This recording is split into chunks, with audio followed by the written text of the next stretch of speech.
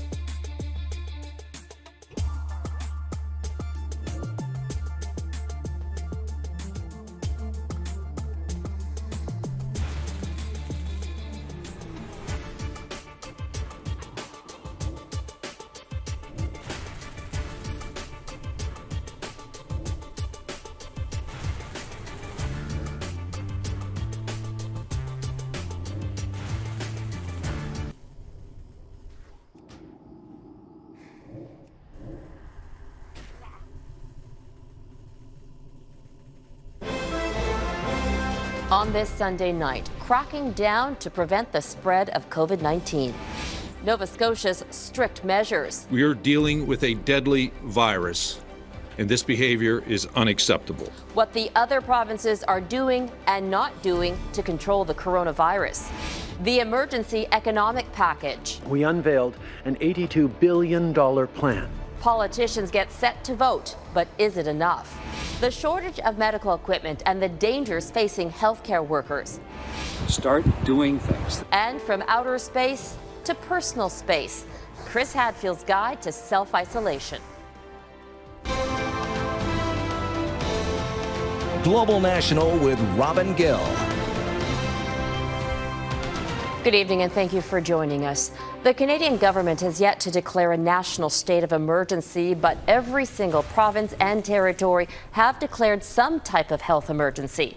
Nova Scotia is the latest, and the rules are aimed at people within the province and those from other parts of this country. If you are coming into our province, you'll be stopped at every entry point, questioned, and told to self-isolate. For those who are not essential service and want to enter our province for social purposes, please stay home. Our Ross Lord is in Nova Scotia. Ross, Premier Stephen McNeil was very blunt about the need for people to change their behavior. You can hear it in his voice, and he says that he's still seeing or hearing of too many people gathering in large groups at things like beaches and parks, even street hockey games. He says they're blatantly disregarding social distancing guidelines. The new rules limit gatherings to 5 people. The government says people can still leave their homes for things like fresh air or to go out and pick up groceries, but it says families should identify one person to make the trip to minimize how many people are out in public. On top of that, Effective Monday, anyone traveling into Nova Scotia from another province must also self-isolate. Exceptions will be made only for critical supplies or services. And now for a province that was late to use the word emergency, these restrictions leapfrog others. We therefore have no choice but to call upon the police and law enforcement community to enforce self-isolation and social distancing. All right, Ross, let's talk about the fines if Nova Scotians don't abide by these new restrictions. Lay those out for us. Well, for individual violators, the fines will be $1,000. For businesses, $7,500.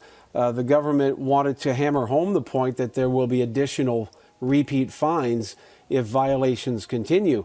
In some ways, protecting the healthcare system here and limiting the spread of the virus is even more important in this province because we have the highest percentage of seniors in Canada and emergency departments are already overwhelmed, Robin. All right, Ross Lord in Nova Scotia tonight. Nova Scotia isn't alone in virtually shutting down. Newfoundland and Labrador implemented penalties for people and businesses violating the social distancing rules. But what about the rest of the country? Here's Mike Armstrong now with the different measures provinces and cities are taking to combat COVID-19. Crews are scrambling in downtown Montreal. The goal is to get this new COVID-19 testing center up and running by Monday morning. This would normally be where the city holds major festivals, but these are not normal times. Unless you go up the mountain. It felt like a fairly typical Sunday morning in Mount Royal Park, although people say they were trying to keep their distance from others. I think it's a personal responsibility. Now, heading out for a walk or a run is allowed, but there's a problem when too many people head out with the same idea to the same spot. Keeping that suggested 2-meter distancing is impossible. Quebec announced Sunday it is now banning social gatherings in people's homes and any social gathering outside if they're not giving that 2 meters. Police on horseback were in the park Sunday announcing those measures. The Premier is still hoping to avoid having officers enforce them. We want to use police and the force only in very few exceptions. Across Canada, streets that would usually be bustling even on weekends are empty. This is Regina. Even much of downtown Toronto feels like a ghost town, but that's not the case everywhere. Not everyone's listening to authorities. The mayor of White Rock, BC, has been disappointed by some this weekend. Come on, folks. Let's make it work for everybody. It's not just about you. Every region and every province is having examples of this. The federal health minister can impose fines, even have people jailed under the Quarantine Act. That is something she says being considered. Ottawa wants all provinces on the same page. For me, should we see a reluctance on behalf of the country to pull together, that would be a time where we would require additional measures. Another measure still on the table is limiting interprovincial movement, something Ottawa wants to avoid. Cabinet members say it could do more harm than help. But the Northwest Territories is now banning non-essential travel, and some provinces are ordering people to self-isolate, even if they're only arriving from another province in Canada. Mike Armstrong, Global News, Montreal. The number of infected across Canada jumps by the day. There are now 1,400 confirmed cases in this country. The majority remain in BC and Ontario, both with 424 cases each. Quebec and Alberta are both over 200 cases. Here's how the rest of the country looks. Nearly every region in Canada now reporting confirmed cases. Only Nunavut and Yukon remain off the list. On Tuesday, the House of Commons will reconvene, but not all MPs will be there to vote on the emergency economic measures the Prime Minister announced earlier this week. Our Mike Couture joins us from Ottawa with what we can expect. Mike. Well, Robin, we expect only about 20 to 30 parliamentarians to return to the House on Tuesday to pass what is being described as just the first government measure to prop up the economy and Canadians during this crisis. The $82 billion emergency stimulus package has been criticized by some as too little. It will help with wage subsidies for Canadian workers up to about 10%. Now, in Denmark, the government is providing wage subsidies of up to 75%. Both the finance minister and Prime Minister Justin Trudeau have cautioned critics that this is just the first step they are taking to support Canadians, adding there is more to come. There is no one silver bullet. It is going to be many, many different measures brought together in the most efficient way that will help us do this. Now, it's unclear when those other measures will be announced by the Prime Minister, but he did say they are already looking at what the next steps will be as this crisis continues to evolve. Now, one of the difficulties, though, is how to get all of that money out the door in the quickest way possible. There is no system to simply print checks for every adult in this country, but in an interview on the West Block, Foreign Affairs Minister François-Philippe Champagne said civil servants are working on getting cash in the hands of Canadians who are in the most need. We need to find the way, the mechanism, which is fair, quick, and appropriate, because we need to have speed and resiliency in that. So we need to balance these things to make sure that what we do is fair, but also it's fast and it's resilient. A Conservative leader, Andrew Scheer, has said his party is focused on working with the government to ensure the emergency measures help as many people across the country as possible. It's a signal of a more collaborative tone from across the political aisle as parties come together for all Canadians. Robin. Mike Couture in Ottawa. And you can see the full interview with the Foreign Affairs Minister later tonight on the West Block with guest host Mike Couture. Healthcare workers are warning of a critical shortage of life-saving supplies. As Jeff Semple reports, one doctor in Toronto is appealing to the public for donations. It's fast become a must-have accessory. These surgical masks donning faces across the country. But while customers are stocking up, hospitals are running out. Every time I see someone on television wearing a mask, whether it's a surgical mask or an N95, it really makes my stomach turn. This emergency room doctor says some supplies at his hospital could run out in less than a month. Staff have been told to conserve and not wear masks unless absolutely necessary. We should only be routinely using protective equipment for patients who have a diagnosis or have, very, sort of concerning symptoms. And so that's where myself and quite a few of my colleagues are feeling uncomfortable. Ontario stockpiled 55 million masks after SARS, but those have since expired, forcing hospitals to compete with the public to purchase more. Putting a mask on someone who's sick makes perfect sense. Walking around the city wearing a mask intermittently, there's no evidence to say that that's going to help you. The masks are required to protect both patients and healthcare workers. In Italy, nearly 10% of frontline hospital staff have been sidelined with the virus. It's in everybody's best interest to protect us right now because at baseline, we're running at 110%. Starting Monday, this hospital in Toronto is inviting members of the public to donate and drop off unused, unexpired protective equipment. So anything from surgical masks to protective gloves, even goggles for health officials to use on the front lines of the outbreak. Another life-saving item in short supply, ventilators. These breathing machines for critically ill patients. This Toronto area company is in talks with the federal government to dramatically ramp up production of these portable ventilator units. But each one typically takes more than 20 hours to build. We'll definitely be running additional shifts. And then once we understand what the demand is adding additional people as well. The Prime Minister says Canada is ready for the anticipated spike in COVID-19 cases. We are confident in our capacity to ramp up to provide protective equipment for frontline hospital staff and others who need it. But many of those on the front lines don't share that optimism. Jeff Semple, Global News, Toronto. More than 400 Canadians are now in isolation for 2 weeks after arriving back from Morocco. The group landed at Montreal's Trudeau Airport early this morning. The federal government arranged the pickup after Morocco canceled all flights in and out of the country. Canada will send 2 additional flights to Morocco this week for more stranded Canadians. The Foreign Affairs Minister also announced the feds are working on getting more repatriation flights to 7 other countries. The U.S. has reached a grim milestone. It now has the 3rd highest number of confirmed COVID-19 cases in the world. Only Italy and China have more. Over 32,000 Americans have tested positive for the virus. At least 400 have died. More than half of those deaths occurred in 2 states, New York and Washington. And those states have now been declared disaster areas. Jennifer Johnson has more on the struggles south of the border. With the number of cases of COVID-19 rising rapidly in the U.S., 1 in 4 Americans has been ordered to stay home. And now officials in the hardest hit areas face another setback, a severe shortage of COVID-19 tests. States like New York and California have been forced to limit tests for only the most ill and healthcare workers.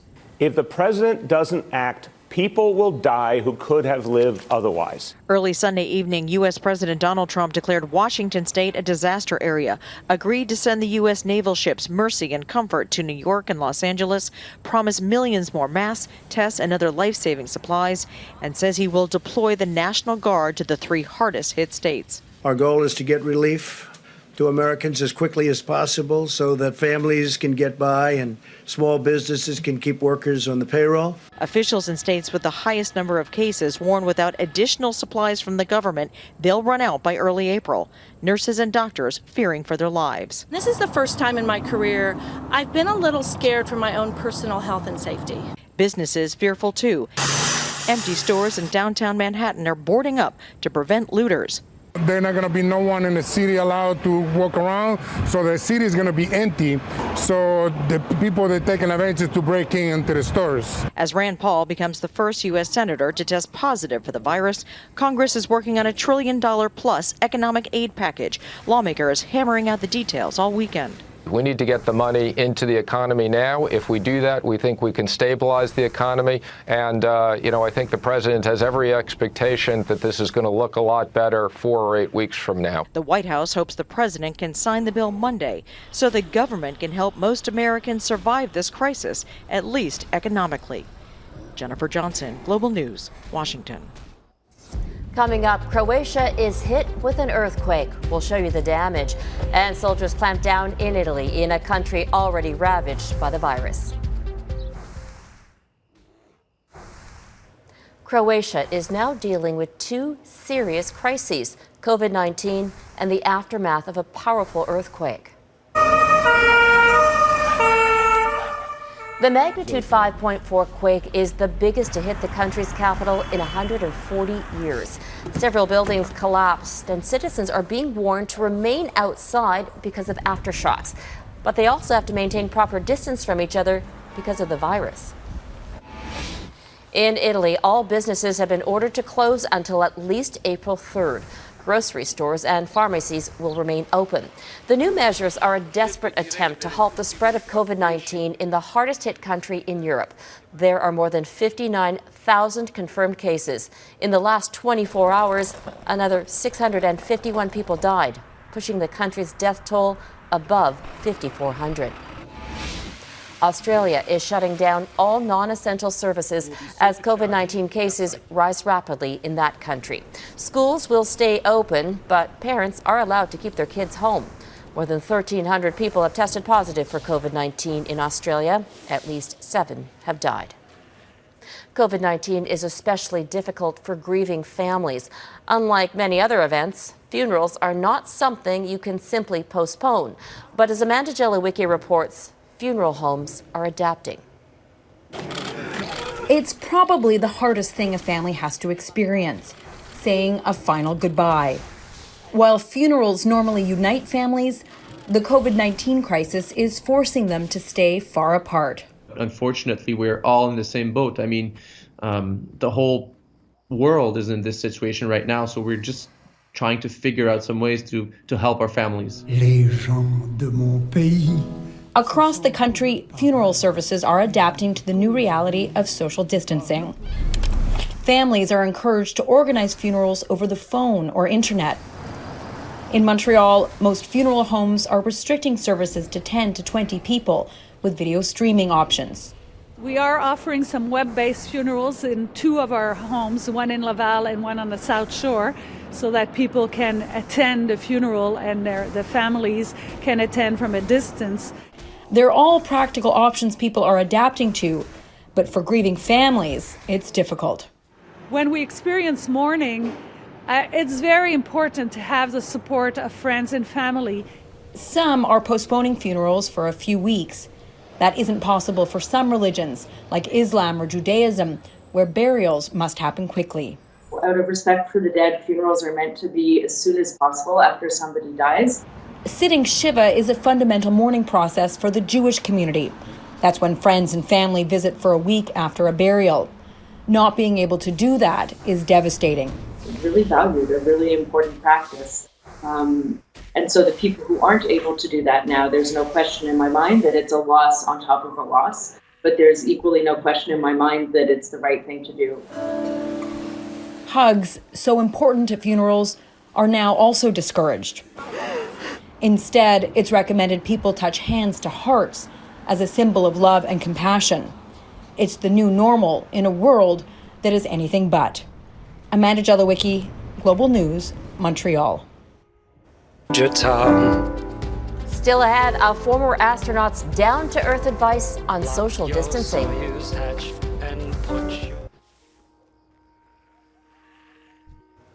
We're spending a lot of time indoors, cooped up with family, or in some cases, alone. So who better to give advice on this self-isolation than the retired commander of the International Space Station? Start doing things. They don't have to be the things that you always did before. Take care of family, start a new project, learn to play guitar, study another language, read a book, write, create. Chris Hadfield uploaded advice on how to cope in self-isolation onto YouTube this weekend. It's a subject he's all too familiar with, having spent 166 days in space. Up next, the good in people during a time of crisis.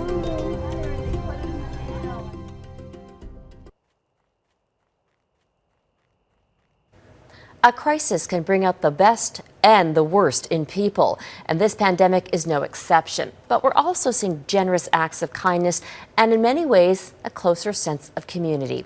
Here's Mike Drolet with some of the Canadians who are stepping up. We're living in uncharted territory. Fear of what could happen has led to hoarding and panic, bringing out the worst in some, which prompted a family in Calgary to do some good. They put together a flyer called Neighbors Helping Neighbors, initially offering to buy groceries for seniors isolated from the world because of COVID-19. What it did is inspire others. We have, we've got an entire army of volunteers. The offer now is whatever anybody needs, they'll be there.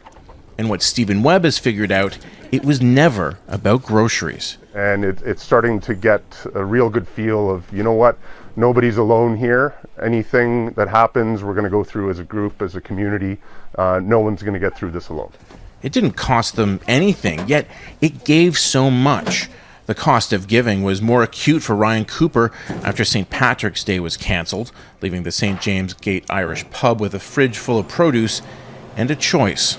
Well, yeah, it's all been given away. This is all the produce and all the stuff that was perishable. COVID-19 may have shut his doors, but it created an opportunity to share with families fearful of going out. So it seemed silly for it to go to waste. We wanted to do something with it, so we tried to do that. Nashla Merheb had two goals when she moved a small shelving unit onto the sidewalk in front of her Ajax, Ontario house: help a few people and teach her kids a valuable life lesson. I just want them to learn how to be compassionate to others, how to care for other humans. I'm all for love and caring for other people. She's restocked twice already. Her 20 flower pots are down to one, but considering the mad rush by some to buy toilet paper, almost all the rolls she put out are still there. Two families and a pub manager living nowhere near each other, yet connected in a time of isolation by values we so desperately need. Mike Drolet, Global News, Toronto. And that is Global National for this Sunday. I'm Robin Gill. We'll keep bringing you the latest on COVID-19, but we leave you tonight with an old song that has a new twist. Hands, washing hands. Neil Diamond reworked Sweet Caroline for social media, changing the lyrics to promote the importance of hand washing while fighting the virus. Thank you for watching. Have a great night. Sweet Caroline.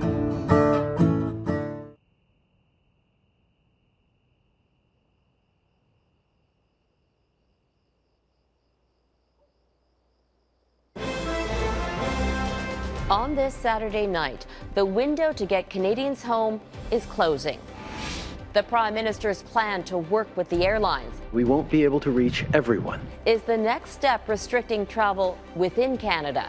The border closed. That kind of shut off a lifeline for all of us. Global News reports on the impact in the U.S. and here at home. New York's cases spike while millions of Americans are forced into lockdown. Plus, Italy's COVID-19 death toll rises as other parts of Europe brace for the worst. Global National with Robin Gill. Good evening and thank you for joining us tonight. We have the latest developments on the COVID-19 crisis. The Northwest Territories reported its first case. Now parts of Canada are looking at restricting their borders inside the country, like the Northwest Territories, which is prohibiting most travel into that part of the country.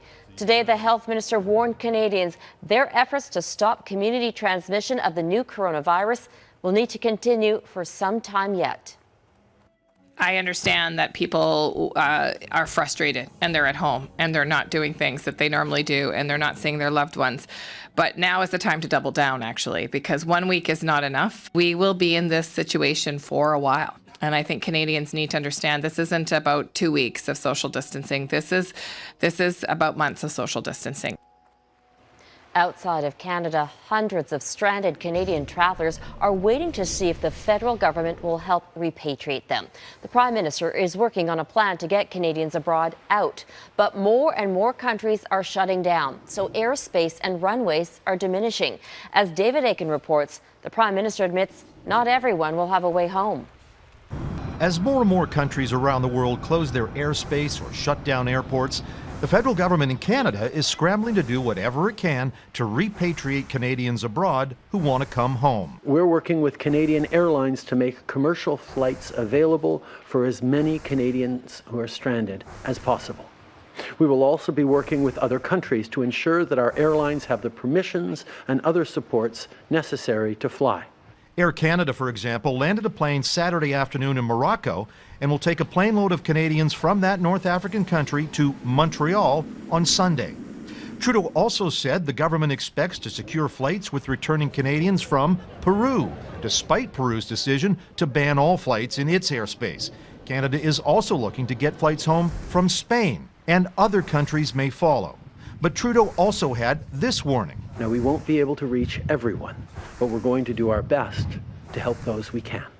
The advice now for Canadians abroad: register with Global Affairs Canada. Keep your smartphone charged and be ready for a text, email, or phone call.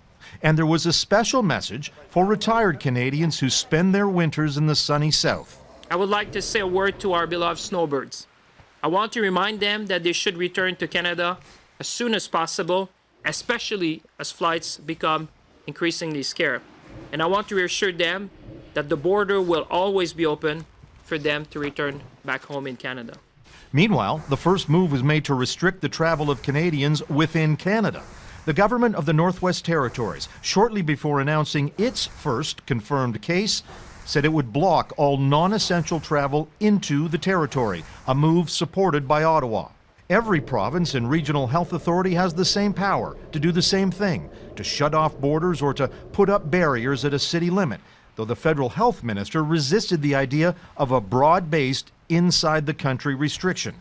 It does not make sense from my perspective as a health minister to put an entire country on lockdown if in fact we don't have the need to do so from a science perspective. In fact, it could create even more harm. But even though Haidu argued against tighter interprovincial or interregional travel restrictions, Haidu was adamant on this point time and again. Stay at home. Please keep your social distance and be prepared to do just that for weeks. Robin? David Aiken in Ottawa. Thanks, David. Global News has learned the House of Commons will reconvene Tuesday to deal with the COVID-19 crisis, but business will have to be conducted with the minimum number of MPs, possibly only those who are within driving distance of Ottawa. There's an acknowledgement that each party will try to keep its MPs from flying. The government is not ruling out more restrictions on travel if people refuse to heed that call to stay home. The number of infected here in Canada is rising quickly. More than 1,300 people have tested positive for COVID-19. 19 people have now died. There were big jumps reported today in the worst hit provinces. BC has the most, now at 424 cases. And as David mentioned, there is a first confirmed case in Canada's far north. Someone in Yellowknife tested positive after traveling to BC and Alberta.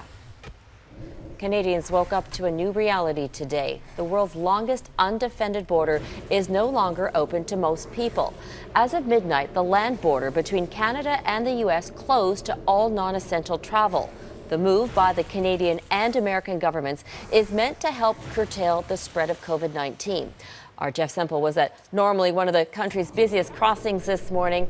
Jeff, a lot has changed. Well, Robin, a Saturday during March break in Niagara Falls would normally be bustling with people and traffic, but take a look. It is an absolute ghost town here, almost completely deserted, and this is a big part of the reason why the Canadian-U.S. border officially closed to all non-essential traffic as of 12:01 this morning. But it seems not everyone got the message. Minutes before midnight, Canadians arrived at the U.S. border to find the way already shut. They don't allow me. They said, no, sorry, sir. This Toronto area couple was hoping to visit their children who live in the U.S., but were told to turn back. They said, you see the news, everybody stay home, you stay home. Others also learned the hard way that the border is now blocked.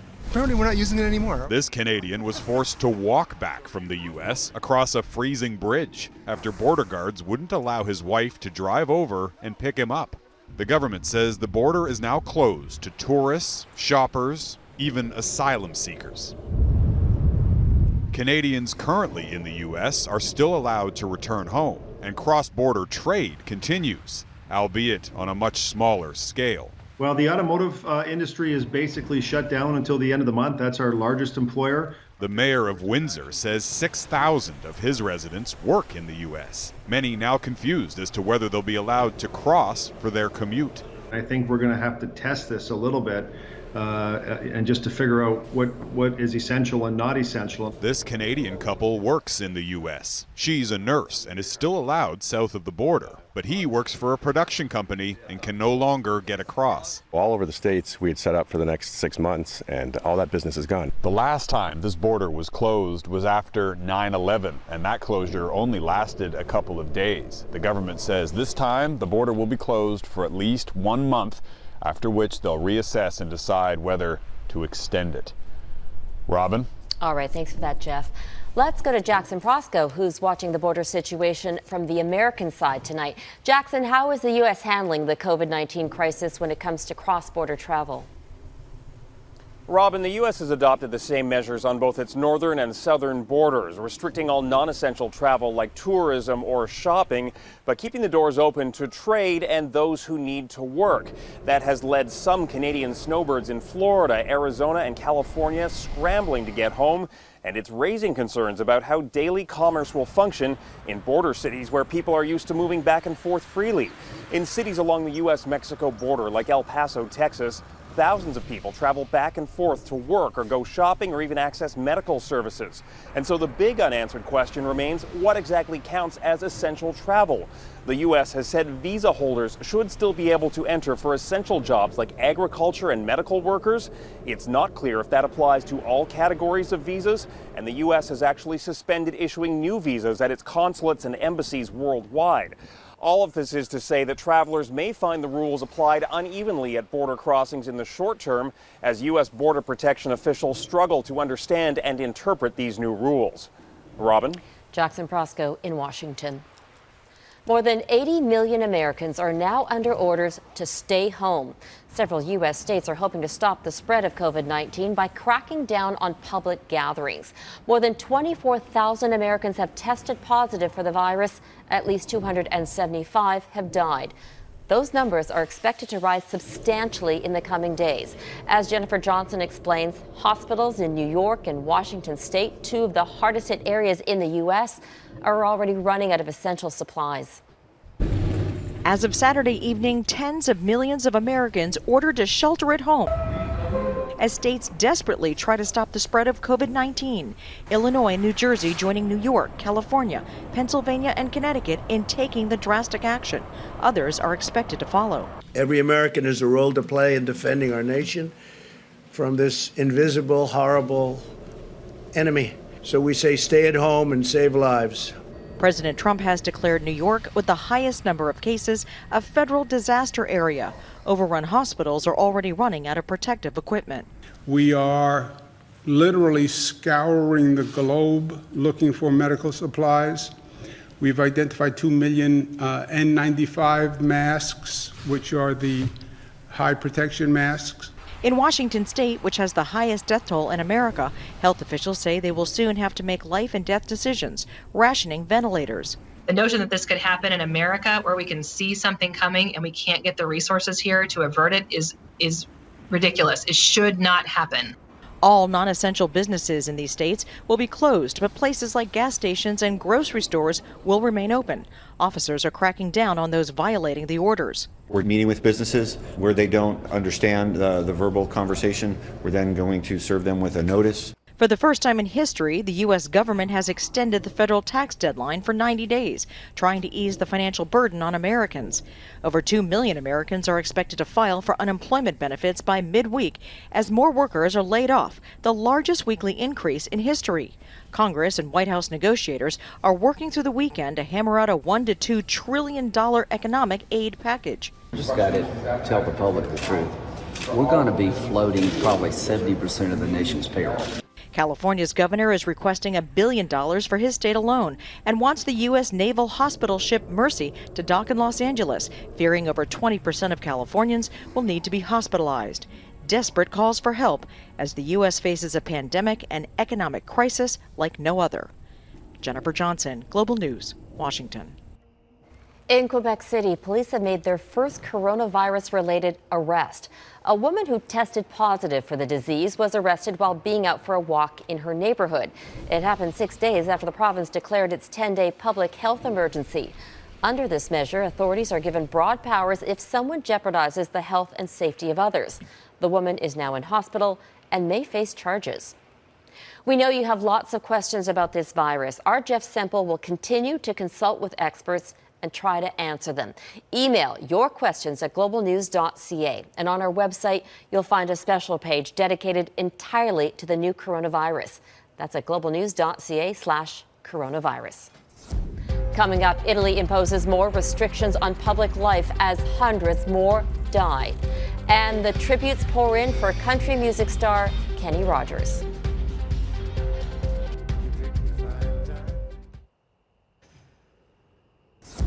Australia's Bondi Beach has been shut down temporarily. Officials were forced to close the beach after thousands of people flocked there in recent days, defying social distancing orders. Lifeguards will now conduct regular head counts, and they will shut down other beaches if too many people gather in one location. Australia recently imposed stricter socializing rules as part of its COVID-19 response. The country has more than 1,000 confirmed cases of the virus. 7 people have died.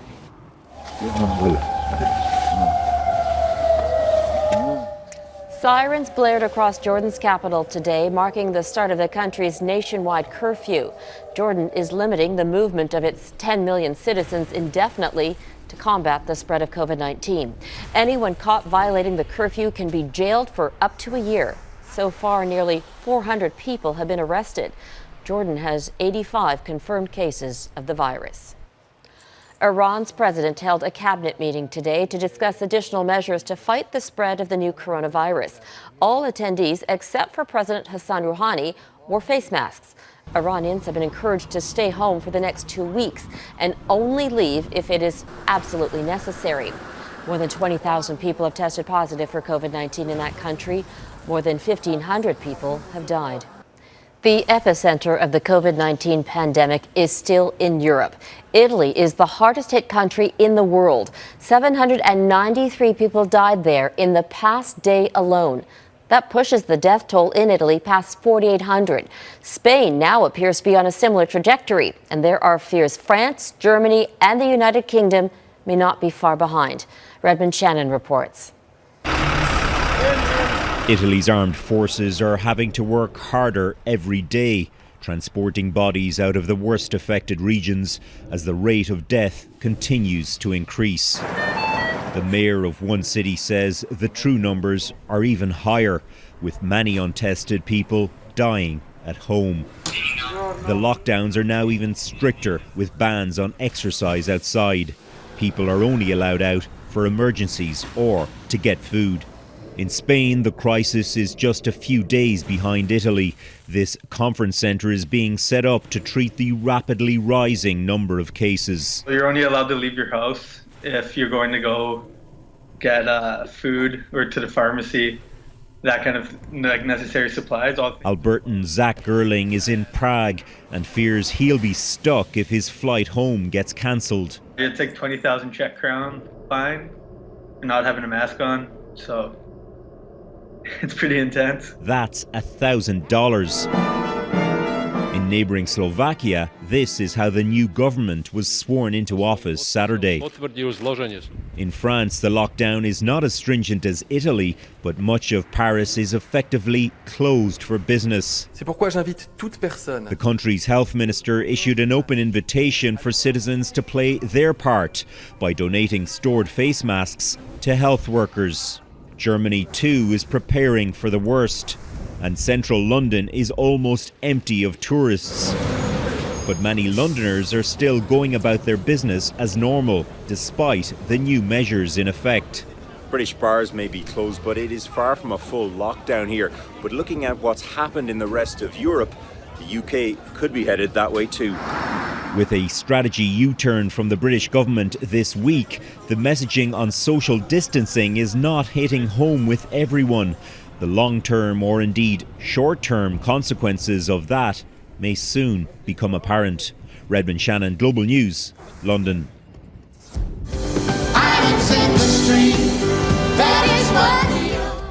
Still ahead, the loss of a legend. Kenny Rogers dead.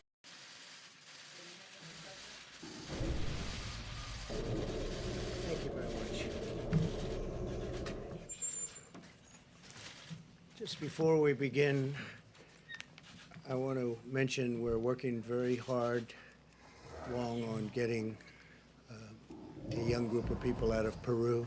We've removed some and the rest are being removed with the cooperation of the Peruvian government.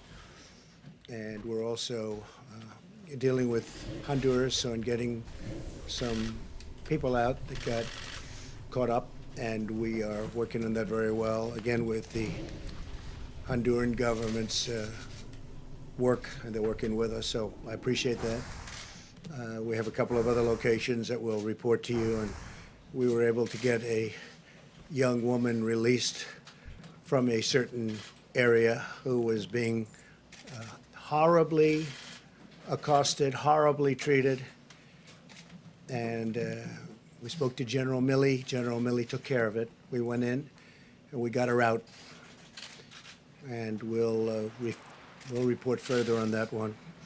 But it's that was rough stuff. I want to thank General Milley. I want to thank all of the people that were involved and the people that went in to get her. I want to thank you very much.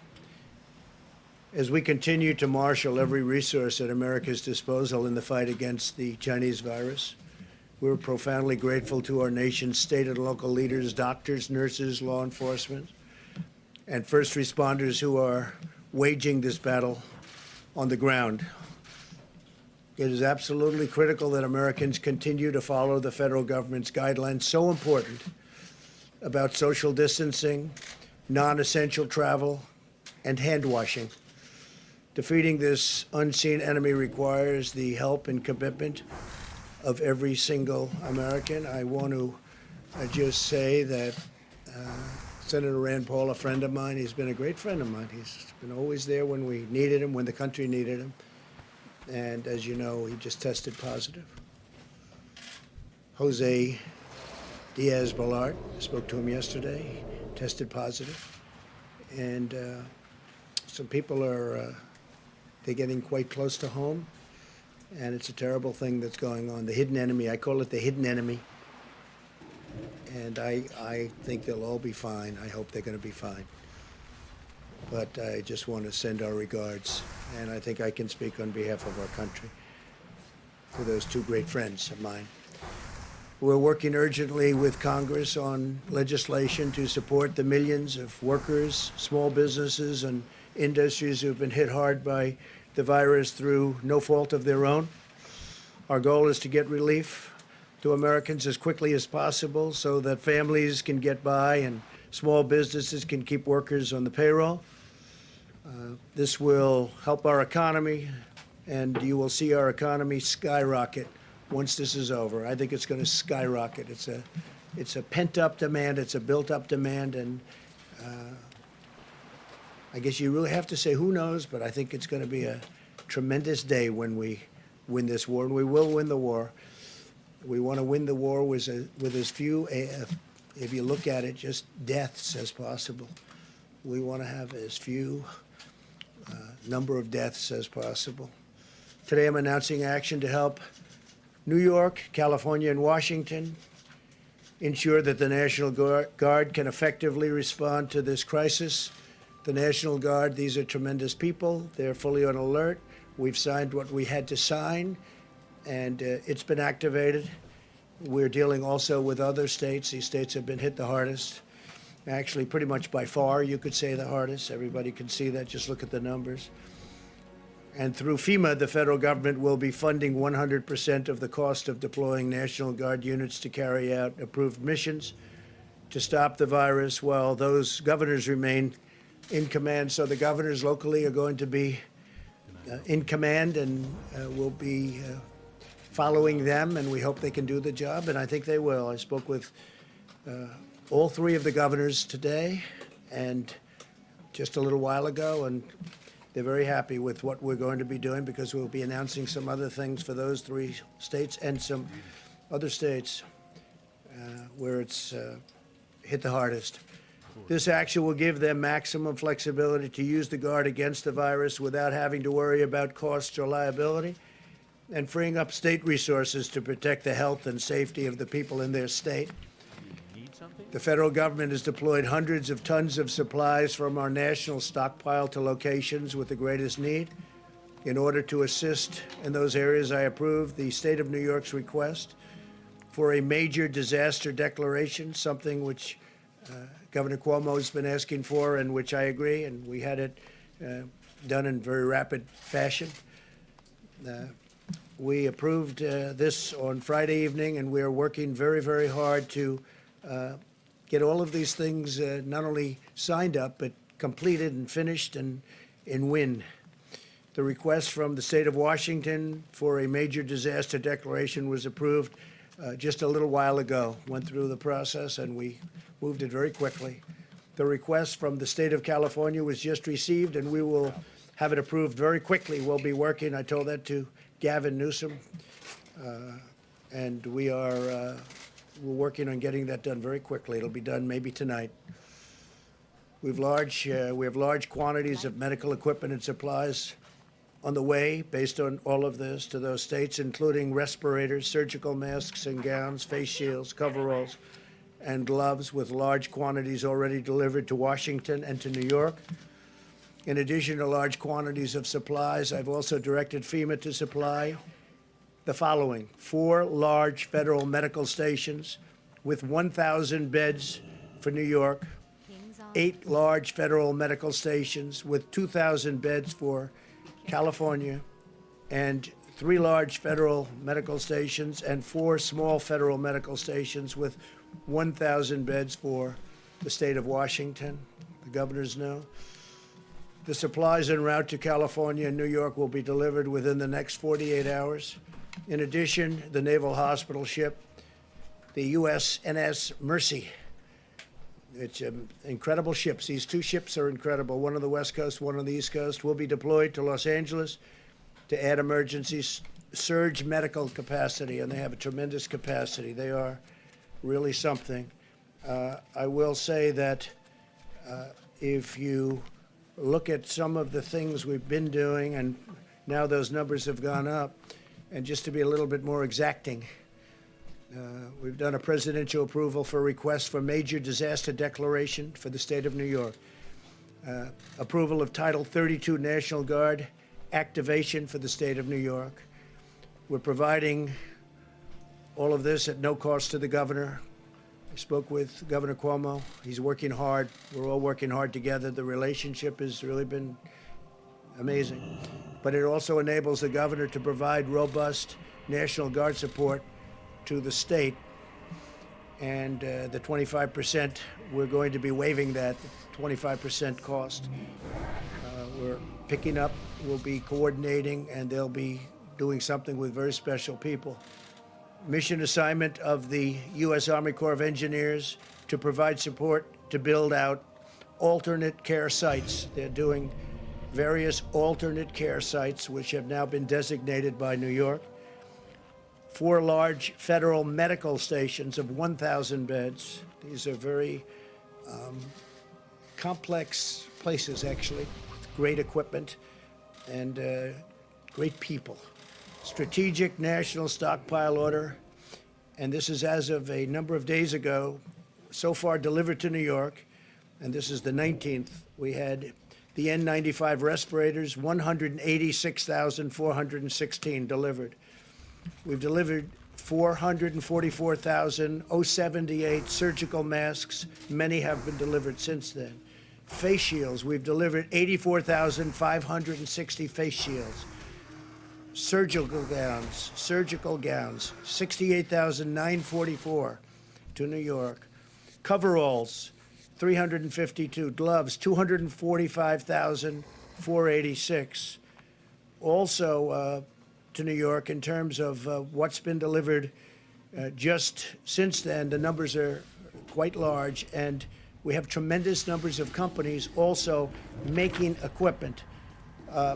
For the state of Washington, we've delivered 369,000 N95 respirators, 507,406 surgical masks, and this is as of about 3 days ago.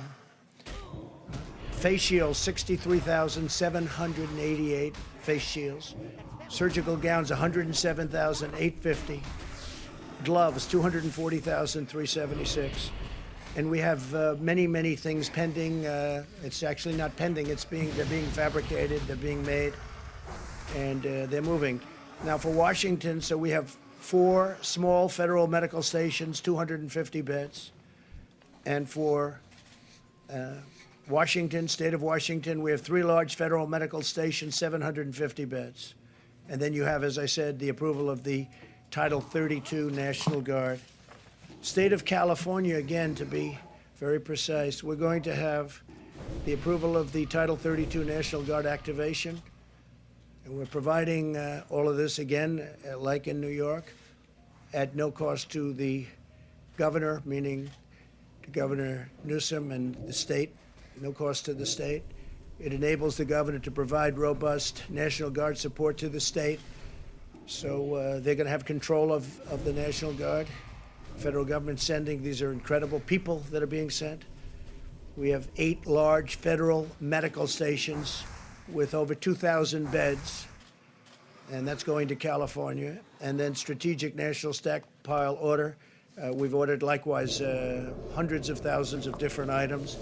I won't go into the exact numbers, but the numbers are very substantial. But we're having tremendous additional numbers sent. And whatever the states can get, they should be getting. I say we're sort of a backup for the states. And some of the states are doing really well, and some don't do as well. The ones that don't do as well need more help. But these are 3 states that really do need help because they are hit very hard. And the outpouring from the private sector has also been extraordinary. I'm pleased to report that Honeywell, great company, has just announced it will immediately expand its personal protective equipment manufacturing operations in Rhode Island to produce millions of additional N95 masks. They're very hard to get. They're actually quite complex. For the U.S. government's Strategic National Stockpile, they'll be immediately then delivered to the various states. This expansion is already underway, and it's going to provide a lot of jobs for that state, probably around 500. The masks will be distributed by the government for the use of the health, safety, and emergency, and this for response workers, primarily for response workers. These are very high end. This expansion is, in addition to Honeywell's action, to more than double production of its existing personal protective equipment manufacturing plants. They make a lot of different things, and they're doubling and tripling their production. They're going round the clock. Today, I'm also announcing the launch of a new public-private consortium organized by the White House, the Department of Energy, and IBM to unleash the power of American supercomputing resources to fight the Chinese virus. The following leaders from private industries, academia, and government will be contributing, and they're going to be contributing a lot of different things, but primarily computing resources to help researchers discover new treatments and vaccines. They'll be working along with NIH and all of the people that are working on this. But tremendous help from IBM, Amazon, Google, Microsoft, MIT, Rensselaer Polytechnic Institute, the Department of Energy's National Labor Laboratories, the National Science Foundation, and NASA. They're all contributing to this effort, and they're fully in gear. This afternoon, I also want to update you on the steps we're taking to protect and serve our country's 18 million veterans. These are great people. Our amazing veterans have shown their eternal loyalty to our nation, and this is the time where they're in need, and we are going to show our loyalty to them. We're being very protective of our veterans. We're working on certain hospitals where we may be doing some work in Louisiana in particular and some other states, veterans hospitals. We're going to be very protective of our veterans. Some of them are of that very vulnerable age, and some of them obviously are not feeling well, and some of them are still suffering the wounds of war from many years ago. Yesterday, I signed vital legislation to ensure that the GI Bill will cover distance learning during this emergency. I also spoke with many of our veteran service organizations, or the VSOs, to describe our unprecedented action.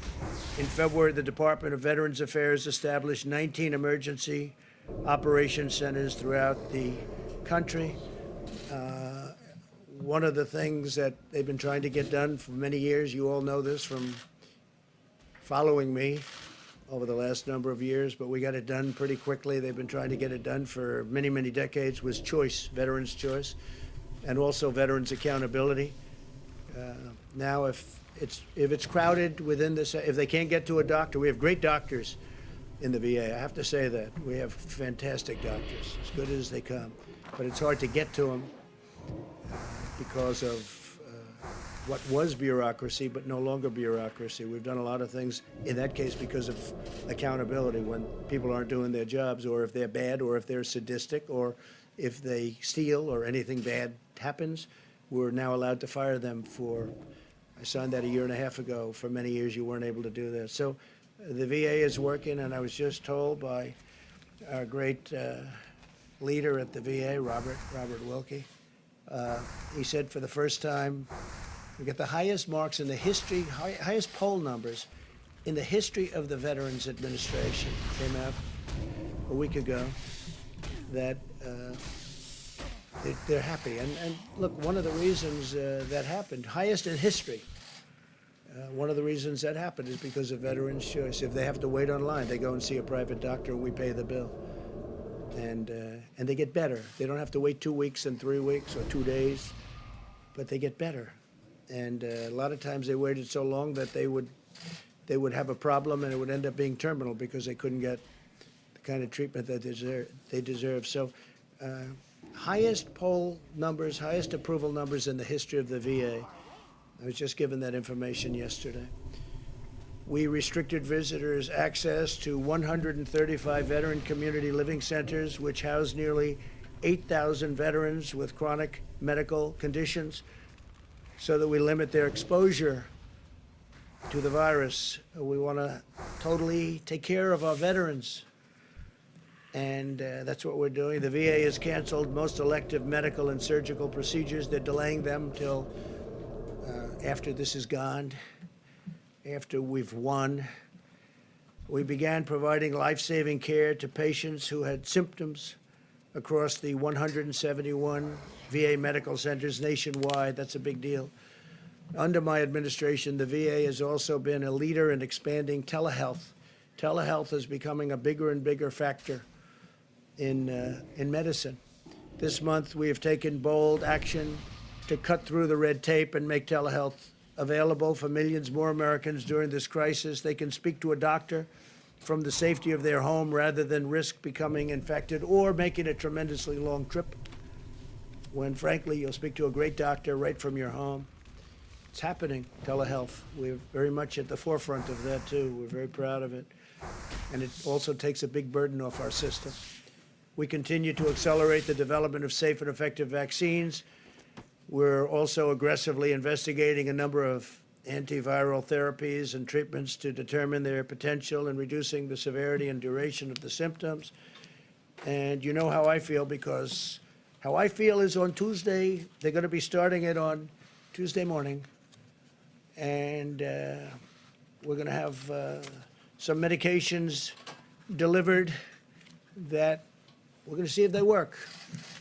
They certainly are effective in other ways, and they are safe from the standpoint is that they're not killing people. We're not going to have that. So a lot of great things have been happening in that regard. I just want to finish, and then we're going to ask a couple of people to say a few words that have been so much in the forefront of this incredible job that we've all been given. But I want to say that I know that this is a challenging time for all Americans. We're enduring a great national trial, and we will prove that we can meet the moment.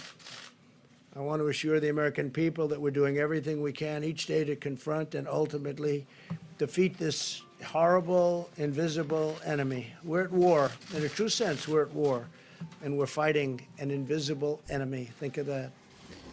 For those of you who are feeling alone and isolated, I want you to know that we are all joined together as one people, eternally linked by our shared national spirit. We love our country, a spirit of courage and love and patriotism. No American is alone as long as we are united, and we are united. We're very united. People are saying things now that 3 weeks ago, they didn't talk that way. We're very united. No force is equal to the strength of really a unified America, united America, an America like we have it right now. For those worried and afraid, please know as long as I am your president, you can feel confident that you have a leader who will always fight for you, and I will not stop until we win. This will be a great victory. This is going to be a victory. And it's going to be a victory that, in my opinion, will happen much sooner than originally expected. It's now attacking, the enemy is attacking 144 countries at this moment. 144, that's unthinkable. There's never been anything like this. And it's vicious. It is vicious. Some people recover well, and some people have a hard time. We all know that. But we will be totally victorious. We will then get our economy up to a level that it was, and in my opinion, beyond, because that will be a pent-up demand. There is a pent-up demand, and a lot of great things will happen. But I'm very proud of our country. I'm very proud. I'm very proud to be your president, and it's just something that's just, you're very special people. So thank you very, very much. And I'm going to ask, if I might, combination of Pete, why don't you start off today, please? Thank you, Mr. President. Just a little bit about what we're doing in Washington, California, and New York. We understand that the states of Washington, New York, and California are the areas seeing a steady increase in COVID-19 virus cases. In order to assist with additional needs identified in those areas, the state of New York was approved for a major disaster and declaration this morning. Washington State was also approved earlier today. California submitted their request, and the President will consider it immediately. We have medical supplies en route to these states, including respirators, surgical masks, gowns, face shield, coveralls, gloves, with quantities already delivered to both Washington, New York, and California. And we anticipate additional supplies to be delivered within the next 42 hours to all these states. Under President Trump's unprecedented national emergency declaration on March 13, FEMA is assisting state, local, tribal, and territorial governments, including reimbursing eligible emergency protective measures taken at the direction or guidance of public health officials in response to this emergency. All 50 states, the District of Columbia, 5 territories, and 2 tribes are working directly with FEMA under the nationwide emergency declaration for COVID-19. With the assistance of the FEMA regional administrators who are throughout the country, we are working to address the needs of state and local officials everywhere. States, tribal, and territorial governments do not need to request separate emergency declarations to receive FEMA assistance under this nationwide declaration. The emergency declaration does not authorize direct financial assistance available to individuals such as disaster unemployment assistance or other needs assistance at this time. Just a note on the USNS Mercy. Based on analysis of potential needs for hospital beds on the West Coast, the decision was made that the USNS hospital ship Mercy would have the greatest impact in California. The Department of Defense has been given direction to dispatch it to Los Angeles immediately. DoD has advised that the Mercy can get into position within a week or less of today's order. Even though there are more cases right now in Washington, the projected needs for beds in California is 5 times more that of Washington. The Mercy will be used to take pressure off local hospitals, other medical needs, and not for treating COVID-19 cases. And finally, a little bit about the National Guard. The federal government continues to take aggressive action and proactive steps to address the COVID-19 threat as we attack the health and safety or protect the health and safety of the American people. It remains our top priority. The National Guard is especially posted and equipped to assist federal, state, local agencies while serving the public. In response to this unprecedented nationwide operation, President Trump has approved Washington, California, and New York National Guard units under Title 32 status for the COVID-19 response. The President's action provide the nation's governors continued command of their National Guard forces, enabling states to use additional resources to meet the missions necessary in the COVID-19 response. The National Guard is a viable and responsive avenue to provide a much-needed asset that is state-managed and federally supported. And I want to be clear, this Title 32 activation does not federalize National Guard members.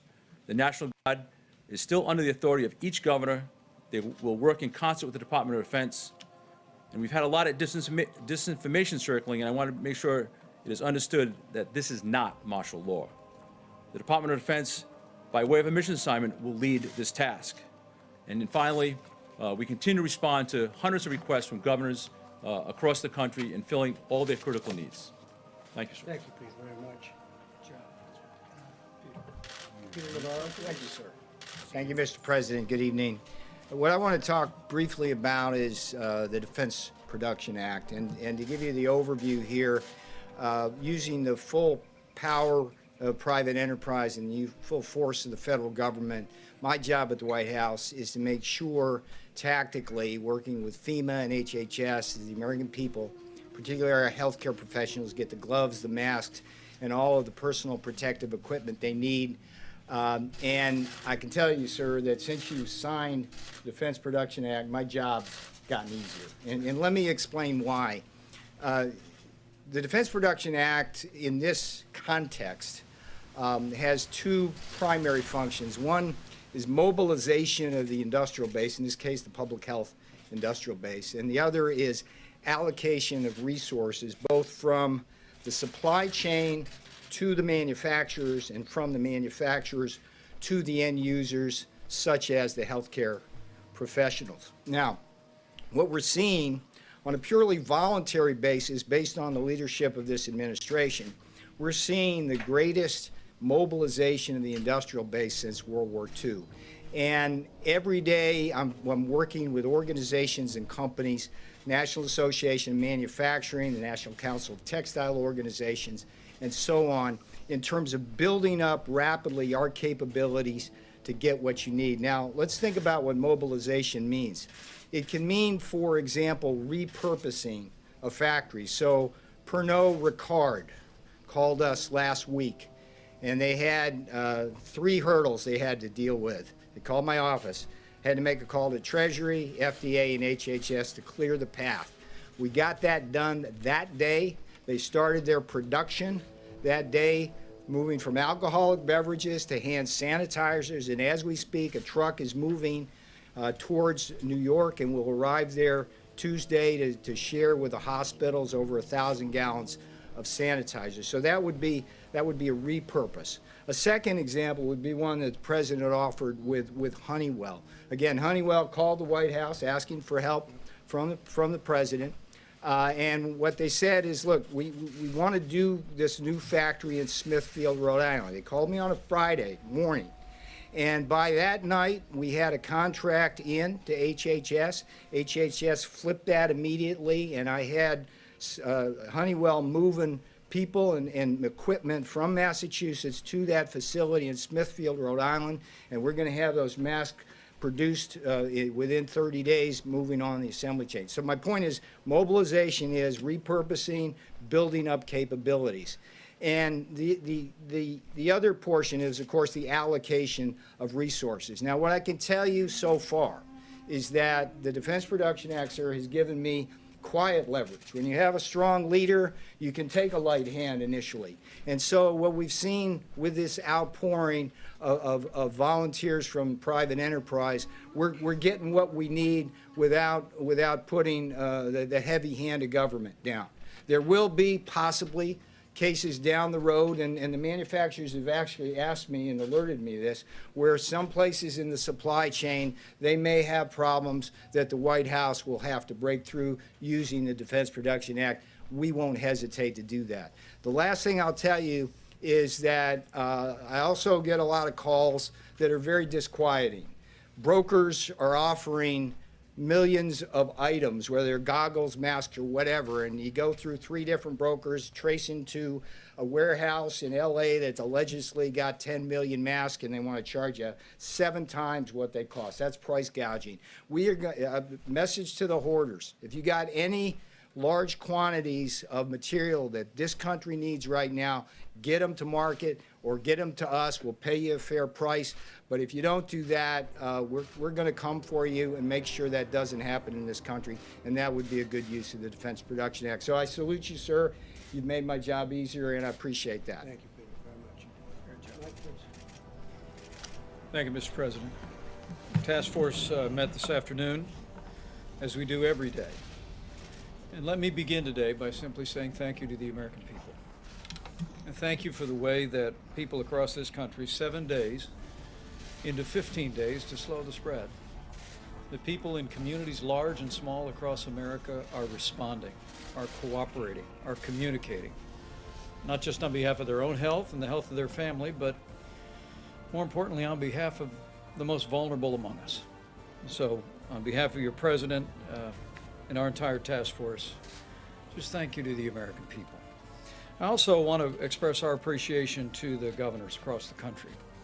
The President today just announced action in New York, California, and Washington State as the latest demonstration that this administration will do whatever it takes to support the leadership at the state and local level as the American people confront the spread of the coronavirus.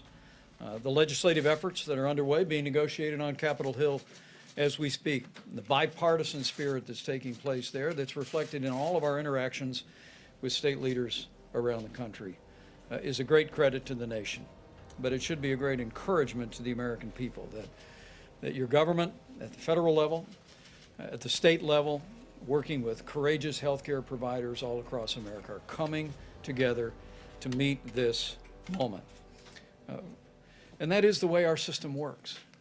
It's extremely important that the American people recognize that one of the things that makes America different is that we have a system of federalism, and that by putting FEMA in the lead, the president has emphasized that our response to the coronavirus is in in the anthem of FEMA, it is locally executed, state managed, and federally supported.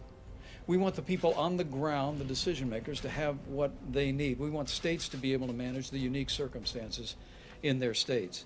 And whether it be the legislation moving through the Congress or the efforts the President announced today, major disaster declarations, Title 32 on the National Guard, resources flowing, hospital beds flowing, we're going to continue to make sure that our states have what they need to meet this moment. Our task force continues to focus on the priorities the President's given us. They are testing, mitigation, and supplies. And on the subject of testing, as is evident to people across the country, testing is more and more available every single day. We'll be detailing tomorrow from this podium the progress that we are making on tests. At this day's reporting, 254,000 Americans have been tested and received results in coronavirus tests, with slightly more than 30,000 actually testing positive. There's a bit of an encouraging word in that for every American. Remember, everyone that's being tested now, with the exception of our healthcare workers, are people that have symptoms that make them think they may have the coronavirus. And as our numbers come in consistently, because the 254,000 does not include all the local hospitals or all the local labs in our states, it's working out to be about 1 in 10 Americans who've been tested who thought they had coronavirus actually had it. 9 out of 10 did not. But we'll continue to roll out the testing to provide that resource to the American people. And we're working to make testing happen faster. We expect from word from the commercial labs that we should be caught up on the backlog in testing by the middle of the week. And we are urging today, on the President's behalf, that all labs would prioritize inpatient testing. Let me say again, to all of the commercial labs in the country, you will receive guidance from HHS tomorrow.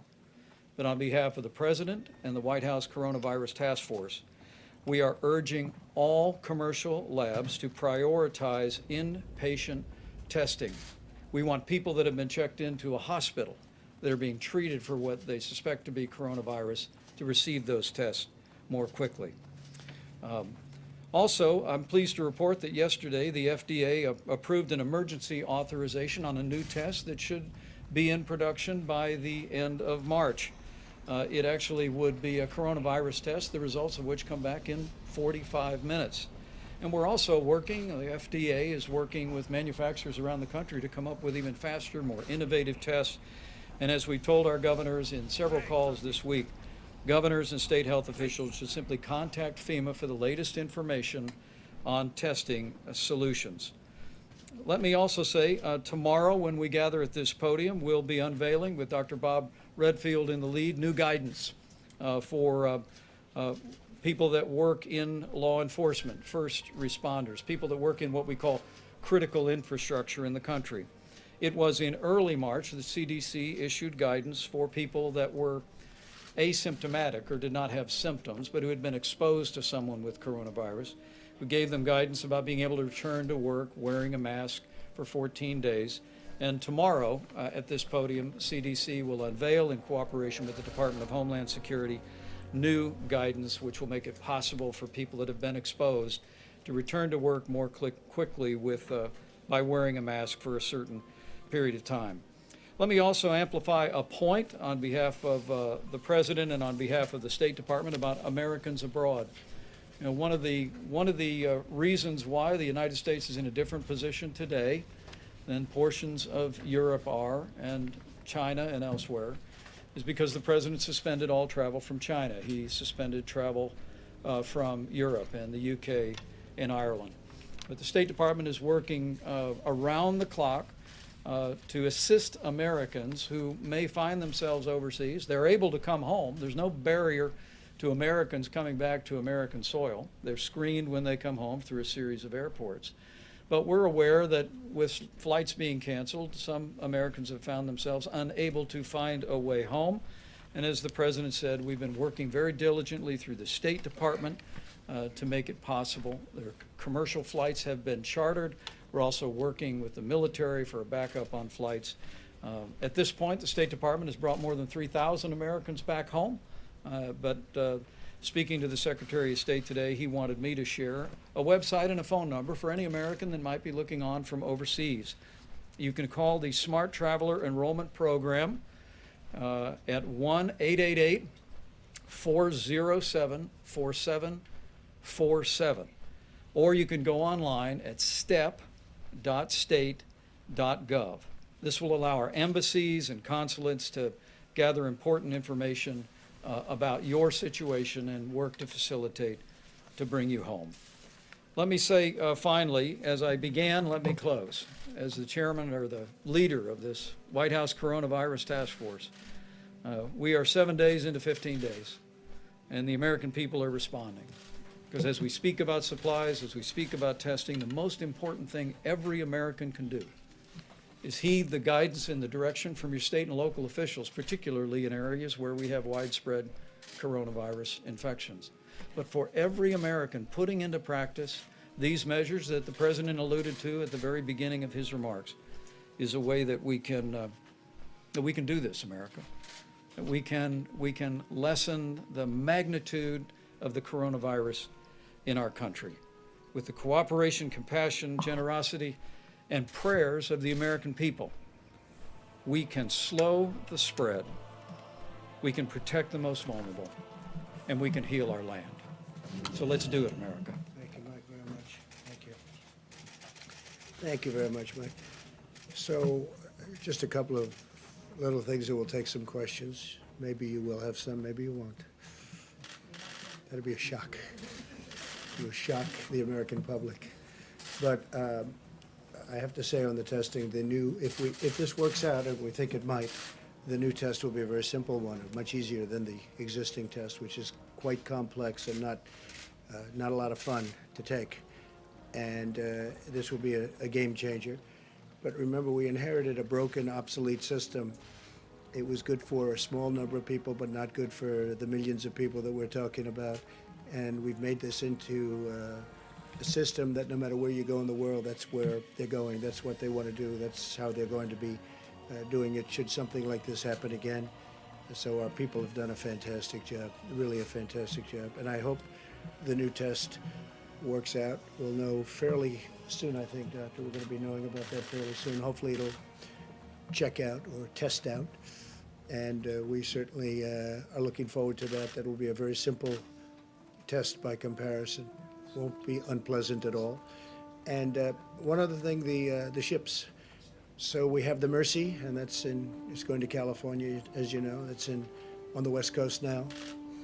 And you have a sister ship that's essentially a twin. They're incredible. I mean, they're incredible ships. I've seen it. I've seen one of them, and they are unbelievable what they can do and the capacity. Many operating rooms, you know, they're wartime ships. They're meant for war. Many, many operating rooms, stainless steel. These rooms are as good as there is anywhere in the nation, actually. I spoke with Governor Cuomo. We had a great conversation today, a number of conversations, actually. He's working very hard. And we are going to be bringing that ship that's called the Comfort. So you have the Mercy and the Comfort. The Comfort's on the East Coast. And that ship will be coming over the next 3 or 4 weeks. It's being, it was in the middle of maintenance, and we are moving the maintenance very, very quickly, and we're also supplying the ship simultaneously. It's actually big supplies going into those ships, big. And that ship will be coming up here over the next few weeks, and we'll probably be putting it in New York Harbor. And we're making arrangements for that also as to where it's going to be docked. So you have the Mercy and you have the Comfort. They'll be coming up. The Mercy will start very, very quickly. It'll be arriving in Los Angeles pretty soon. So we look forward to that. A question? ABC, go ahead. Thank you. First of all, Senator Paul testing positive. When's the last time you had in-person contact with him? Gee, I think it was quite a while ago. I don't know. Also, it's been a long time. On top of Senator Paul, now 4 senators are in isolation, and the rules say that in order to vote, they have to be there. Who are they? Romney, Senator Lee, Senator Gardner, Senator Rick Scott. Senator Rick Scott. Also, 2 of them were in contact with. Rick is coming out. The critical stimulus package vote expected. Romney's in isolation? Yes. Gee, that's too bad. Go ahead. Detect sarcasm there, No. sir? None whatsoever. Do you think that Congress should consider changing the rules to allow them to vote remotely if it comes to this critical stimulus I package? was thinking about it today, and I'm saying, you know, you could have a lot of senators and a lot of House members. I spoke last night with a very, very good man who happens to be in the House, as you know, and he's just started, and he tested positive. So you could have a large number of people in there from Congress. You could have, between House and Senate, you could have a large number. And I think it's something, at least, I mean, I fully understand why you should be there. I think it may be a constitutional reason why you should, but we could be in a position where I would certainly be in favor of it, where they could vote from a certain outside location. I would be in favor of it. I was thinking about it today. I mean, we could be in this, look, with what's going on, nobody's ever seen anything like this. You could have a lot of people in there from Congress.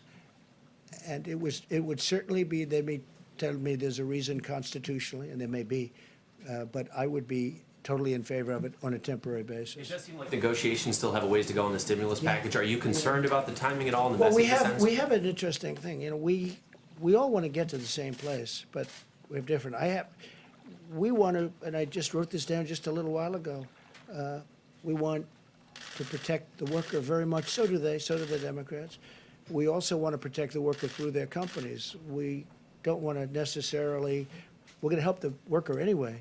But ideally, they can go back to one of their great companies. You know, you have great companies that are in financial trouble now, and we need money to help those companies so they get back into where they should be, health. You know, most of these companies 4 weeks ago were having the best year they've ever had. Last year was the best year, almost all of them, other than Boeing, which is incredibly had problems. Big percentage of GDP. But we have to be able to work with Boeing. Boeing was a great company and will be a great company again, I think, shortly. So we have to work with the companies, and they don't want to do that. It's crazy. They don't want to do that. I don't want stock buybacks, so I don't know where the problem is there, but I know that's one of the things that they're talking about. I do not want stock buybacks. I don't want to give a bailout to a company and then have somebody go out and use that money to buy back stock in the company and raise the price and then get a bonus, okay? So I may be Republican, but I don't like that. I want them to use the money for the workers. I want them to use the money for the company, to help the company in the airline business, to take care of their planes and all of the things they have to do, including buying new planes. But I don't want stock. I don't want to have any stock buybacks. The Democrats are with me. I don't know what the problem is on that one, because I can't imagine that is too tough. We want to be able to take care of our people. You're going to have things coming up. We're going to have some of the elements that they're talking about. They're down to, I mean, literally 95% of things that you would think that they wouldn't agree, and you'd think the Republicans wouldn't agree to it. And unemployment, as an example, is one of the things they talk about, and unemployment insurance. I think we're very close on that, but, you know, right now they're not. So right now they're not there. But I think that the Democrats want to get there, and I can tell you for a fact the Republicans want to get there, and I don't think anybody actually has a choice. It's a bold package. It's a big package. We do have money for, one of the things is we do have money for saving small businesses. I don't imagine the Democrats, because we have a lot of money set aside for small businesses. We also have a lot of money set aside for big businesses. You know, the big, powerful companies that were powerful 4 weeks ago, and today they're overextended. Look at the cruise line. That's a tremendous business, a big business, very important to Florida. And it's unthinkable a month ago. It's just unthinkable. They were setting all sorts of records. They're building new ships. We can't let the cruise lines go out of business. I mean, that would be massive numbers of jobs for our country, and actually for the world, but for our country, it's a massive business, and it doesn't take much to keep them going. So we have to provide for that.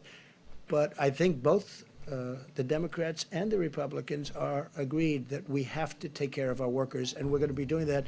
in numerous ways, including a substantial cash payment. Yeah, please. When it comes to the Defense Production Act, we know that governors across the country all day today were pleading with you to utilize the DPA, saying that they need it specifically for that allocation piece that you mentioned, Mr. Navarro. Okay. Why not use it now if that would answer their pleas for help? Well, we are using it now. The fact that I signed it, it's in effect. But, you know, we're a country not based on nationalizing our business. Call a person over in Venezuela, ask them how did nationalization of their businesses work out? Not too well. The concept of nationalizing our business is not a good concept. But I'll tell you why. As Peter said, we may have to use it someplace along the chain, but we're getting calls. Here's the beauty of it. If we go out and we want, let's say, masks, we don't know who to call on masks, but Hanes, who makes things of cotton, various elements, lots of things, it's a great company, they called us and they said, we're going to make millions of masks. We got a call today from 3M. There's a big article today, the head of 3M. They're going to make tremendous products, and they're more or less in that business. And if they're not, like for instance, General Motors spoke to us, Ford spoke to us about doing ventilators. The beauty is they're calling us. If you go the national route, nationalization route, we're going to tell a company to make a ventilator. They don't even know what a ventilator is. In the case of one company, they used to make them years ago, and they know how to make them. You know, it's a very complex piece of equipment, frankly. So what we're doing is, I think Peter said it may be better than anybody's going to say it. We have the threat of doing it if we need it. We may have to use it somewhere along the supply chain in a minor way. But we have millions of masks being done. We have respirators. We have ventilators. We have a lot of things happening right now. So just the threat of using it. But using it's actually a big deal. I mean, when this was announced, it sent tremors through our business community and through our country. Because basically, what are you doing? You're talking about you're going to nationalize an industry, or you're going to nationalize, you're going to take away companies, you're going to tell companies what to do. The truth is, most people, nobody would know where to start. There are companies out there that you wouldn't think of that have called us that say, we can do ventilators. We used to do them years ago, and they can do them in large quantities. If I call companies and say, you build ventilators, they don't even know what a ventilator is. So it's really working out very well. One of the reasons I read the numbers to you is because we've given vast numbers of just about everything. We've taken it out of our supply, and we're restocking our supply. But we're really backing up the governors. The governors have to go out and do their things. And you have a lot of governors, they've done a fantastic job. You have some that haven't. Usually it's the ones that complain that have the problems. But we've had a great relationship, as an example, with Governor Cuomo, with Governor Newsom. We've had a great relationship with the state of Washington. Those are three hotbeds. Now, we're also dealing with other states. As the Admiral said yesterday, we're dealing with all of the states, actually, in one form or another. Some are very affected in a very minor way, where you have 2 people or 3 people. And I don't even mean deaths, I mean literally cases. And that's different than New York, where you have, you know, tremendous, where everybody, I lived there for a long time, everybody's extremely close, tight. And you have a lot of cases in New York. And we're helping Governor Cuomo. We're helping Governor Newsom. They've been total gentlemen. They want to get it done, and we want to get it done. But doing it the way we're doing it is much better. It's really much better. But in terms of this, I'm asking about the supply chain. It's about allocation, not about manufacturing. So the companies, it's not about nationalizing the companies, it's about the allocation. We coordinate with the states, and we are coordinated with the states. And for the most part, the coordination's been very good. Look, 3 days ago, I had a phone call with all the governors. I actually allowed the press to stay. They weren't supposed to stay. And one person in the media said, that was surprising. It's actually a little risky doing that, because we had Democrats and we had Republicans. And, you know, they're politicians, and they always have something to say. Well, I took a lot of calls, and we really didn't get one nasty or bad response. They were thanking us for the job we did. And I had the press standing. I don't know if you were there. I don't think so. I had the press standing there watching. They weren't supposed to be there, but I said, let them stand there. The governors were very complimentary, very, very complimentary. And I watched over the last few days Governor Cuomo. I watched Gavin Newsom in California. I watched both of them, and they've been very complimentary. And those are really the hotbeds. And so we want to keep that going. I'm very proud of this country, and I'm frankly very proud of a lot of the politicians that normally we're fighting with. We have different views on things, a little different view, but we're going to get to the same place. We have different views, but we're going to get to the same place. Yeah, please. Yes, I wanted to ask if you're considering an executive order to free elderly, nonviolent criminals from federal prisons? We have been asked about that, and we're going to take a look at it. It's a bit of a problem, but when we talk about totally nonviolent, we're talking about using totally nonviolent prisoners. We are actually looking at that. Yes.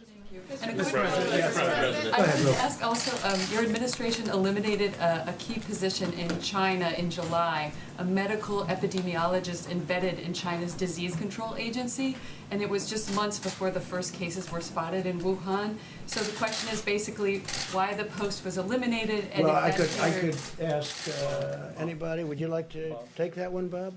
But this is just like all of the other stuff that not you, but that the press was asking. All of which turned out to be, we actually gave CDC more money, not less money. They said we defunded. It turned out it was more money. Every one of those things that were said were 100% wrong. And this sounds like another one of them, but anyway, go ahead. Yeah, as you know, CDC has offices all around the world right now to do our function to detect and prevent and respond to outbreaks where they occur. The China office is actually being augmented as we speak, and we've been embedded there for over 30 years. There's a reason they call it the Chinese CDC, because we've had that productive partnership. Mr. President. And I wish, again, our relationship with China is a very good relationship. I wish they told us 3 months sooner that this was a problem. We didn't know about it. They knew about it, and they should have told us. We could have saved a lot of lives throughout the world. If you look at what's happening in Italy and Spain and a lot of other countries, we could have saved a lot of lives throughout the world. Kelly? Mr. President, given the diagnosis for Senator Paul and people being self-quarantined, what concerns do you have about the direct threat to the function of the Senate, the ability to get this important package that people are waiting for passed? And should Americans be expecting you to extend the 15 days, given the climate of how this is spreading at this point? Well, I hope we won't have to. It's possible, but we'll have to see how that works. As far as the Senate is concerned, we are looking at some of the folks are feeling very good. Some are quarantined, but they're negative. It may be totally fine. Okay. Others are positive. We're just finding this now for the first time. I mean, over the last 2 days, we found that. Do you see it as a threat to the aid package that Americans are waiting for? No, I don't see any threats at all. Honestly, I don't see any threats at all. It'll all work out. It is a question, and a very good question, I thought, that we are considering. Now, I don't know if you can do it constitutionally, but we are considering letting people vote, senators, congressmen and women, vote from a separate location, from a outside, namely a hospital or a home, depending on where they are. So we are looking at that. It's a little trickier question, most people would believe, but we are looking at that very strongly. Mr. President, speaking of this, I think Kelly was kind of alluding to it. While we've been up here, they weren't able to get the 60 votes to move the package for the cloture vote. I'm just curious, just your reaction to that, sir. And then, what is Mitch McConnell telling you and Secretary Mnuchin? Well, we're dealing with them all the time, and we're dealing with Mitch. We're dealing with the other side. Everybody wants to get there. We'll see what happens. I think you'll get there. It's to me, it's not very complicated. We have to help the worker. We have to save the companies, because as soon as we're finished with this war, it's not a battle, it's a war. As soon as we're finished with this war, our country is going to bounce back like you've never seen before. But we have to get it to that position, and we have to make sure that those companies are whole, that they haven't been disbanded. Because if you do that, it's going to take much longer. So in a way, it's being penny wise if you don't. But we want to help the worker. We want to help the companies that the workers come from. Because if those companies go out of business, and that includes small businesses, we have a tremendous amount of small business work in there, you know that. Once they go out and they don't come back, that's a much longer period of building. You mentioned off the top, sir, I apologize. There was a woman that was an American that was she being tortured? What was going on there, sir? Bad things were happening to her in a certain country, and we're really under the feeling that we should keep it somewhat private until she's already been freed. And I have to tell you, General Milley and his people were unbelievable. They were not playing games. General Milley does not play games. He's a very interesting guy. They got her out.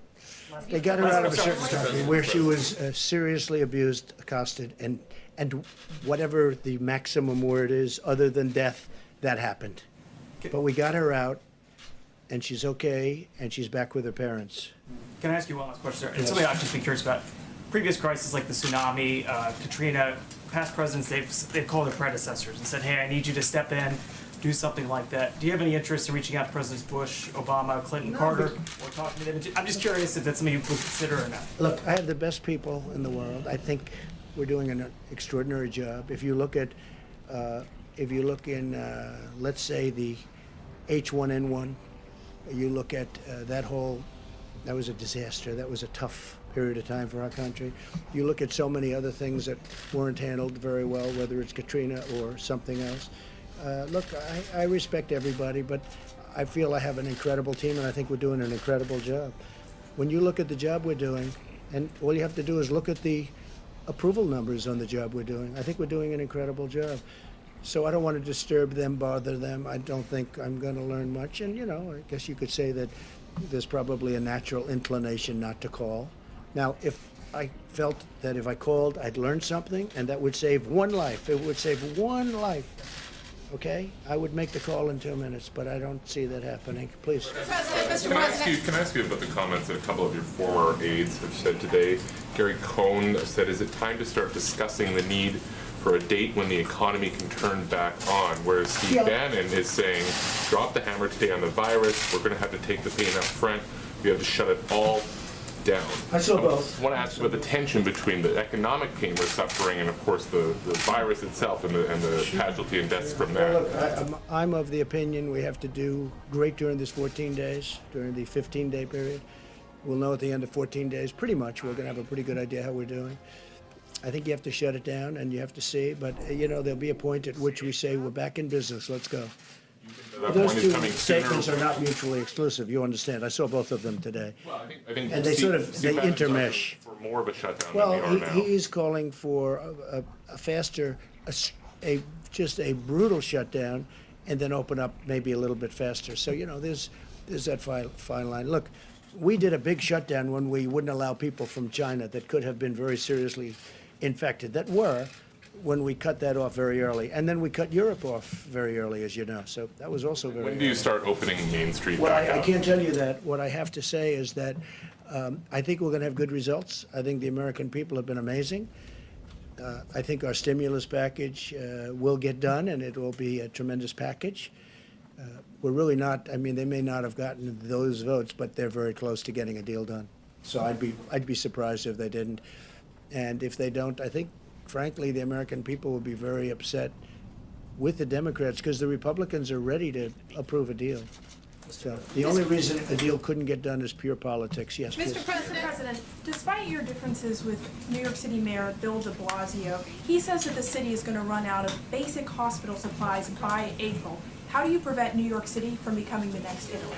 Well, he should have, the hospital systems in various places. Some have been stocked and ready to go for nothing for this, nothing. This is beyond anything that anybody ever thought possible. I think you could really say this. Nobody can really, doctor, nobody can really say, oh, gee, this will happen. This is a very unique, and hopefully it will be unique for, many, many centuries, for a long time. Hopefully we don't see this again. But again, the systems are supposed to be ready, willing, and able. They're supposed to be ready to go. We are helping them a lot, and I have great love for New York City, and I have great love for New York State, and we're going to help them a lot. I was just saying, we're sending our ships up there. We're sending more than just this ship. We may be using, if we need, we'll be using some of the cruise ships that you've been reading about. We'll be using them also because they're very immediate and very quick. They can be there very quickly. We have good docking systems in the places that we're talking about. So we may be using some of the cruise liners that we're talking about. But no, I mean, I think Bill de Blasio is working very hard. I think he's trying very hard. It's a tough situation for him and every mayor because nobody's ever seen the scale. You know, when you hear you've given millions of masks and you've given hundreds of thousands of masks in a certain short period of time, and then you hear they need many, many more.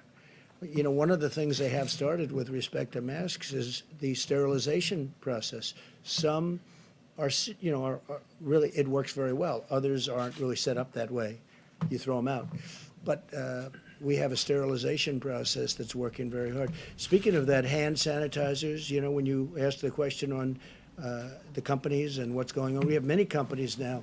Companies that made whiskey, that made alcohol. They've now gone very quickly into the hand sanitizers and all of, you know, you've been reading about 3 or 4 big companies. We're doing incredibly well on that. There was no way if you took the existing companies that something like that could happen. But it happens almost, they'll call Peter Navarro or they'll call somebody. In one case, they called me. They said, we can do this, we can do that.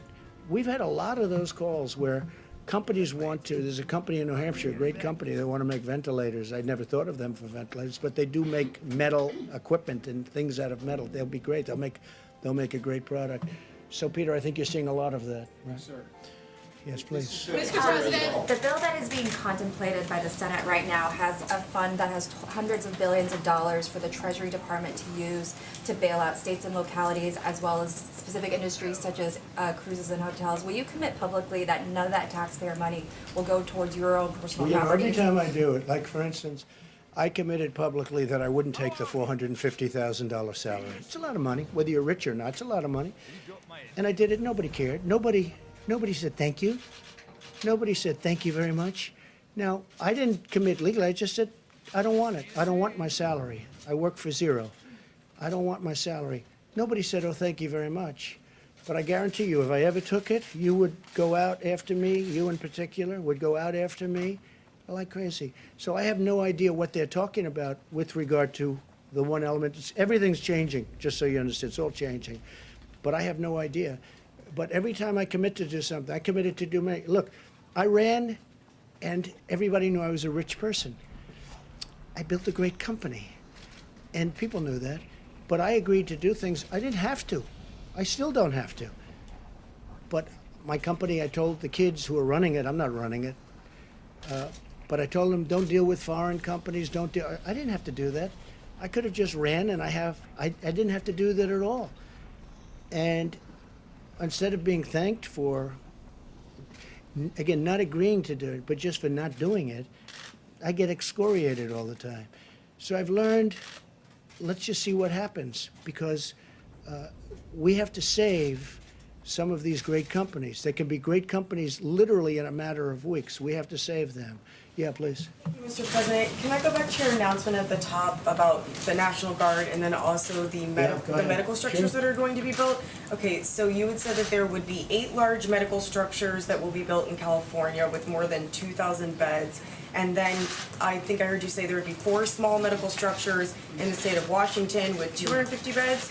And could you say what cities and areas those are going to be in specifically? So we are filling the governor's request, and so we send that resource to them. They'll put it to best use. They'll put it to where they will have the most effect. So we don't dictate exactly where it goes.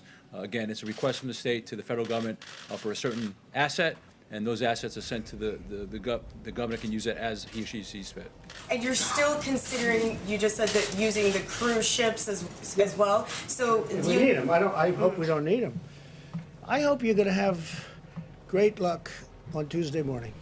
We sent a lot of the medicine. We don't have to go into it again, but we sent a lot of the medicine to Governor Cuomo. I believe they already have it. And they have some very capable people. We spoke to Dr. Zucker, who is his primary representative on this. And we spoke to the governor himself. And I think he's excited about it like I'm excited about it. Now, will it work? I think it has a really good chance. I think it's worthwhile. Why should we be testing it in a test tube for 1.5 years when we have thousands of people that are very sick? They're very, very sick. And we can use it on those people and maybe make them better, and in some cases maybe save their lives. So Governor Cuomo told me they'll be using their supply, starting the supply on Tuesday morning. I think it's very exciting. I think because if that happens, much of what we're talking about with ships and hospitals and all of the things that we're doing and all of these masks and everything that we're ordering, ventilators, it's a whole different game if that happens. And we'll see.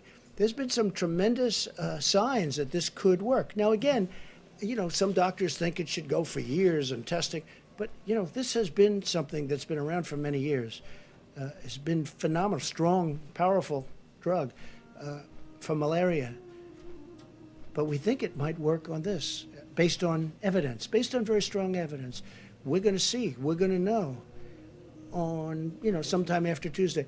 But you'll have to ask Governor Cuomo. I think they're going to start the process. We've gotten them the drug. I think they're going to start the process of giving the drug through mouth. And I think that starts on Tuesday morning, he said. And that'll be, I tell you what, I don't want to get anybody overly excited, but I'm very excited by that, by the prospect of it. Then in addition to that, they're working, NIH is working on vaccines and all, and they're making great progress. But the vaccine does have to be tested for a long period of time because you can't give, thousands, millions of people a vaccine and it turns out to be dangerous. So that does have to be tested. But this one's been taken for a long time, so we know pretty much one result. Yeah, please. Thank you, Mr. President. I wanted to ask about China and President Xi. When was the last time you had a conversation with him? Well, I don't want to exactly say that, but I have spoken to President Xi about this, specifically about this. And look, he doesn't want this. This is not something that he wants, and it happened. It happened to China. And one thing they told me, I was told by our great Secretary of Agriculture, Sonny Perdue, that China's been buying a lot of our farm product. And I'm looking at different pricing, but China has, despite all of this, and it started, this delayed it a little bit, obviously, but it started fairly recently. But China's buying, we made a new deal, as you know, with China, a very big trade deal, and China has been buying our agricultural product. Masks. They've been a supplier of the United States of masks, of a lot of this equipment. In fact, they're sending some masks. They're sending masks to Italy. They are sending masks to Italy. We're in a very good process with masks.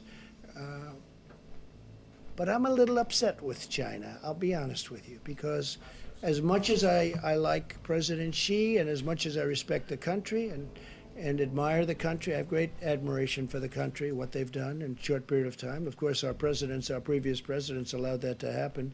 You should say thank you very much to all of them. But they should have told us about this. And I did ask him whether or not we could send some people in. They didn't want that. Out of pride, I think really out of pride. They don't want us sending people into China to help them. China's a strong country. They have their scientists and they have their doctors, very smart, a lot of people. But I did discuss that about sending our people in, and they didn't really respond. We went again, they didn't respond. If they went in, they would have been able to give us a much earlier indication. But we had an early indication. That's why I closed out China. I felt it was my instinct, but that's why I closed out China at a very early time. Please. Mr. President, are undocumented persons welcome at testing sites, and can they show up and be tested without fear of being reported to immigration officials for possible deportation? It's really a fair question. I think I'll let, would you like to answer that question? Please, Absolutely. Please. Surgeon General. We know from a public health perspective that it is important that people who have symptoms can get tested, but as you heard earlier, we are citizenship. Well, we know that the virus doesn't judge based on where you're from, and so it's important that we try to get people tested who have symptoms. But the important thing that we really want people to hear is that inpatients need to be tested. We need to prioritize our healthcare workers. And one thing I would like to say to you all very quickly, on behalf of the doctors on the task force, healthcare workers, we hear you. We hear you, and we absolutely are prioritizing your health and safety, making sure healthcare workers can get tested, inpatients can get tested. people at highest risk. But to answer your question, yes, we absolutely want to make sure people who have symptoms who could be spreading it can get tested. Mr. President, sorry, question. Mr. Surgeon General. Department of Homeland Security addressed that issue a few days ago. Customs and Border Protection actually issued guidance that absent certain circumstances, Customs and Border Protection does not target emergency rooms or health clinics. And I would refer you to the website. They issued a very clear statement making it clear to any person that is in need of a test or medical care that Customs and Border Protection is not focusing on emergency rooms or health clinics or the drive-through clinics. So that they could come in without fear of... Yes, I'll answer that, and if that's not the policy, I'll make it the policy. And I was just saying, as Mike was saying that, the answer is yes, we will do those tests, because I think in that case it's important. I think that if you could say illegal alien, you could say illegal immigrant, you could say whatever you want to use your definition of what you're talking about. We're all talking about the same thing. Yes, we will test that person, because I think it's important that we test that person, and we don't want to send that person back into wherever we're going to be sending the person, whether it's another country or someplace else, because, you know, we're now bringing them right out of our country. But yeah, we will test those people. Okay? Mr. President, question for the Surgeon General. Yeah, Sorry, Mr. Surgeon General, a question. We were talking about this before the briefing. You know, a lot of folks, they're watching TV, they're reading up on this constantly. If you are not, somebody who's got a pre-existing health condition, but you all of a sudden you go, all of a sudden I just don't feel 100%. And then your mind just starts playing with you, right? You think, oh my God, I coughed 3 hours ago. Was that a first sign? When should those people really start to say, okay, maybe I need to call the doctor? Because you don't want to flood them.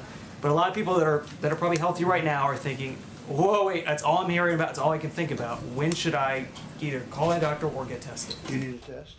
Well, I hope not. I asked you before you came in if they'd been temperature checked. Right? You better not. The Vice President gave an important statistic this morning.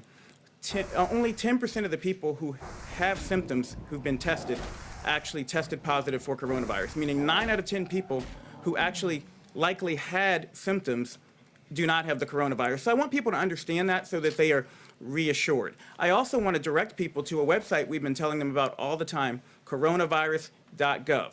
Coronavirus.gov has information to walk you through the symptoms, fever, cough, shortness of breath, body aches, and what to do if you have symptoms or you're worried. The most important thing we can tell people is call your healthcare provider, talk to your healthcare provider. Information's at coronavirus.gov to walk you through when to come in and when and what to do. And Mr. Vice President, you got tested yesterday. I'm just curious, sir. Can you tell us what that was like for you? A lot of people are going to be going through this. What were you standing by the phone? Were you just having a nice tea? I mean, what did you? Yeah, what was that like? And what did you do to kind of kill that time to keep your mind at ease? He wasn't. The test was very quick, but it goes a fair amount up into your sinuses, and it's not comfortable. And that's the reason it probably is a good opportunity to say again to any American looking on. If you don't have symptoms, you don't need a test. The current testing format, although they're evolving regularly now, we just mentioned that we think at the end of this week there'll be a new test, and there's all new technologies. I would say again to all the governors that are looking on and their state health officials, contact FEMA. We'll give you all the latest information on new testing that is available, including steps we're making where Americans would be able to test themselves and send it in. For you, what was that like for you, sir? Well, for me and Mrs. Pence, it was kind of a pinch. It was kind of invasive, but we were grateful for the support. Walter Reed Hospital processed the test very quickly. They had a lab at the hospital to be able to do that. And gave us the results quickly. But it also informed me. We were wondering during that time as a family. And it's one of the reasons the President's made it such a priority that we brought all these commercial labs together.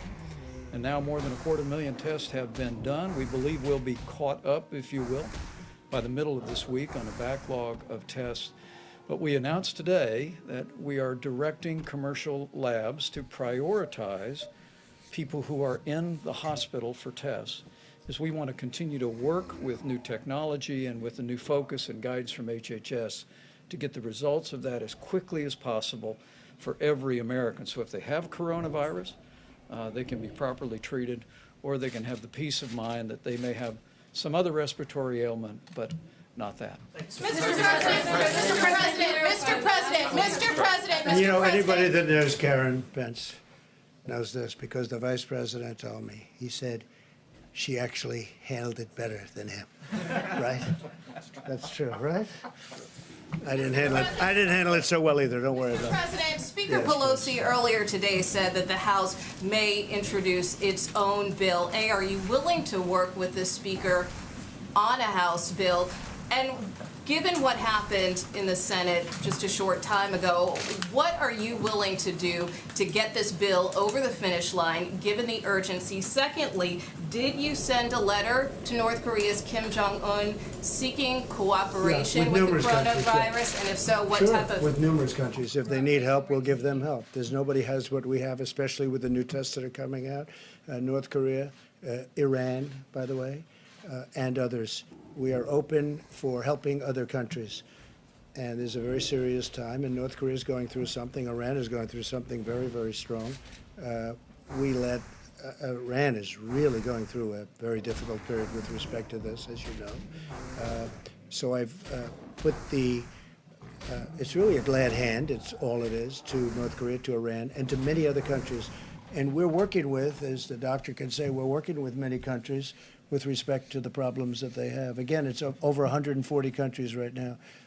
But North Korea, Iran, and many other countries, we will help, and we're willing to. As an example, this new test. If this new test works out, where instead of going through what we all went through with this rather difficult test, to put it nicely, we would have, is that just a swab on the tongue, doctor? Or how does that work? It's a similar swab, but we're going to do it. Not to the same. All the It doesn't go all the way up and hangs right under your eye, right? So that's a tough test. So if we do that, the procedure, the test, and nobody has this in the world. Nobody has this. This is developed by us.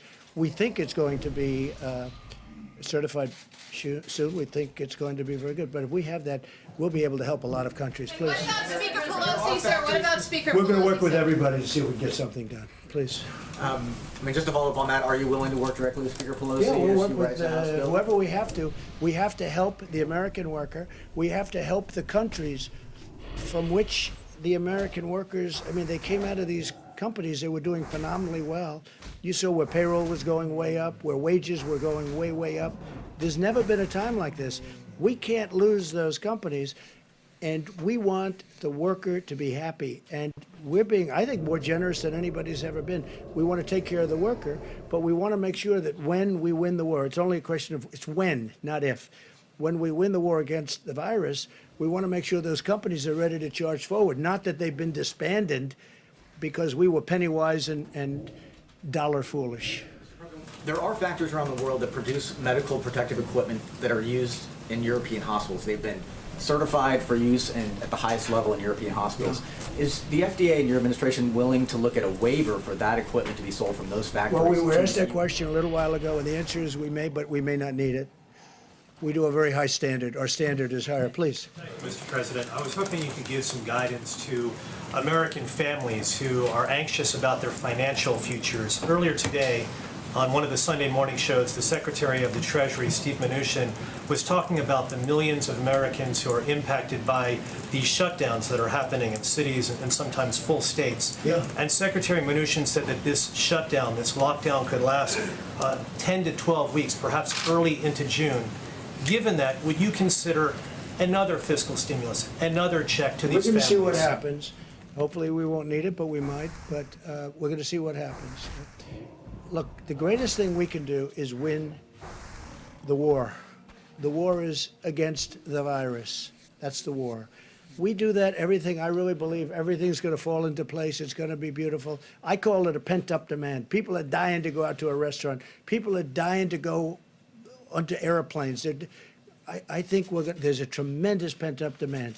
You may be surprised to the degree. I think it's going to go very rapidly because this wasn't a financial crisis, just the opposite. This was a medical crisis. Did you sell stocks, Mr. President? Did you or your family sell stocks? No, in I advance don't of have the stock. pandemic? I own things that. Did you make any alternates to investments in advance of this? No, I pandemic? didn't even think about it.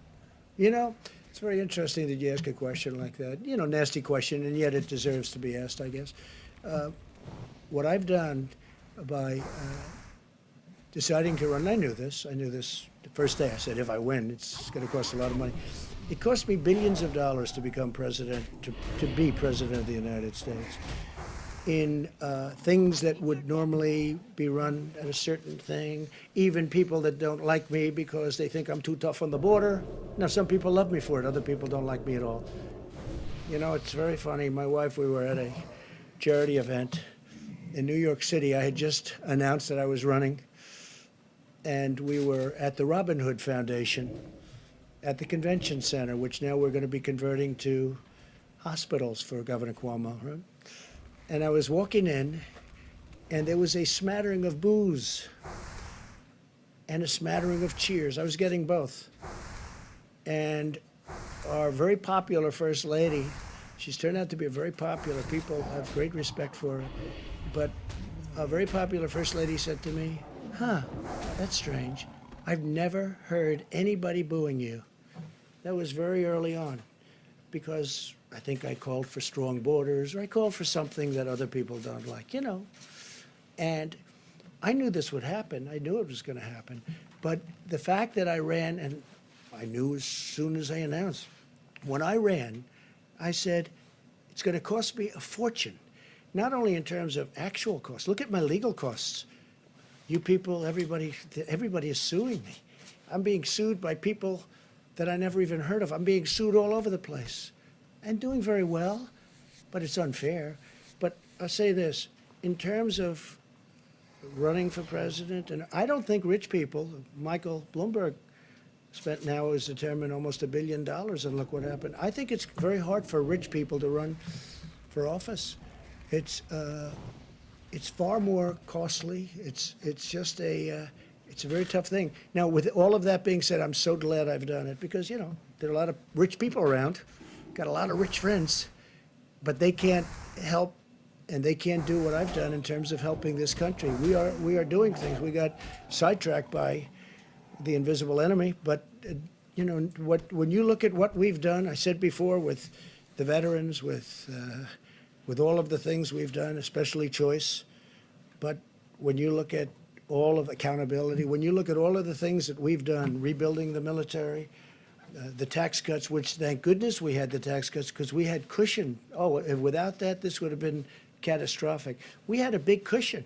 I mean, with all of the losses that you've seen in the stock market, we're basically back. And with this horrible thing, if this would have happened before, you would have had nothing left. This was all cushion. But I will say that it cost me billions of dollars to be president, and especially with all the money I could have made for the last 3-4 years, and I didn't because I was being president. I have no interest in it. I'm allowed to. You know, I don't know if you know, George Washington, they say, he was a rich man, supposedly, relatively rich. And he ran the presidency, and he also ran his business. They say he had 2 desks. Nobody complained until I came along. I got elected as a rich person, but nobody complained until I came along. So it cost me billions of dollars to be president, and I am so happy I did it. Because who cares? Who cares? I'm really happy with the job we're doing, and I'm glad that this team and me are here for this horrible thing. I mean, it's a number of people have said it, and I feel it, actually. I'm a wartime president. This is a war. This is a war, different kind of a war than we've ever had.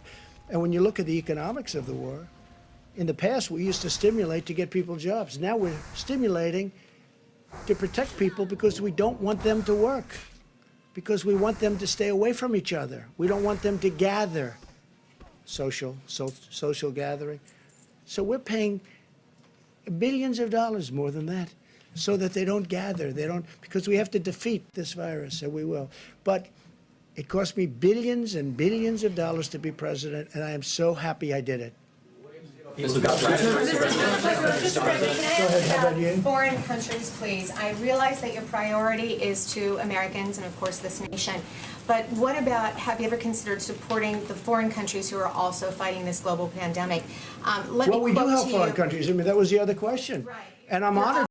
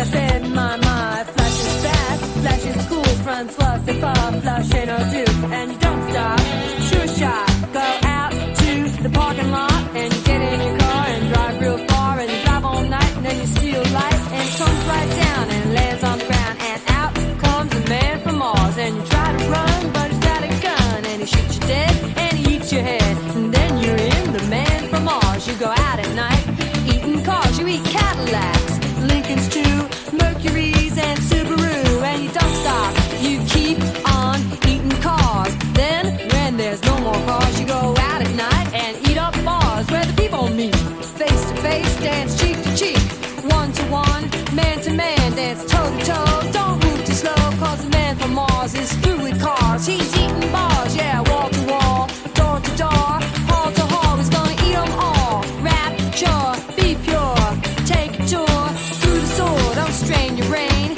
paint a train. You'll be singing in the rain. Say, don't stop to punk rock.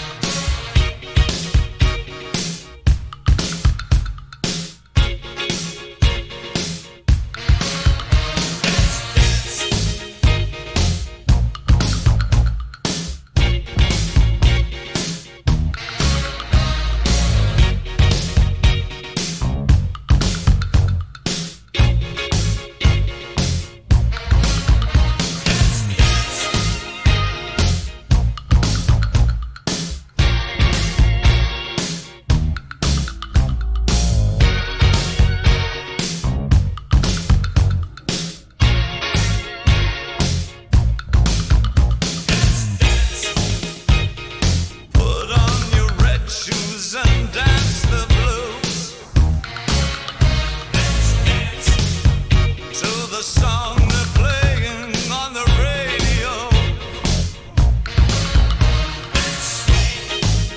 While color lights up your face.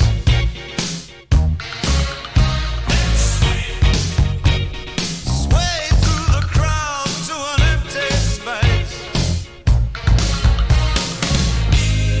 If you say run, I'll run with you. And if you say hide, we'll hide. Because my love for you would break my heart in two. If you should fall into my arms, tremble like a flower.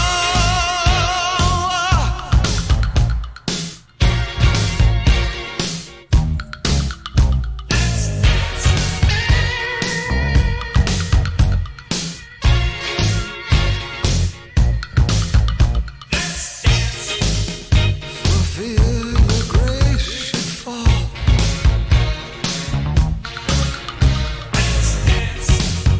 For fear tonight is all.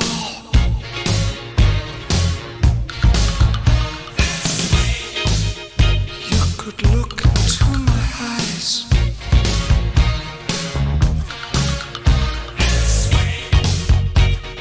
Under the moonlight, this serious moonlight. And if you say run, I'll run with you. And if you say hide, we'll hide. Because my love for you would break my heart in two. If you should fall into my arms and tremble like a flower.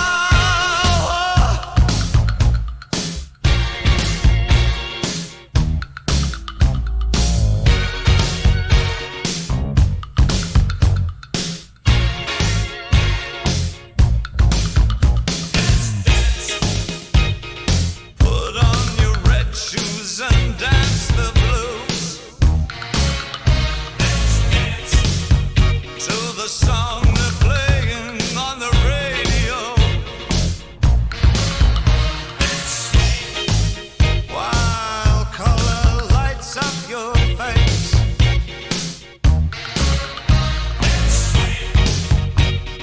Sway through the crowd to an empty space. If you say run, I'll run with you. And if you say hide, we'll hide. Because my love for you would break my heart in two. If you should fall into my arms, tremble like a flower.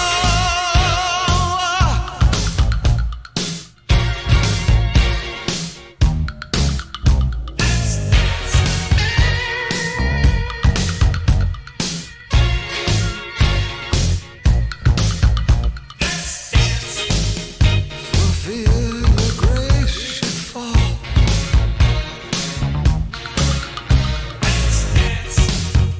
For fear tonight is all.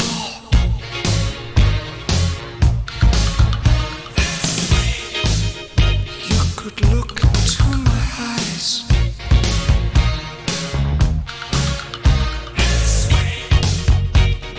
Under the moonlight, this serious moonlight.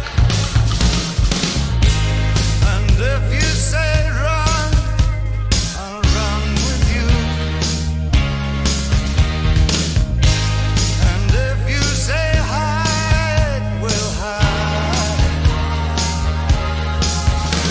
Because my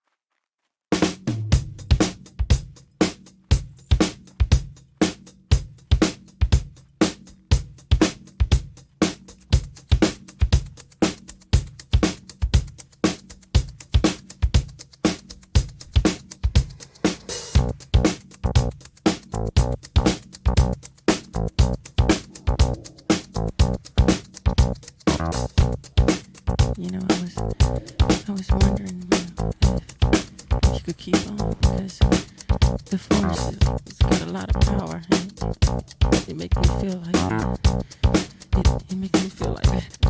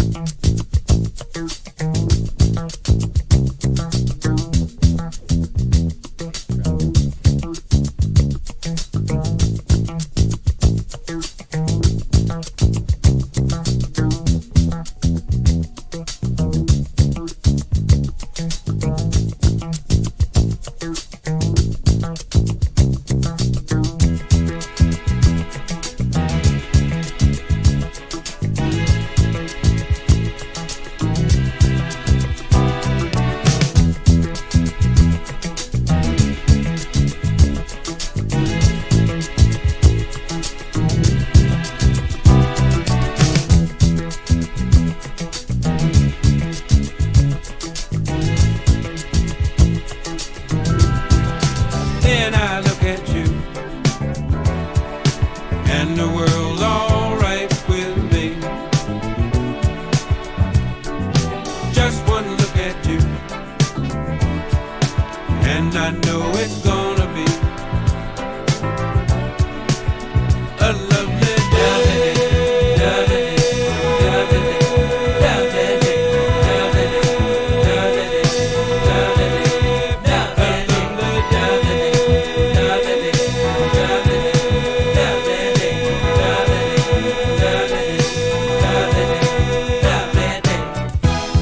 When I wake up in the morning, love, and the sunlight hurts my eyes, and something without warning, love, bears heavy on my mind. Then I look at you, and the world's alright with me. Just one look at you, and I know it's gonna be a lovely day.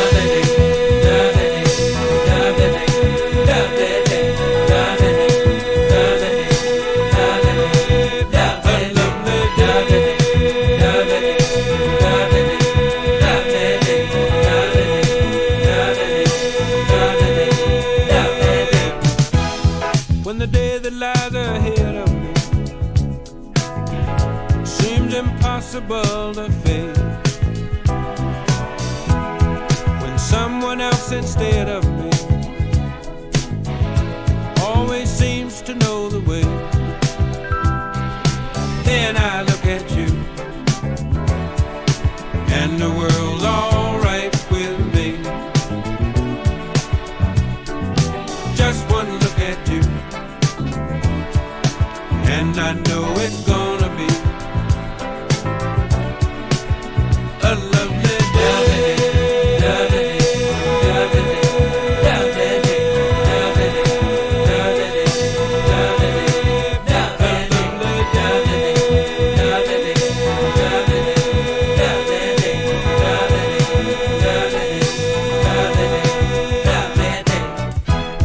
When the day that lies ahead of me seemed impossible to face, and when someone else instead of me always seems to know the way, then I look at you, and the world's alright with me. I just one look at you, and I know it's gonna be a lovely day.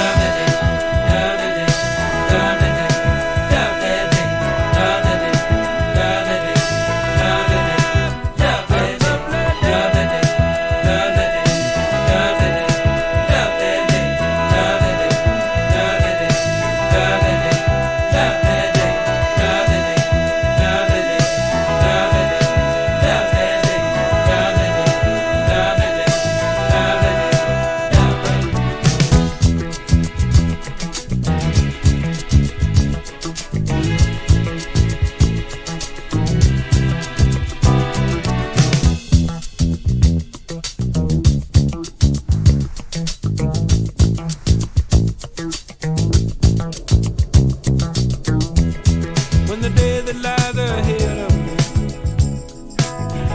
seems impossible to face, when someone else instead of me always seems to know the way, then I look at you, and the world's alright with me. Just one look at you, and I know it's gonna be a lovely day.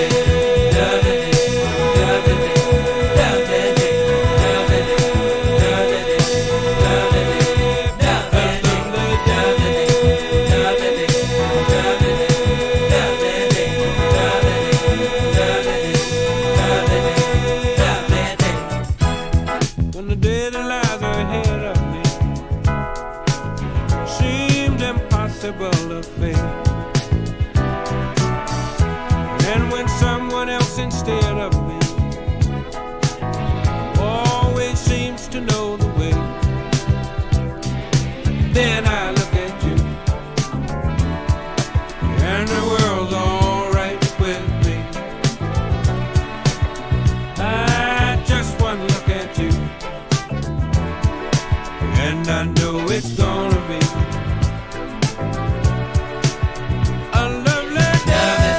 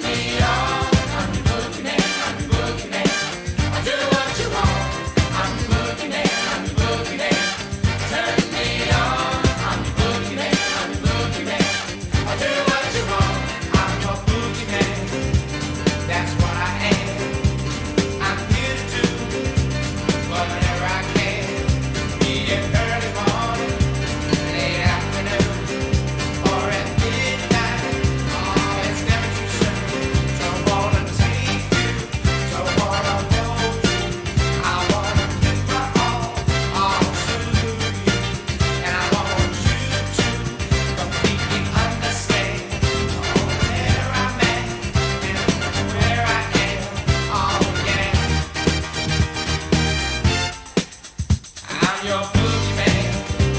That's what I am. I'm here to do whatever I can. Be it early morning, late afternoon, or at midnight. It's never too soon to wanna please you, to wanna keep you, to wanna do it all for you. I wanna be your rubber ball. I wanna be the one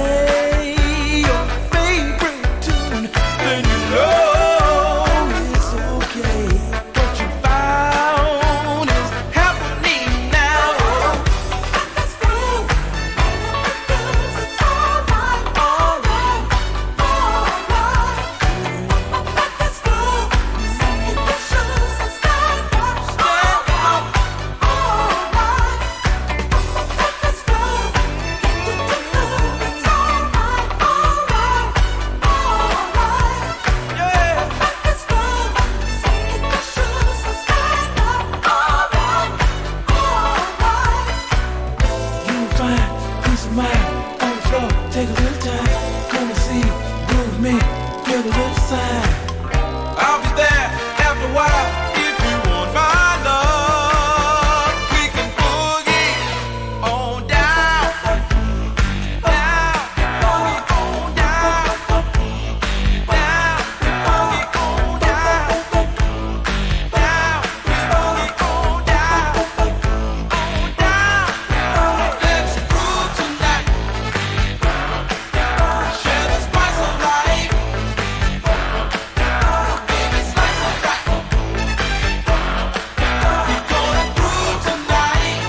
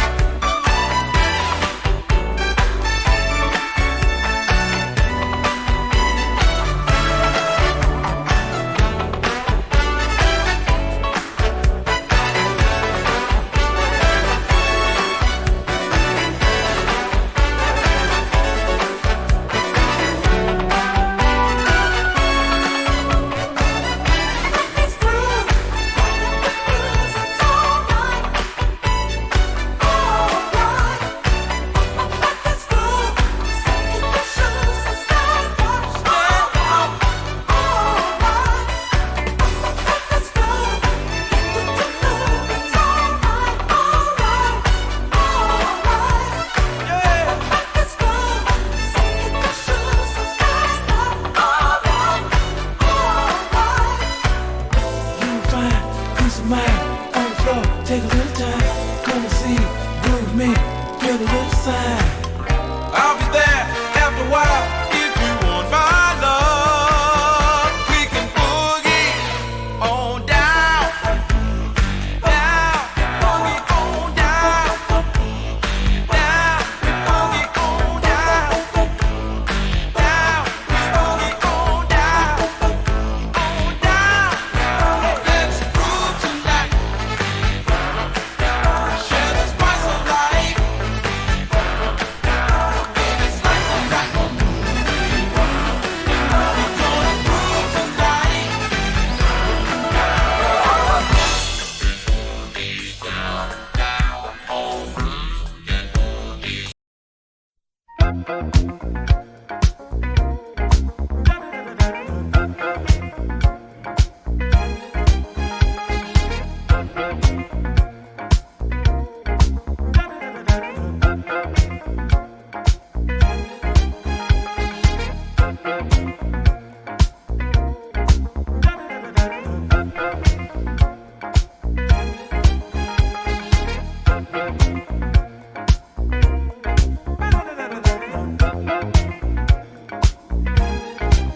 Because there's music in the air and lots of loving everywhere. So give me the night.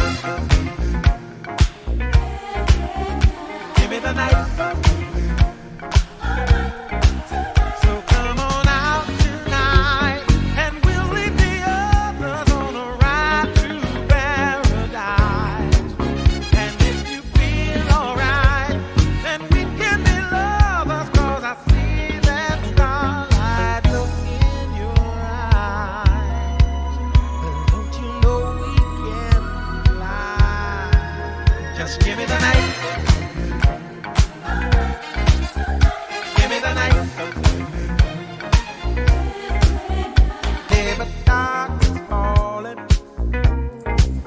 You know the spirit of the party starts to come alive until the day is dawning. We can throw out all the blues and hit the city lights. 'Cause there's music in the air and lots of loving everywhere. So give me the night. Give me the night. The key action. A place to dine, a glass of wine, a little late romance. It's a chain reaction. You'll see the people of the world coming out to dance. 'Cause there's music in the air and lots of loving everywhere. So give me the night. Give me the night. So come on out tonight.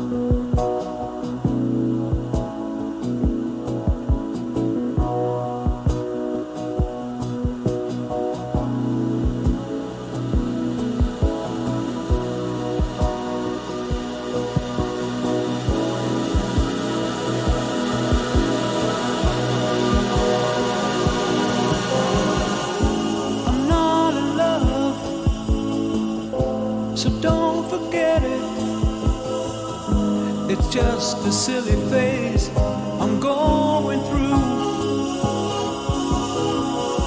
And just because I call you up, don't get me wrong, don't think you got it made. I'm not in love, no, no. It's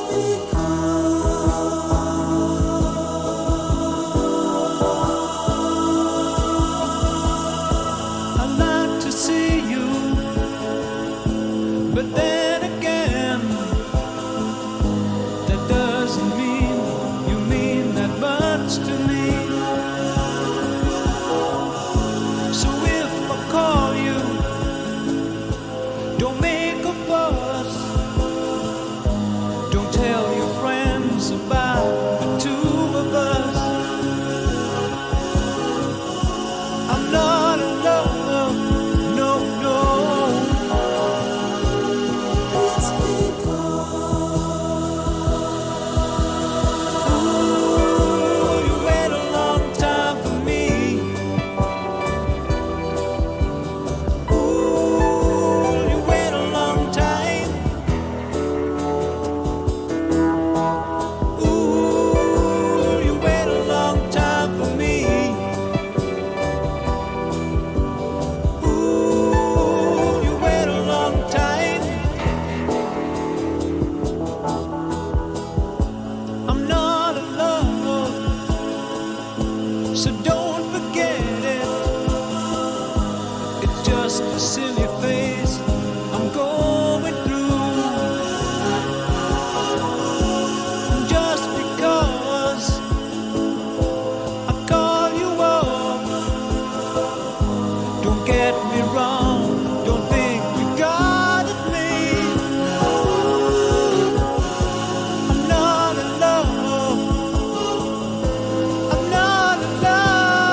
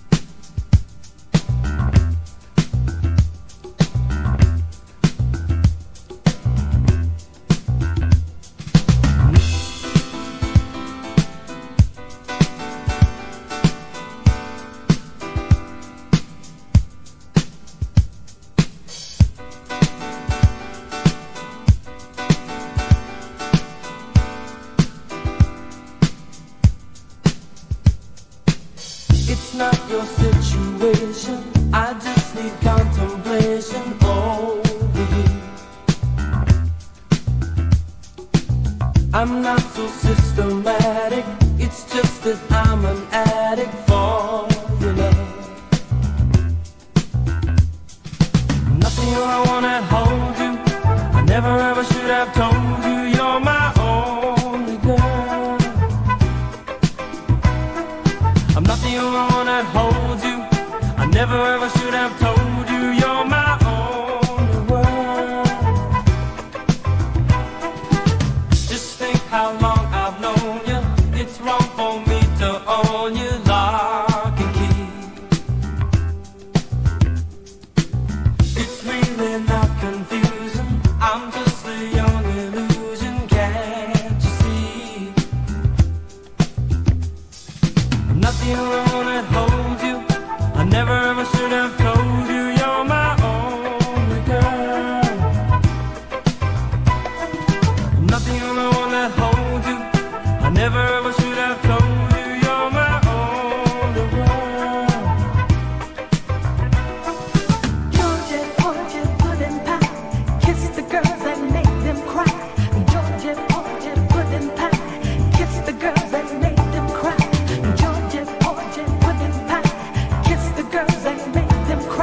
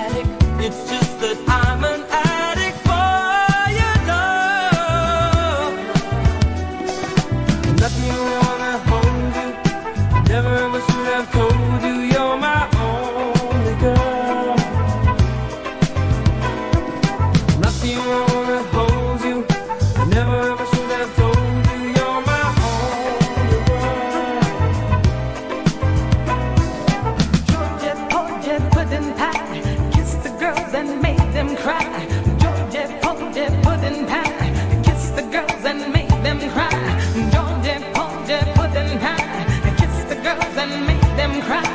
Georgia, Georgia, pudding pie. Kiss the girls and make them cry. Georgia, Georgia, pudding pie. Kiss the girls and make them cry. Kiss the girls and make them cry. Kiss the girls and make them cry. Georgia, Georgia, pudding pie. Kiss the girls and make them cry. Kiss the girls and make them cry. Kiss the girls and make them high. Georgia, Georgia, pudding pie. Kiss the girls and make them cry. Kiss the girls and make them cry. Kiss the girls and make them cry. Georgia, Georgia, pudding pie. Kiss the girls and make them cry. Kiss the girls and make them cry. Kiss the girls and make them high. Georgia, Georgia, pudding pie. Kiss the girls and make them cry. Kiss the girls and make them cry. Kiss the girls and make them cry. Georgia, Georgia, pudding pie. Kiss the girls and make them cry. Kiss the girls and make them cry. Kiss the girls and make them high. Georgia, yeah. Georgia, yeah. Kiss the girls and make them cry. Kiss the girls and make them cry. Georgia, yeah. Georgia, kiss the girls and make them cry. Kiss the girls and make them cry.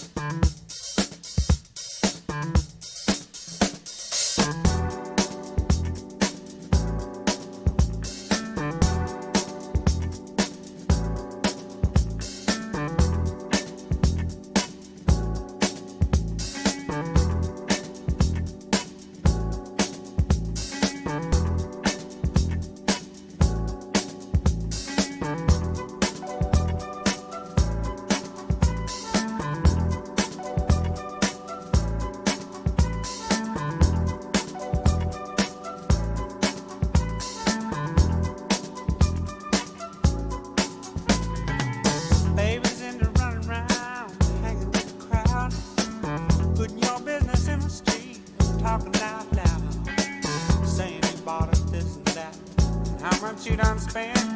I swear she must believe it's all heaven sent. Hey boy, you better bring the chick around to the sad, sad truth, the dirty low down.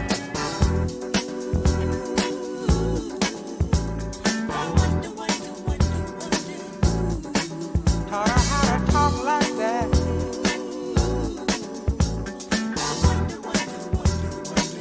Gave her that big idea.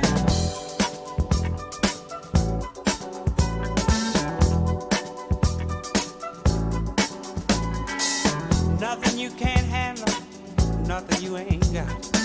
Put your money on the table and drive it off the lot. Turn on that old love light, turn it maybe to a yes. Same old schoolboy game got you into this mess. Hey son, you better get on back to town. Face the sad old truth, the dirty love down.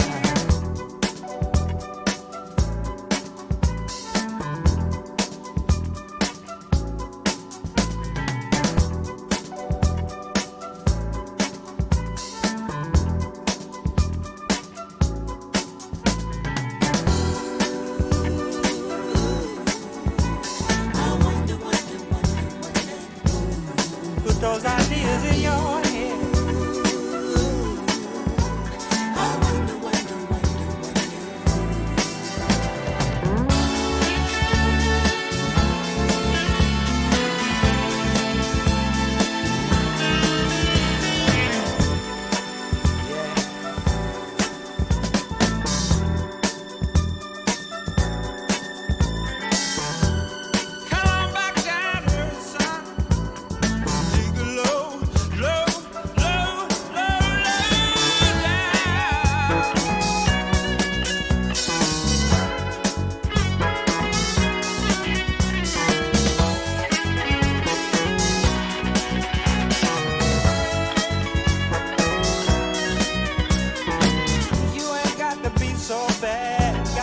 so cold. This doggy dog system surely getting old. Got to have a Jones for this, Jones for that. This running with the Joneses, boy, just ain't where it's at. You're gonna come back around to the sad, sad truth, the dirty low down.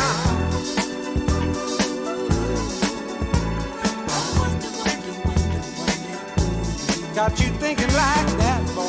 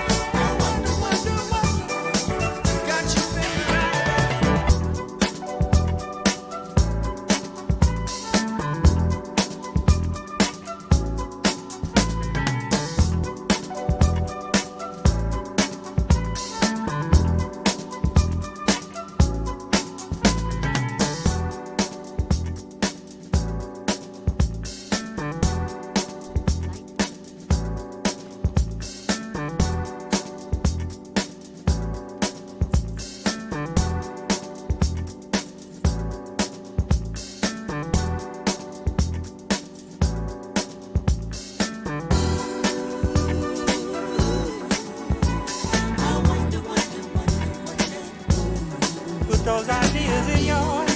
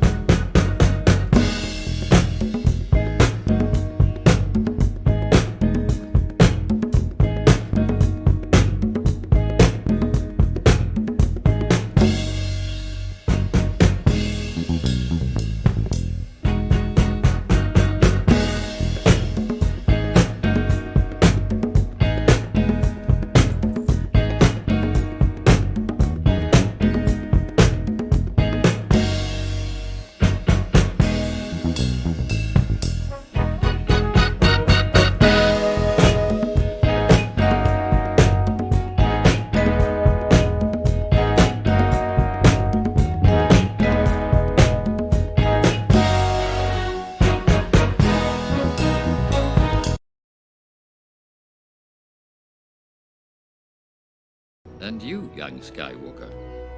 We will watch your career with great interest.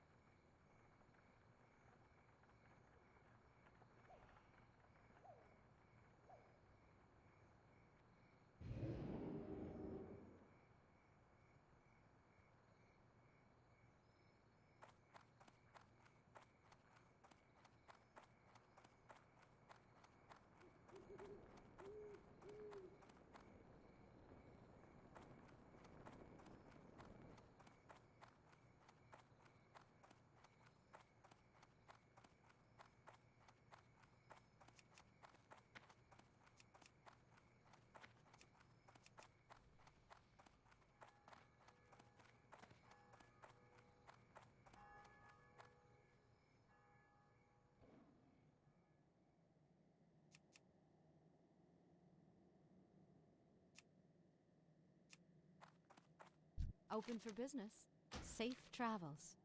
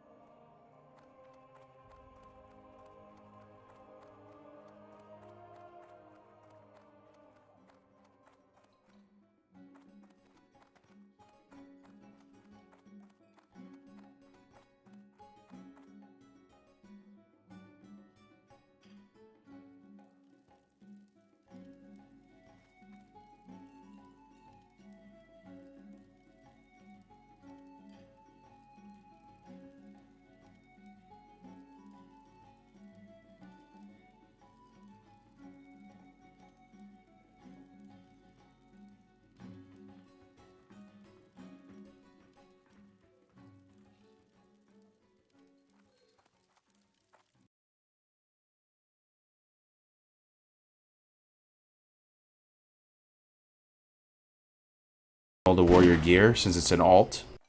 Step on up.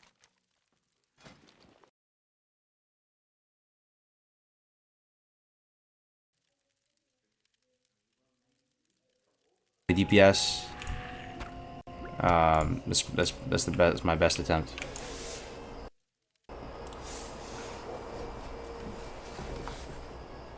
Looking for an East Coast server for Horde and Friendly. PvP, PvE, RP. I'm just gonna name the ones everyone always says: Incendious, Scrobulous. People seem. I don't know. I'm hesitant to recommend Herod. Somehow Herod made it, apparently. Who played Herod?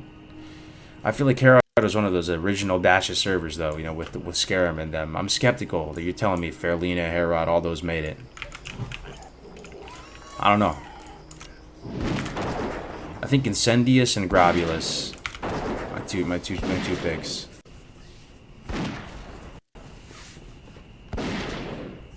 Probably not Scarum. Unless you like to be on a 93% dominated faction server.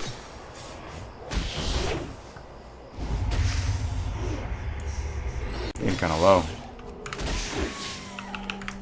Oh, Jesus, man. Come on, Mr. fucking Boar. Alright, I should not kill these really high-level things. That's pretty pog right there. Did that really just drop? 4 int, 4 stam, 76 armor chest. That is a win right there. Some blessed run in the chat right there.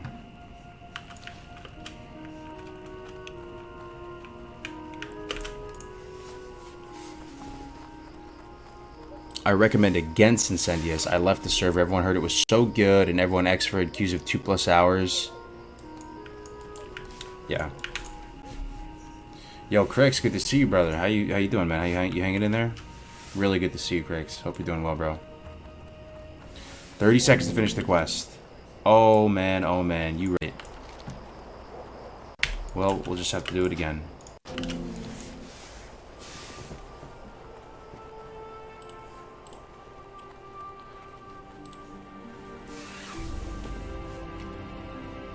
I honestly dislike World PvP, so Scarum is a nice place for me. Sad the lack of balance made a lot of awesome players leave, though. Yeah. If I'm being 100% honest about Scarum, and I'm not trying to bullshit you guys at all, I saw it.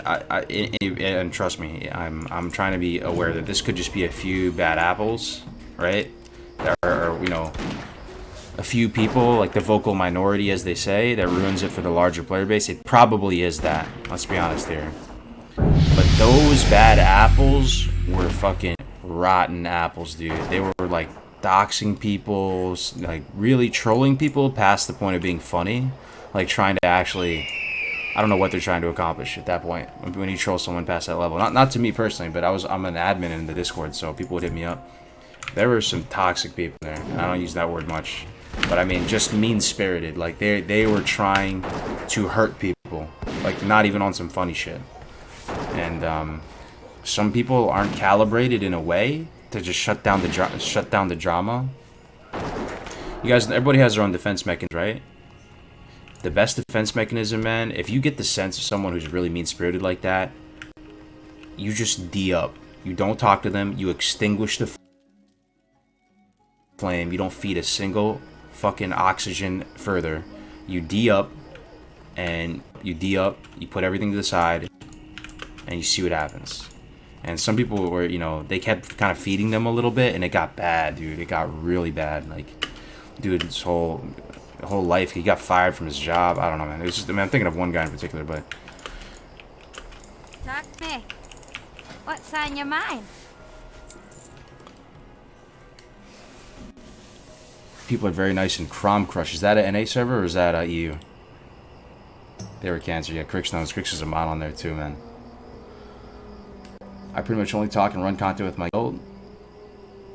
That sounds insane, though. Yeah, it was insane. And normally I would just be able to easily sidestep all that drama and not even participate in it. But if you're like a tournament, if you're a Discord mod, you're supposed to be facilitating things a little bit. And all those people left though for Incendius. So you're talking about Incendius right now. You know how anybody here playing Incendius? I've been hearing feedback recently that people are like, "Oh, you people from Scarum came to Incendius and you like ruined the server or whatever." Every time I hear that, I just think of a few people in my mind. I'm like, they probably went there and just went super ham, destructive mode. Time to rack out, yo. Take care, Cat man. Yeah, take care, brother. Have a good rest, man. See you tomorrow.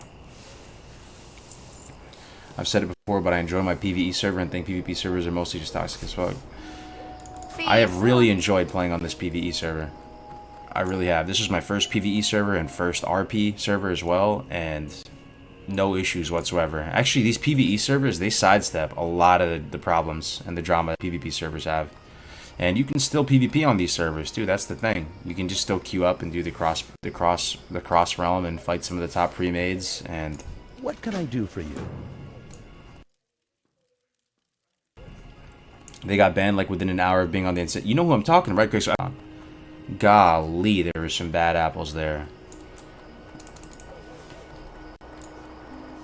Incendius didn't have any hardcore guilds, so the ones who transferred there are looked down upon. I see. I quit Classic, but if I came back, I'd roll PvE. World PvE is just not worth the hassle. If I want a PvP, just go BG. That's what I'm saying. Dude, I'm kind of on the same page. And again, like, there's a selfish aspect to this because I'm a streamer as well, right? So, you know, you don't have to look over your shoulder every 2 seconds. Literally hates. Grix, you already know, man. I'm glad we're on the same page. We never even discussed this before, and we're on the same page. You need something? World PvP is the best part of the game, though.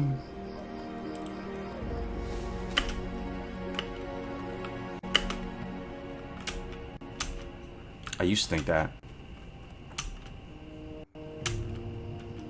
I don't know. I can't put my finger on what changed. World PvP, when it's little skirmishes and you're fighting people naturally because you're, you know, just in a zone and you're leveling up and you just want to fight a person on, and, you know, little 1v1, 2v2, that is mad fun. The World PvP, when you're deathballing around, chasing around Alliance or chasing around a Horde, exchanging sapper charges, you're out there 15 hours a day looking for people, camping flight paths, staying in front of DM, actually not that fun.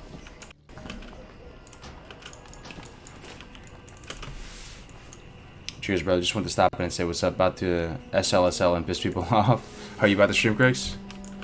Alright, man. Good luck. I'm a fan of PvP servers. I love the idea of World PvP, but in practice, World PvP is never the fun thing I want it to be. It's always an uphill, lopsided battle. Try streaming it too, man.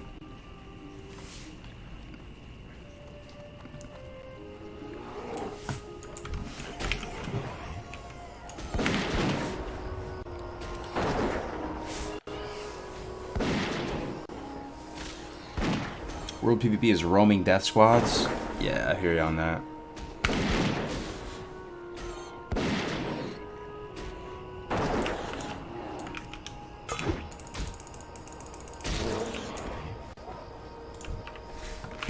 Oh, wait. I just realized I didn't put my 14 skills in my bar, including Menpat. Scare Beast.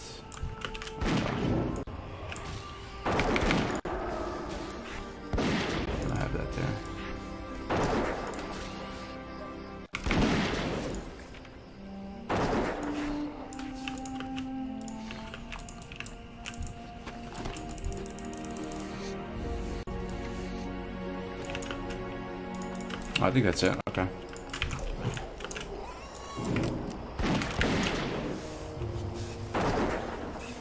I'm 100% cool fighting someone around my level while out questing. Getting one shot by someone just so they can have a quick chuckle is just... Yeah, it kind of gets old, man. I had a lot of fun World PvPing recently on the TBC realm just because I was dual leveling with Navik, and we were just taking lots of kind of somewhat fairish fights out in the world, you know, engaging 3-4 Alliance, Horde at a time, you know, as a Druid Rogue and slipping in and out. That was really fun.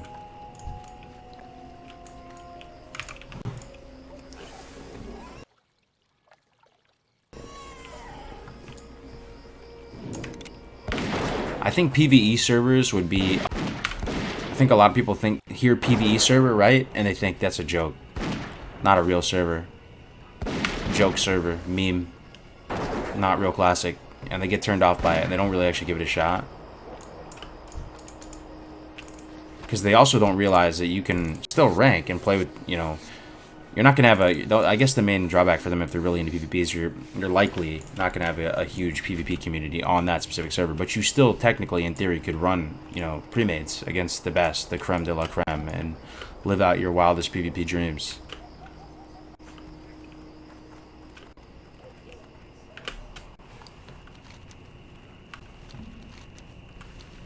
8 minutes to kill 3 boars. Can we do it? Kind of.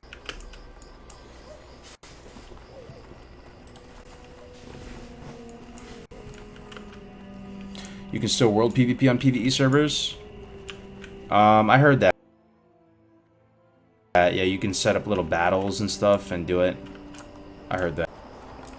This is what I've heard, yeah. You can still do it, sorta. Hey, what's up, Bowtide? Good to see you, man.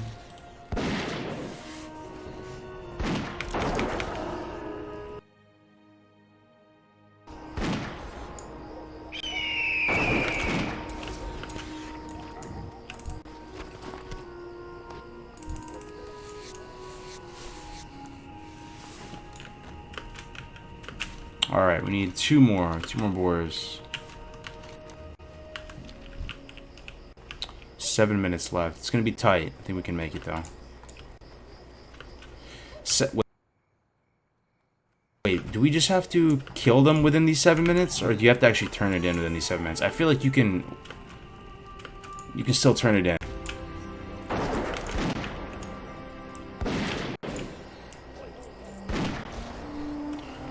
Just run around flagged. That's true.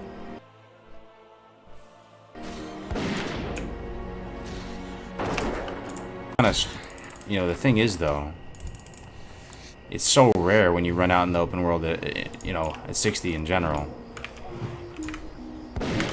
You really are living in instances for the most part.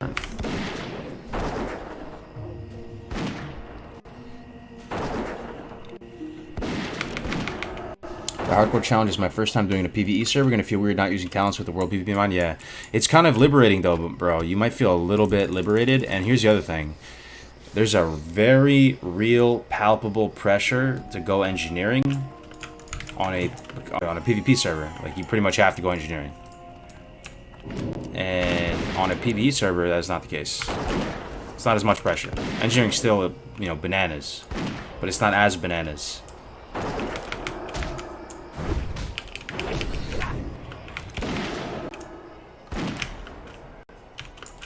It's not as bananas. Alright, we're done. Let's go turn it in.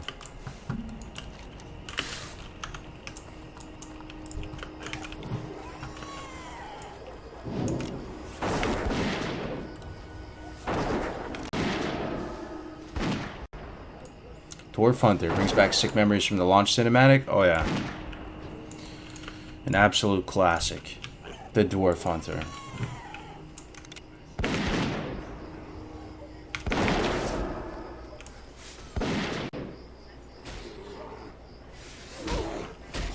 Watch out for the Horde Pathers. Oh, good call. Good call. That's a big true. I can't speak for all servers, but on Mankrik PvE, I've been in many world PvP battles and hill such. It's just when I'm done, I can turn it off. There it is.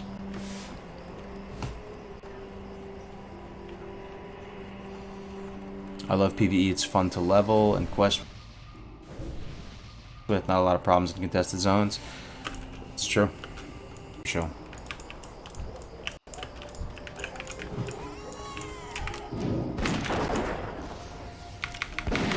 Those Horde Elite Pathers, do they go around the whole of Locke? Do they go, is it a big circle? Crix, you saw me die to the Barons ones, right?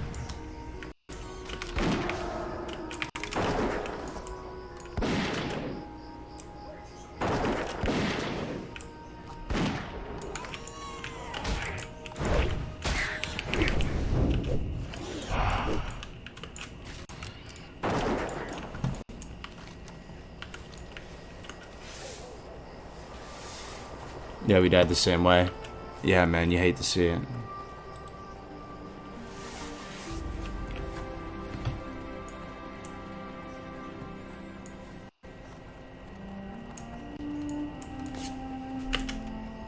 You can die to world PvP in the hardcore challenge, yeah. If you aggro a guard, or it might just be guard. Yeah, maybe a guard or a civilian. It will if you aggro a guard or a civilian, I'm pretty sure it's gonna flag you for PvP, and then someone can kill you in that time. So it is possible. It almost happened to me one time.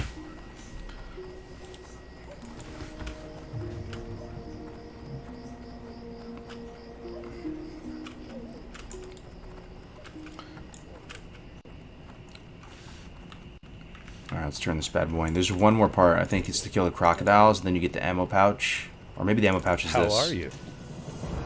What do we get? A sword and a fine cloth shirt. Very cool. It's a cool ass shirt. It's brown. Very hunter. I could have sworn there's one more quest here that gives you an ammo pouch, though. I might be too low level for it. It's probably one of these, man. Let's see. Oh, no, it's...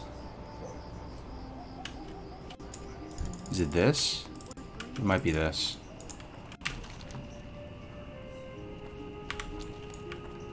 Need help?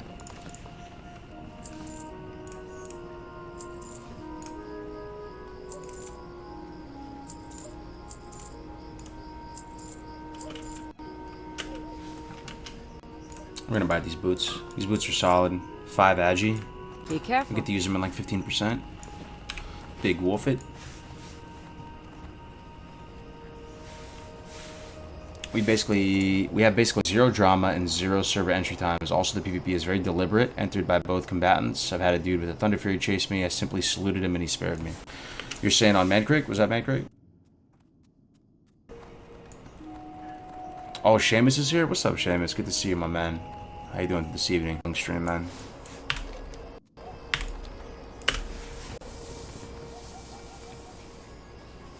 I'm loving leatherworking, and I'll love not getting corpse camp during my... Oh, what's LW?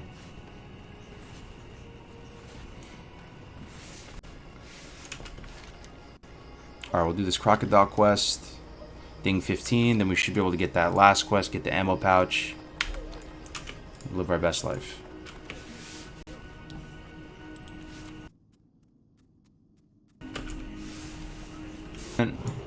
I did some leatherworking work though. Let me see. What are we at? We are at 41 leatherworking and 75 skinning, so we gotta upgrade the skinning.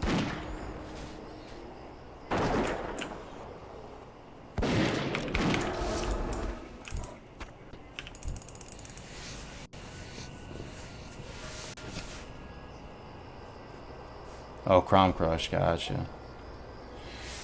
Deviate Delight on release was chill too. Had a good amount of world PvP before Battlegrounds. Old friends didn't come on though, so I switched to Fair. It's good, huh?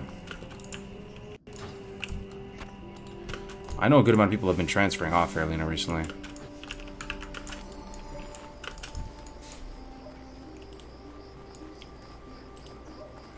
How did Fairlina pan out? People were saying, I didn't really keep too close tabs on it. People were saying at launch, remember? Remember that site, avoidstreamers.com? I was on there. Some of the larger dudes are on there. They're saying that Fairlina was just going to turn into like this orbiter kind of fanboy type of server. I feel like it panned out better than people thought.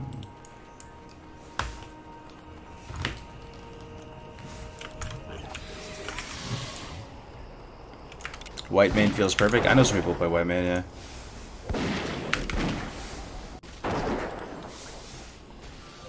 Fairlina launch was AIDS, so were all the servers were kind of AIDS at launch though.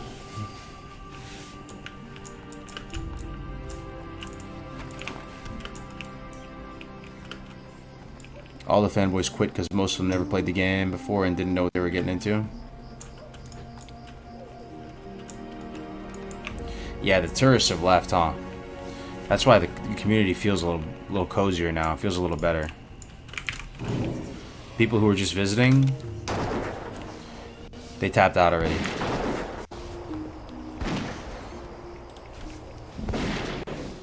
Are you still raiding and playing your Warlock? I spend most of my time doing hardcore, but this week actually I streamed the raids. We didn't have our greatest performance in the world, as you guys saw, but we cleared the content. MC and BWO. I'm gonna start streaming the raids from here on out too, I think. But yeah, I'm still raiding actively. I got, what did I get? Nemesis boots this week? Getting in line to kill the Warlock in the Orc Troll starting zone. Damn, dude, you gotta skip that one. That's the key. So you get ahead of the Zerg.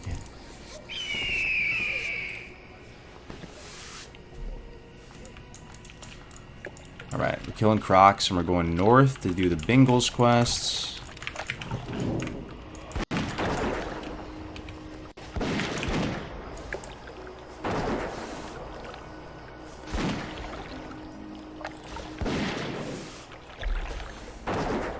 Do you have your raid on your alliance characters? No, man, I don't. I raided one time. Tanked MC on my prop pally one time. That was about it.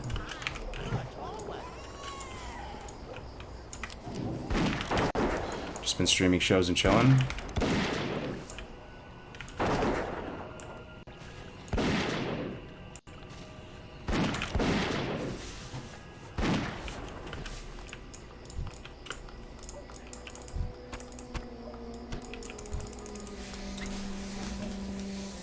You think more people are gaming now, guys? That's something that's been on my mind.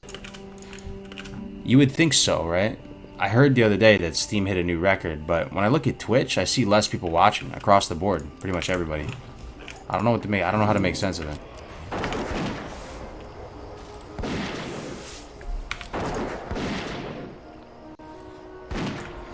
I look at all the streamers across the whole classic WoW category.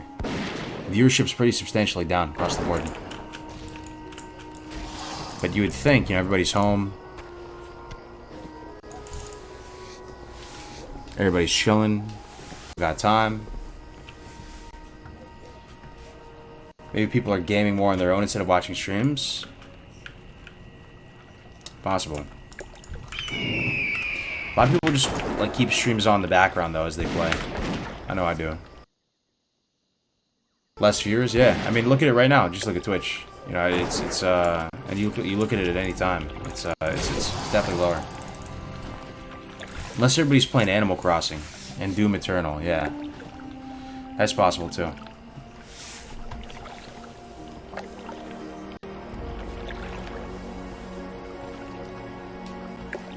Now they're trying to stay busy. Yeah, I mean, people are... You never know. It's a fascinating time. It really is. Maybe people, honestly, like... Maybe people were impacted financially or something by going on, and they're pretty much just getting their priorities in order. Far-fetched, but possible. You know, the unemployment in California, they said they had about 800 cases or something, or it might have been 2,000 cases a week normally. I think it was 800 though. Now there's something. Yo, there's been some crazy stuff though. As far as that the stimulus package, you know, the aid package or whatever. Apparently, if you have a Fannie or Freddie Mac, is that what they're called? The mortgages. You can suspend up to a year on your mortgage, and like you just push off the mortgage for a year. Insane, insane, dude. Also, no evictions. Pretty much all loans are put into forbearance. They're not, you know, canceling any utility bills. So crazy, man. So crazy.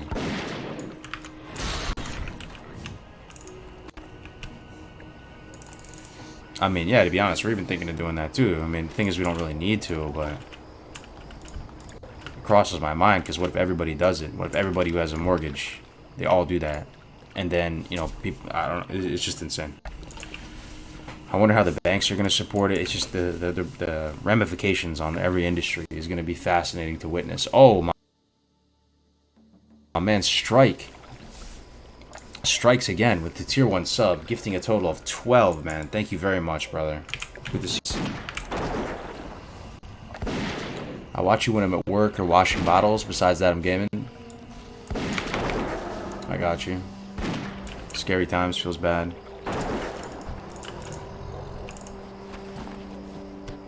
It's scary. Does anybody feel me when it's kind of exhilarating at the same time? In the sense that sometimes you go through life, you go through the motions, and it's the same old, it's normalcy. Normalcy is good, right? Like, you know, it takes these times of hardship to like realize how good normalcy is.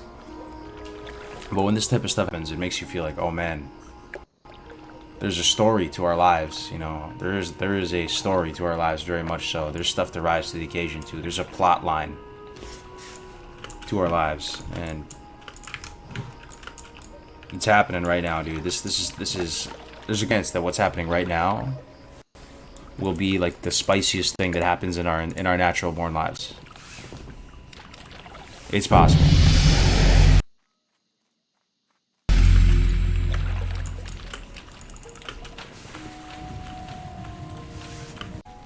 Oh, dude, I'm awake, man. Yo, one thing, can we all promise each other one thing, guys? For real, though. Real talk. Number one way we can, you know, prepare ourselves is to do cardio. I mean that, you know, I mean that for multiple reasons. We gotta like push each other here, I swear. We're just, you know. What I mean by that is that more people are staying at home, right? A lot of you guys are working from home now. You're eating more because you have snacks, because you're like stockpiling, because everybody's stockpiling, and you're moving less because you're at home all day.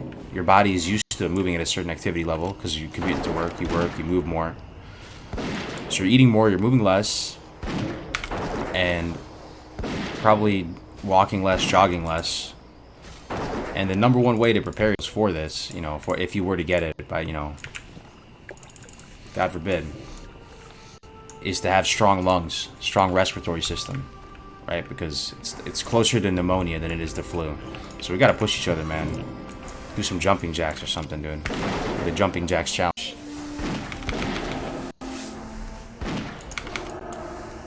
A lot of people will have that sneak up on them too. You're actually eating less, yeah?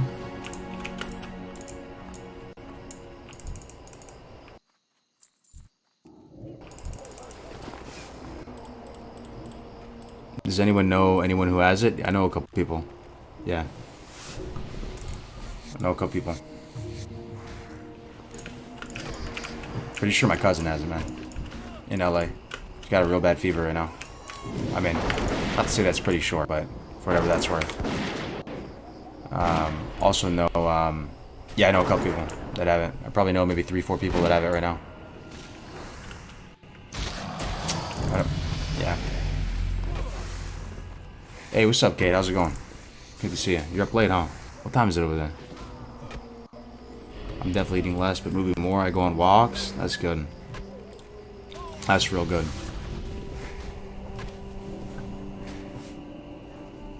Have they been tested? She's getting tested, my cousin. She lives in LA, near Hollywood area. Getting tested right now. You know, her parents, my aunt and uncle, are kind of freaking out. They're heading down there because they want to take care of her. You know, she's young, like in our age bracket though. So I mean, it'll be all right. If anything, people keep telling them it's not the move to go visit her because, you know, they're much older. They're like 60, 65 plus. So I go to 2 to 4 hour walks daily, avoiding everyone by 30 meters. That's what's up, man. Good for you guys for moving around. I know there's a silent majority, though, not saying shit right now, though. So you guys know who you are, man. Let's try to step up a little bit here. Number one way. They say that's the best way to improve your immune system, unless there's something else that I'm not thinking of, but there's an exercise, best way. And eating nutrient-rich food and stuff, too.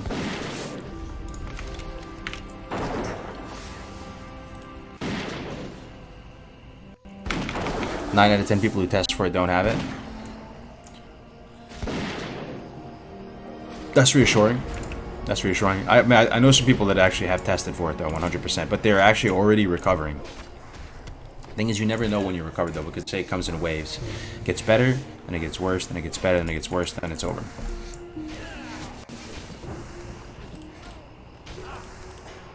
Sleep? Oh, yeah, sleep's got to be there, too.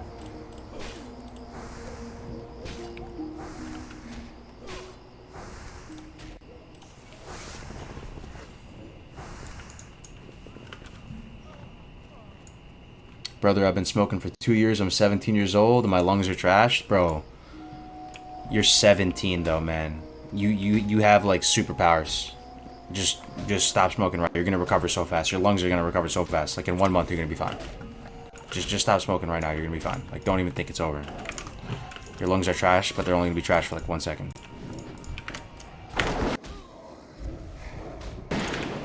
You're 17, bro. That's insane, kid. That means you were born after 2000? I don't know. What do you guys trust anyone born after 2000?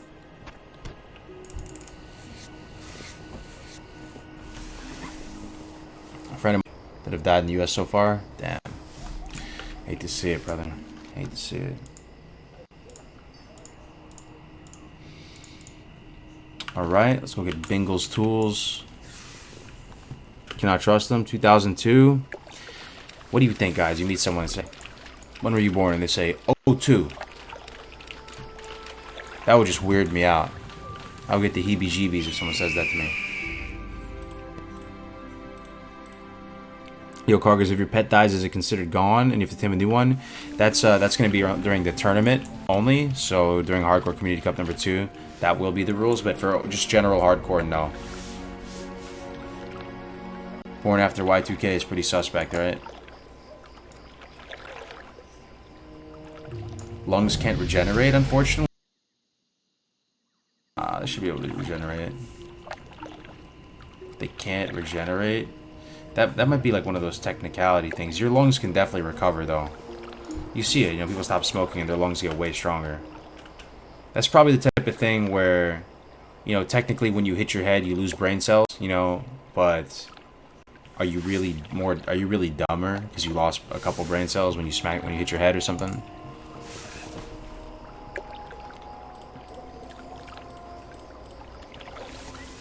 What do you think about the National Guard being deployed in California? I'm worried about them stopping people on the freeways down here. Nah, man. When people hear about the National Guard, they go crazy. They think it's like... They think it's, what is that word? I was talking about it earlier. We're living under martial law, right?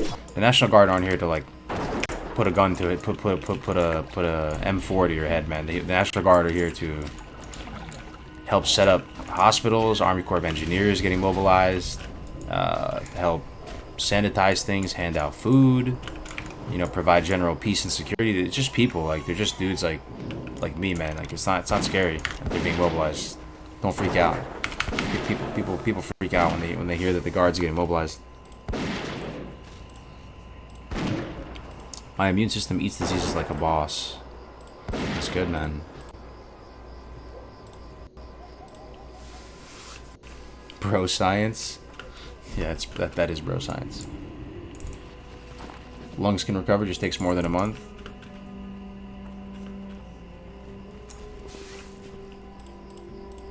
Amassing tar in your lungs because of smoking it will get removed over time, but corona eats your lungs and they don't grow back like other muscles. It's too early to say though, man. We don't know too much about it yet. Some people they think it's you're gonna have permanent respiratory damage. Too early to say.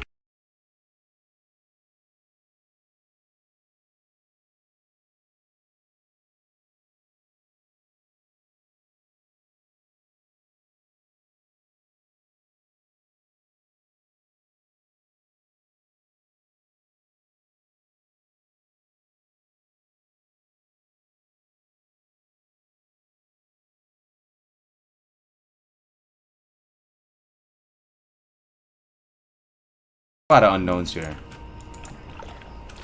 A lot of unknowns here. It'll pass though. Life goes on.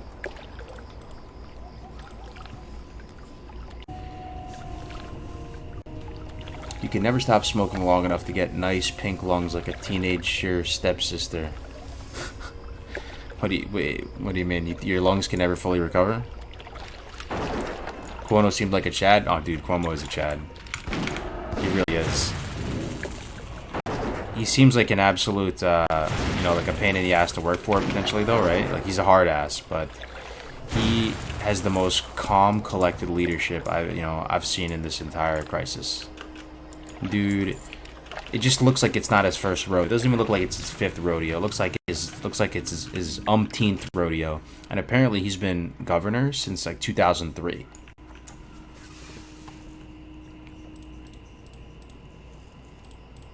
Yo, Seller, you're about at like DEFCON 8. I bring it down to like DEFCON 4, bro. I barely ever, you know, ban people or whatever, but you're going ham. You're wearing that tinfoil hat, bro. Gotta chill. Can being blind in one eye get recovered from? It's possible. Yeah. Yeah. I've seen some of those Facebook videos where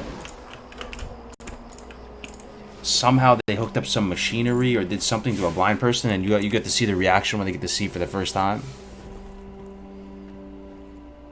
Do you smoke puff bars? What is that? What's a puff bar? I don't know what that is.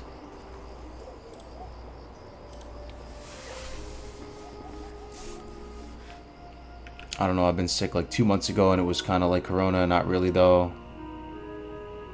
Nah, you're good, bro, you're good.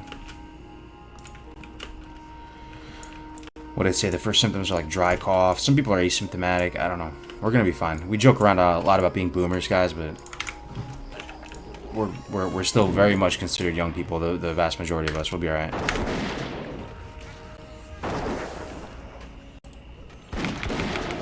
Must be mind-blowing to see for the first time. Yeah, there's videos out there tracking it. You get to see their first reactions. So it's possible.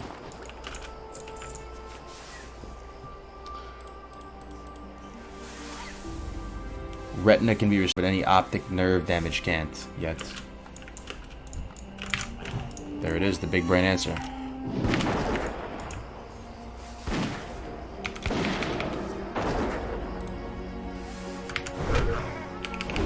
Yeah, we'll be alright.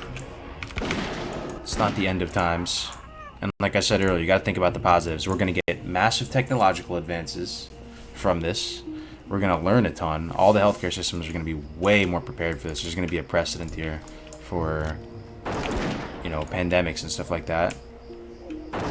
It's probably gonna bring us closer together as a species. As a that's a lot of troggies. Let's get out of here.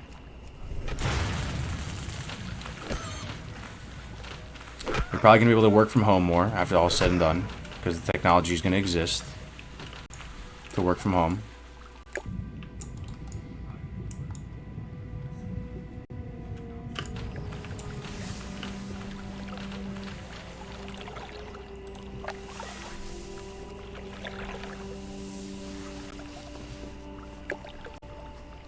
I think it's going to put us in a big step forward in the fight for climate change. Interesting. Never heard that perspective. I hope this forces different countries to team up against the common enemy. I think so, right? There's almost like some war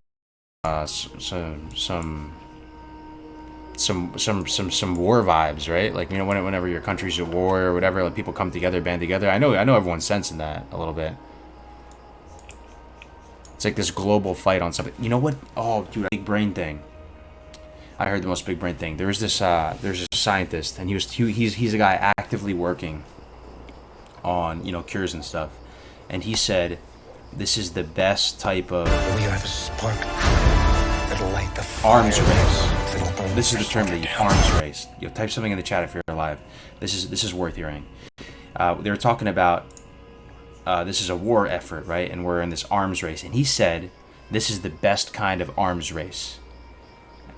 This is an arms race where we're all working together as a global species. We're all working, it's a unified arms race against one common enemy. It's not like one country over here making an arms race versus this country. It's all countries. Arms race to save mankind. Yes, there it is. Isn't that pretty cool, though? It's that, you know, the global arms race. And he said, yeah, that was just big brain. Big true, it enhances research and innovation speed, yo.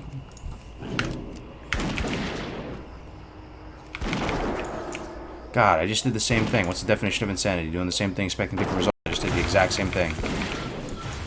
Expecting a different result. Actually, there is a different result. I killed one this time. I'm not insane, boys. We're gonna lose our boar, though. We're gonna lose our piggy. He is dead.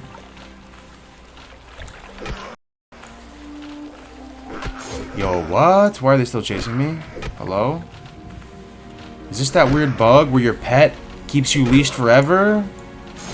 Bro, what? Don't tell me this is that fucking end, bro. Don't tell me this, brother. Don't tell me this. Dude, I'm gonna die to this pet shit.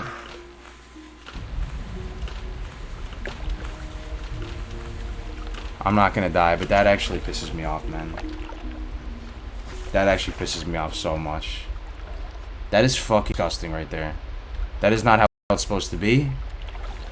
You know, people will go back to vanilla. Like, that is not how it's supposed to be. People will know from vanilla, it's not so. When you have a pet, there's a weird issue where it will keep them leashed for like infinity or double as long. That is not how it's 100% not supposed to be like that. Actually, like, incorrect Blizzard actual bug to the reference client. Anybody who's had a pet here on their classes, they know what I'm talking about. It drives you nuts. That stuff will stay leashed forever because you have a pet.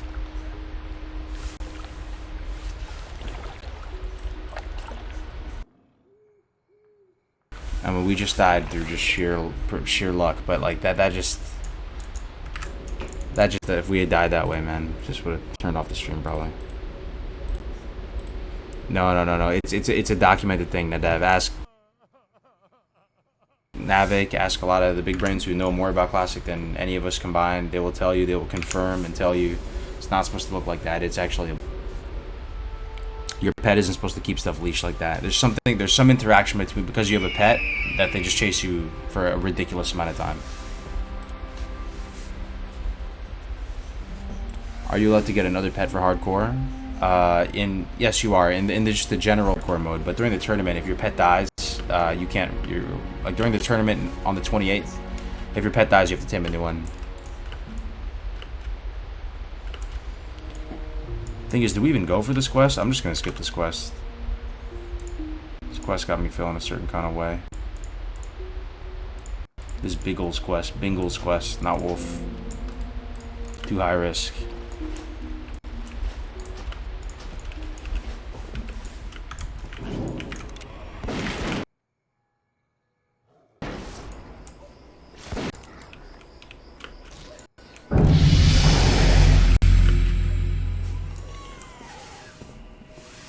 Would you recommend Hunter in PvP? Is it fun, powerful? Absolutely. Yeah, a lot of big brains will say it's the strongest world PvP class. They're very strong. People always talk about Hunters falling off in vanilla. Well, they don't fall off in PvP, really. People can make that case for PvE and raiding and stuff, but PvP, they stay strong throughout. They're really fun and powerful.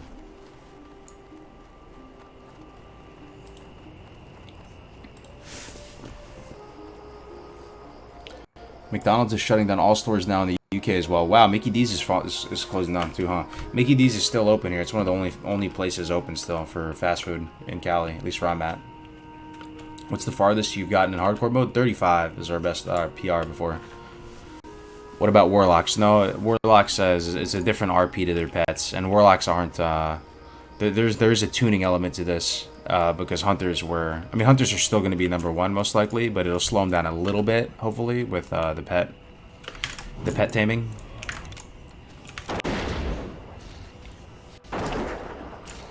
The Warlocks actually didn't rank very high on the leveling comparatively.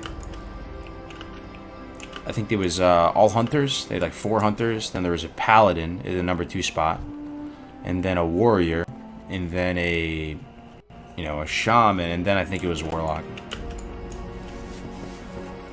Would you say Hunter is a better choice over Rogue for PvP and PvE?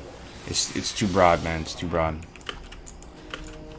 All the classes are good in this vanilla environment. 112. People will tell you it's one of the most balanced patches in all of World of Warcraft history. So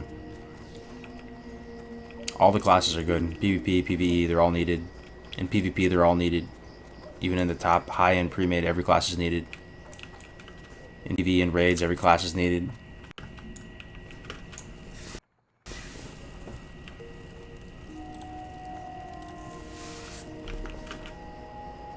In and Out is still open? Not by me. I don't think it is, at least. You gonna get a carrying bird? I'm gonna try it this time around. I wish I had a boar on my last hunter.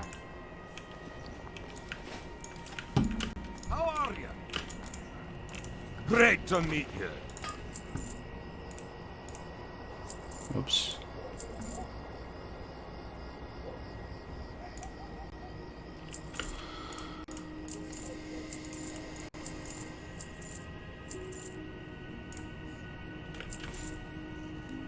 good. Alright. How much ammo we have? We have a decent amount of ammo.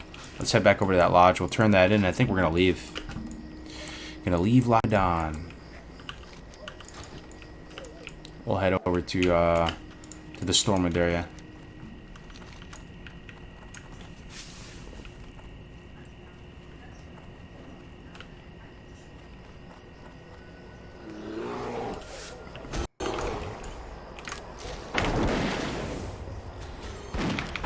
The one in Culver City still booming? That's what's up.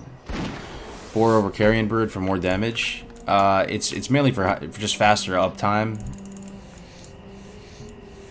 I mean, the Carrion Brood's solid too, sure. But in the early levels, at least, if Boar does kind of feel better in a certain light because it's just so snappy. You just snap to the target so fast, and you shred through stuff so fast.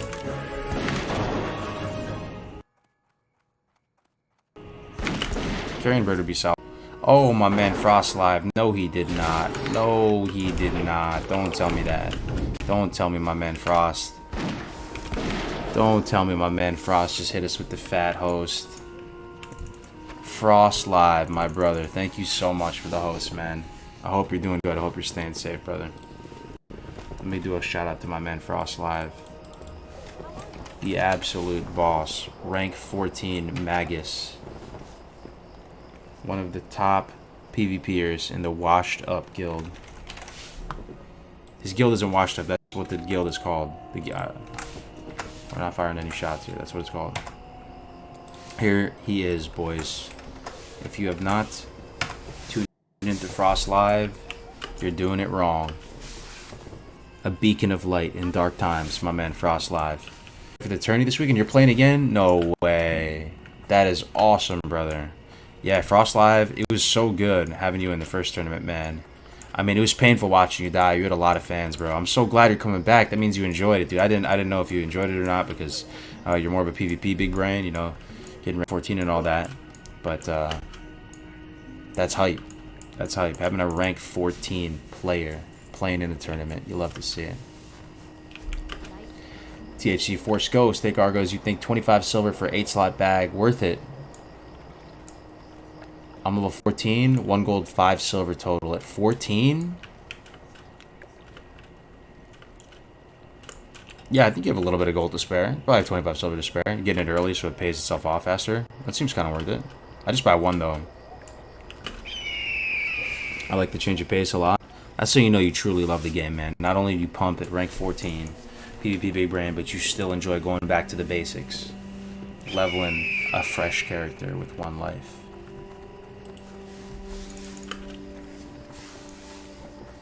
Anyway, that was my friend's B-Day. I gotta go have a good stream. Happy birthday to your friend, man. Stay safe out there. Wash your hands.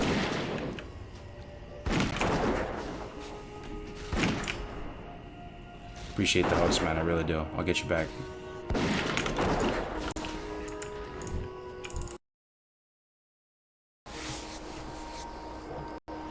Is leveling your favorite part of WoW? Yes, it is. I used to be embarrassed about that, but it's true. I find it pretty relaxing. It's pretty nice. Walking around the world, leveling fresh guys, trying new classes. Core stuff is working out. Because we're making leveling great again.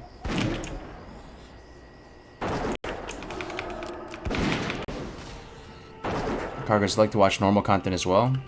Yeah, on Wednesdays and Thursdays from here on out, I'll be streaming the raids. Nadav, if you're interested in that. So people like to watch raids. That's surprising to me, but people like to, I think most people just like to chill.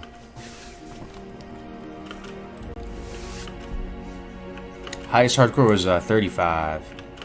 Oh, you think we can do this truck quest? Let's see. This might be a huge yikes. Let's test the waters a little bit here. You have to get the stone tablets, right? Great to meet you. Carb stone idol, that's right. I think they just dropped from the trogs though. At 15? You got my attention. Kinda sketchy. Gathering idols. If they just drop from the trogs and that's it, then maybe it's fine. 19? You kill a 19 time, but come on now. Alright, I'm out. Not Wolf. That wing clip up. Got an Audi 3000. Stop attacking him. Can I stop attacking him? There it is. Okay. Let us leave. Let us depart. This is death written all. I can smell death here.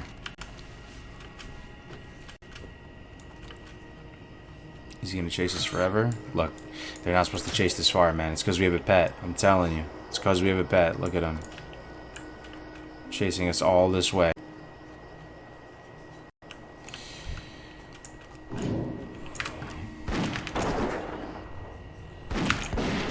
Something weird with pets. My pet didn't even attack him, really.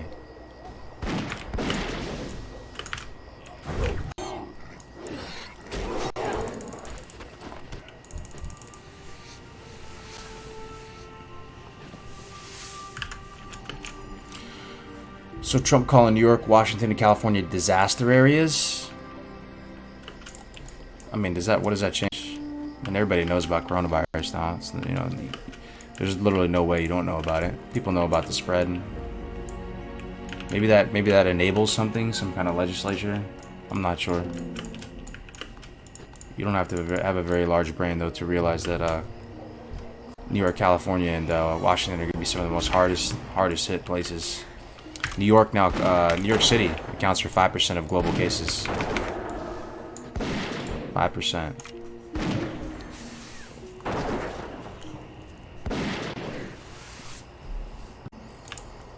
Cards, you show your dogs off and on in the stream. I'm getting a dog shepherd mix in the coming week. Do you have any tips for a first-time dog owner? Absolutely. What age is the dog? You getting a puppy? Is it going to be grown up already? Talk about dogs. I'm down. Talk about some doggos. I don't know if it's a bug though, and if it is, it would have been fixed already because it's such an easy fix. So here's the thing: if you don't hit something, it shouldn't follow you after a certain period of time. So you have to run away from its spawn point, and if you don't hit something, it depends on what level you are. At the lower levels, it's actually shorter. So at this level, it's probably like 10 seconds. If you don't hit something for 10 seconds and you're running away from it, it should de-leash and go back to its spawn point.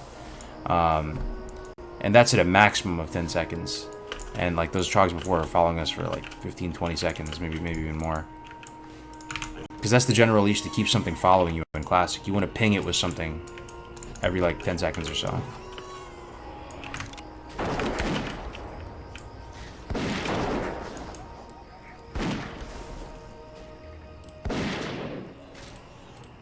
Was it like that on your Orc Hunter? Yeah, it's just a pet thing. If you have pets. Yo, what's up, Dust? Good to see you, man. What's up, Dusty? Are you hanging in there in San Diego, man?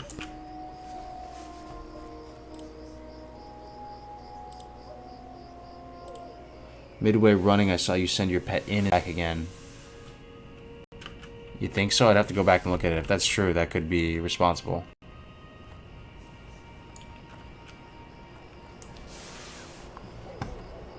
Highest level's been 35. Yeah, you're good? Dude, good to see it, good to see it.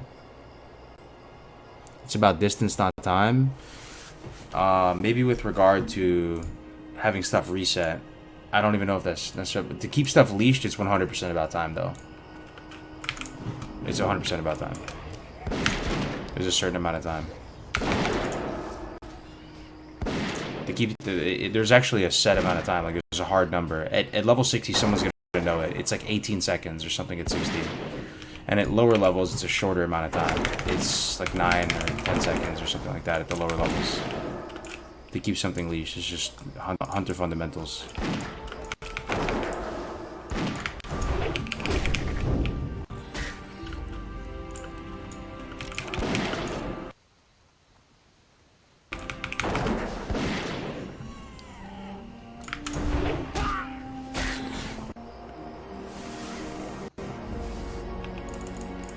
The biggest city in America accounts for 5% of cases, and they were slow to act. Thought you were a prepper. Where's that prepper instinct? I don't know where you're going with this.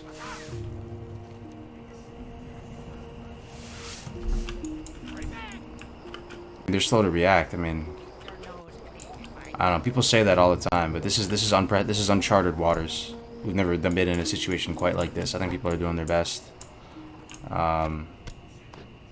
Could they have reacted sooner? It's possible, but it's the type of thing where it's coulda, woulda, shoulda. I think people are doing their best.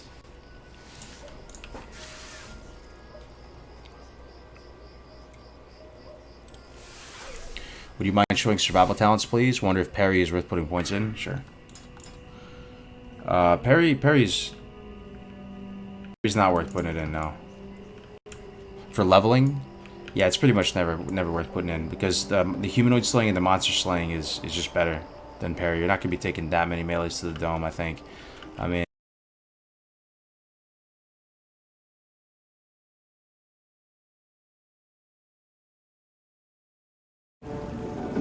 We are in the middle of a war.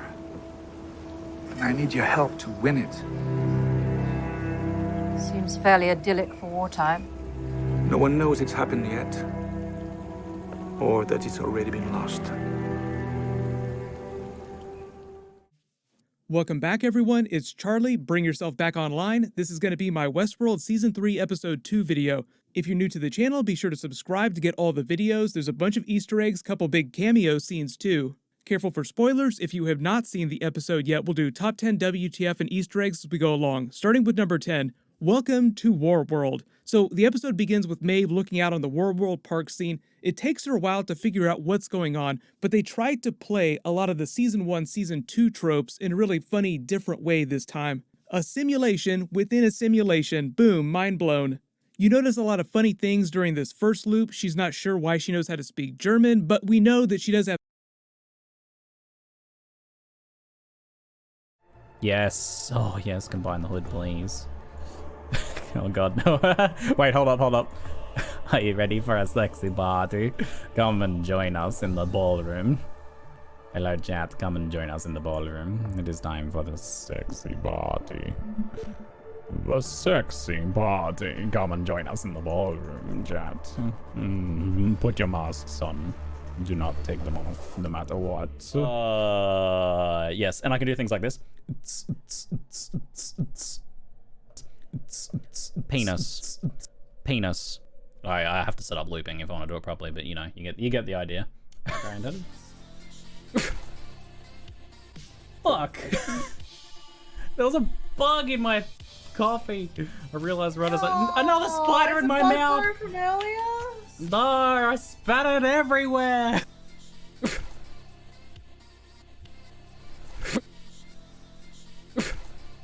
Okay, just keep running, Ames. Keep running. Keep running. Keep running. What, we're trying to get the boss?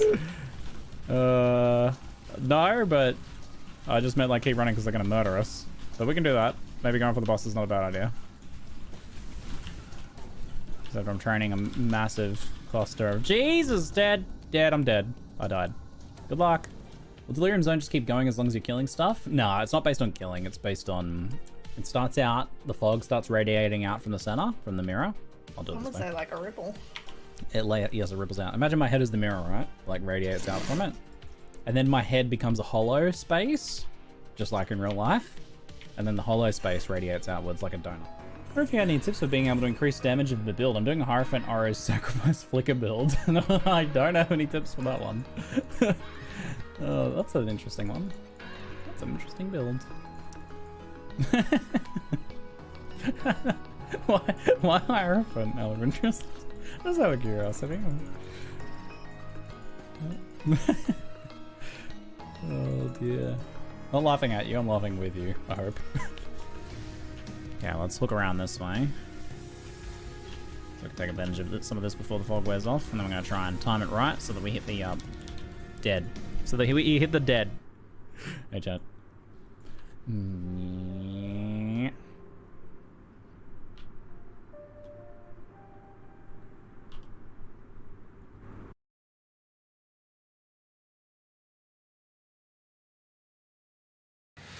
For many Canadian businesses, pressing pause on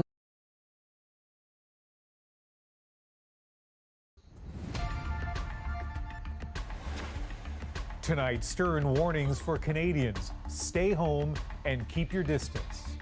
The advice is getting stronger and stronger. And with that stronger advice will be coming more and more penalties if people don't listen. The message from the health minister is clear, but it appears not everyone is listening. I'm scared because I think I have COVID. Canada's trouble with tests, why many presumptive cases still aren't getting tested. Our medical panel is here to answer your questions about the virus and how to protect yourself. Plus, Reach way up to the sky. creative solutions to keep businesses buzzing and little feet moving. This is The National. Appealing to people's sense of community, officials have been asking those with symptoms to self-isolate, those without to distance themselves from others. But not everyone has been answering the call, and now officials in some provinces aren't just asking anymore. They are not recommendations. You must follow those guidelines. We are dealing with a deadly virus, and this behavior is unacceptable. More coercive means could be applied. More coercive means now being contemplated by the federal government, too, as some people continue to congregate and Canada's outbreak claims more lives. Since yesterday, 8 more people have succumbed to COVID-19. The total deaths in Canada now 20, at least 130 new cases emerging today. That brings the country's total to more than 1,400. But before we get to the efforts to protect Canadians here, we have some breaking news on the 2020 Tokyo Olympics.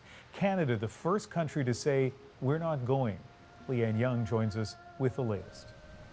That's right, Ian. We have just heard from Team Canada. They will not be sending athletes to the Summer Games in Tokyo. The Canadian Olympic Committee released a statement. Instead, they are urgently calling on the IOC to postpone the Games for 1 year. They say it's not safe for athletes, their families, and the broader community if they continue training. This comes after the International Olympic Committee has said canceling the Games is not going to happen. They may postpone, but they may also look at other possibilities to make the July 24th start date possible. The committee has given a deadline of 4 weeks to decide, and the COC says it appreciates having that timeline. So far, athletes have had a mixed response to the IOC's plan. We've heard from Hayley Wickenheiser, one of Canada's greatest hockey players and an IOC member herself. She had called their intention to go ahead with the Games. This was from several days ago, insensitive. They're putting sport above health and humanity. The athletes of the world can't train. Many athletes, the pools are closed, the gyms are closed, the facilities are closed. But much more than that, they're worried about their families. If it's not safe, we shouldn't be there. Others like Quebec's Brent Lakatos, an 11-time world champion in wheelchair racing, he wanted to see the Games postponed, but it's challenging. We're just about 4 months away from the Games, and these athletes are supposed to be in the best shape of their lives. Since the start of the first modern Olympics, the Games have only ever been canceled 3 times during the World Wars. So the Olympic Committee is hesitant to cancel, but they may have to postpone, as we could see more Olympic committees coming out to say what Team Canada is saying, the first team to do it. They won't be going to the Games if they are held this summer. And at this point, Leanne, what sort of reaction are we seeing? Yeah, we're just seeing some quick reaction on Twitter already. Some of the athletic associations all saying they support the decision. So Wheelchair Basketball Canada, Cycling Canada is also saying yes. Inaki Gomez, he is an Olympian. He's a race walker, and he says the right decisions are not always the easiest to make. Really proud of Team Canada. And we're also hearing from Ontario's Hilary Stellingwerf. She also says thank you to Team Canada for making that decision. So initial response is quite supportive at this point, Ian. All right, Leanne, thank you. You're welcome.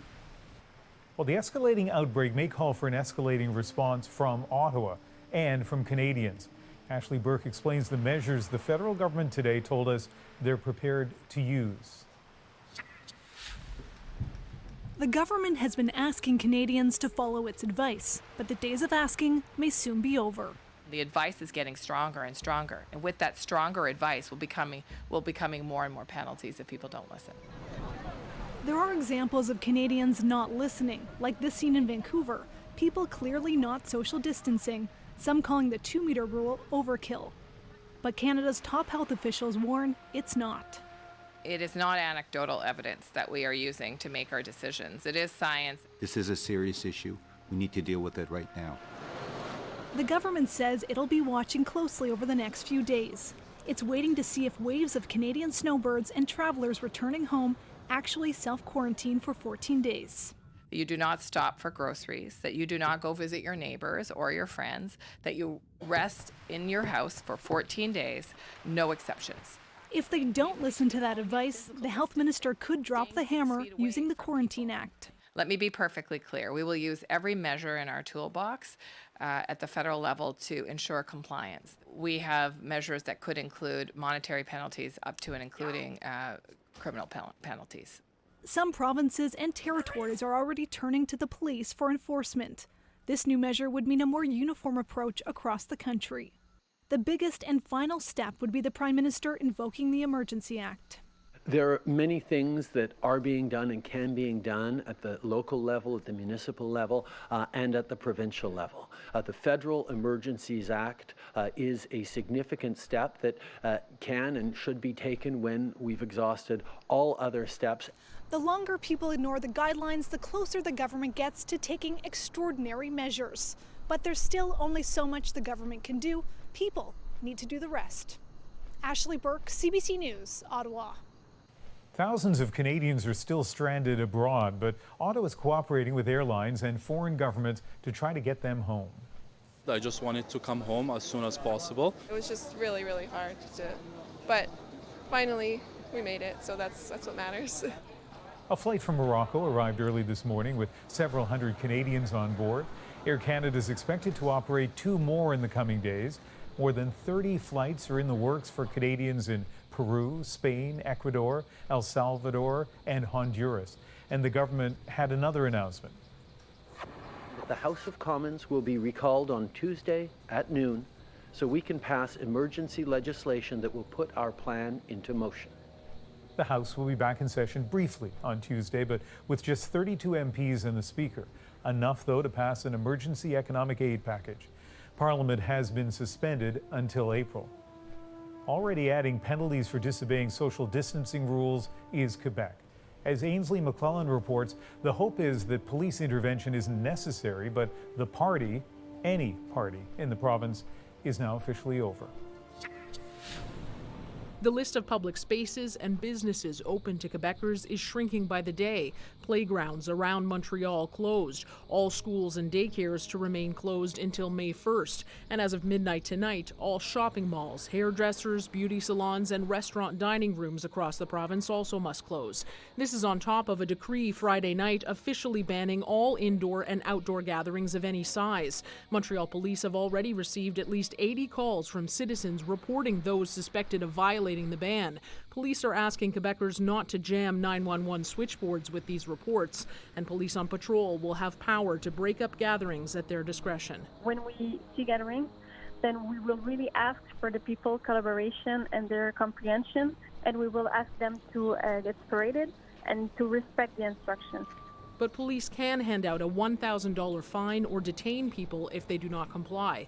In Quebec City, police broke up about a dozen gatherings last night. Police say most people cooperated, but one person was arrested and held overnight to face fines for disturbing the peace and for insulting a police officer.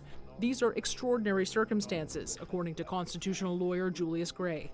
The police has to use its discretion, but it may have to arrest some people. It's a clear and obvious reason and an emergency. Now, one thing that has to be remembered, and I think it's essential, the charter remains in force.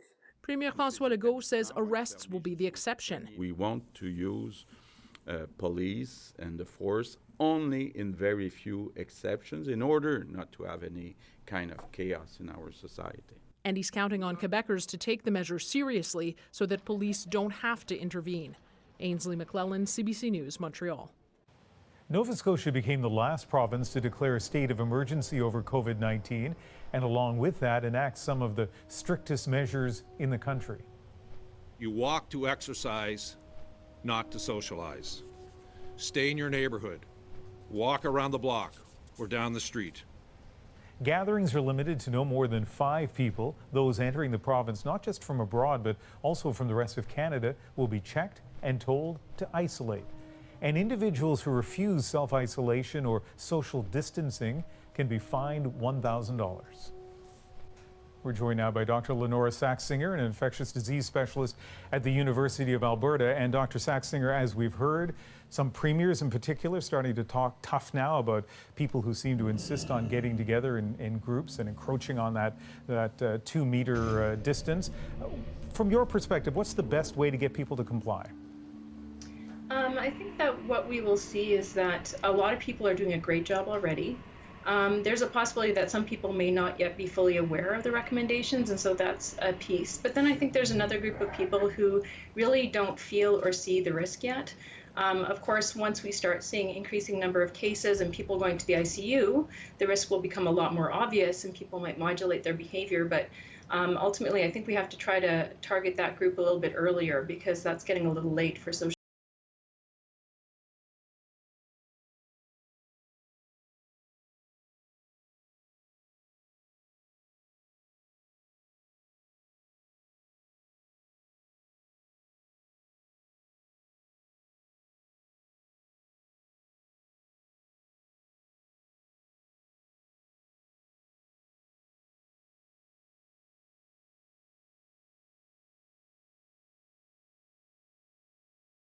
Happy I did it. We got her out, and we'll report further on that one. But it's that was rough stuff. I want to thank General Milley. I want to thank all of the people that were involved and the people that went in to get her. I want to thank you very much. As we continue to marshal every resource at America's disposal in the fight against the Chinese virus, we're profoundly grateful to our nation's state and local leaders, doctors, nurses, law enforcement, and first responders who are waging this battle on the ground. It is absolutely critical that Americans continue to follow the federal government's guidelines, so important, about social distancing, non-essential travel, and hand washing. Defeating this unseen enemy requires the help and commitment of every single American. I want to just say that Senator Rand Paul, a friend of mine, he's been a great friend of mine. He's been always there when we needed him, when the country needed him. And as you know, he just tested positive. Jose, skyrocket. Following them, and we hope they can do the job, and I think they will. I spoke with all 3 of the governors today, and just a little while ago, and they're very happy with what we're going to be doing because we'll be announcing some other things for those 3 states and some other states where it's hit the hardest. This action will give them maximum flexibility to use the guard against the virus without having to worry about costs or liability, and freeing up state resources to protect the health and safety of the people in their state. The federal government has deployed hundreds of tons of supplies from our national stockpile to locations with the greatest need. In order to assist in those areas, I approved the state of New York's request for a major disaster declaration, something which Governor Cuomo has been asking for and which I agree, and we had it done in very rapid fashion. We approved this on Friday evening, and we are working very, very hard to get all of these things not only signed up, but completed and finished and in win. The request from the state of Washington for a major disaster declaration was approved just a little while ago, went through the process, and we moved it very quickly. The request from the state of California was just received, and we will have it approved very quickly for the state of Washington, state of New York. Fantastic doctors, as good as they come. But it's hard to get to them because of what was bureaucracy, but no longer bureaucracy. We've done a lot of things, in that case, because of accountability. When people aren't doing their jobs, or if they're bad, or if they're sadistic, or if they steal, or anything bad happens, we're now units under Title 32. Stop until we win. This will be a great victory. This is going to be a victory. And it's going to be a victory that, in my opinion, will happen much sooner than originally expected. It's now attacking, the enemy is attacking 144 countries at this moment. 144, that's unthinkable. There's never been anything like this. and it's vicious. It is vicious. Some people recover well, and some people have a hard time. We all know that. But we will be totally victorious. We will then get our economy up to a level that it was, and in my opinion, beyond, because that will be a pent-up demand. There is a pent-up demand, and a lot of great things will happen. But I'm very proud of our country. I'm very proud. I'm very proud to be your president, and it's just something that's just, you're very special people. So thank you very, very much. And I'm going to ask, if I might, combination of Pete, why don't you start off? Okay, please. Thank you, Mr. President. Just a little bit about what we're doing in Washington, California, and New York. We understand that the states of Washington, New York, and California are the areas seeing a steady increase in COVID-19 virus cases. In order to assist with additional needs identified in those areas, the state of New York was approved for a major disaster and declaration this morning. Washington State was also approved earlier today. California submitted their request, and the President will consider it immediately. We have medical supplies en route to these states, including respirators, surgical masks, gowns, face shield, coveralls, gloves, with quantities already delivered to both Washington, New York, and California.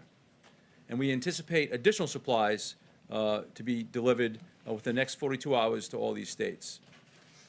Under President Trump's unprecedented national emergency declaration on March 13, FEMA is assisting state, local, tribal, and territorial governments, including reimbursing eligible emergency protective measures taken at the direction or guidance of public health officials in response to this emergency.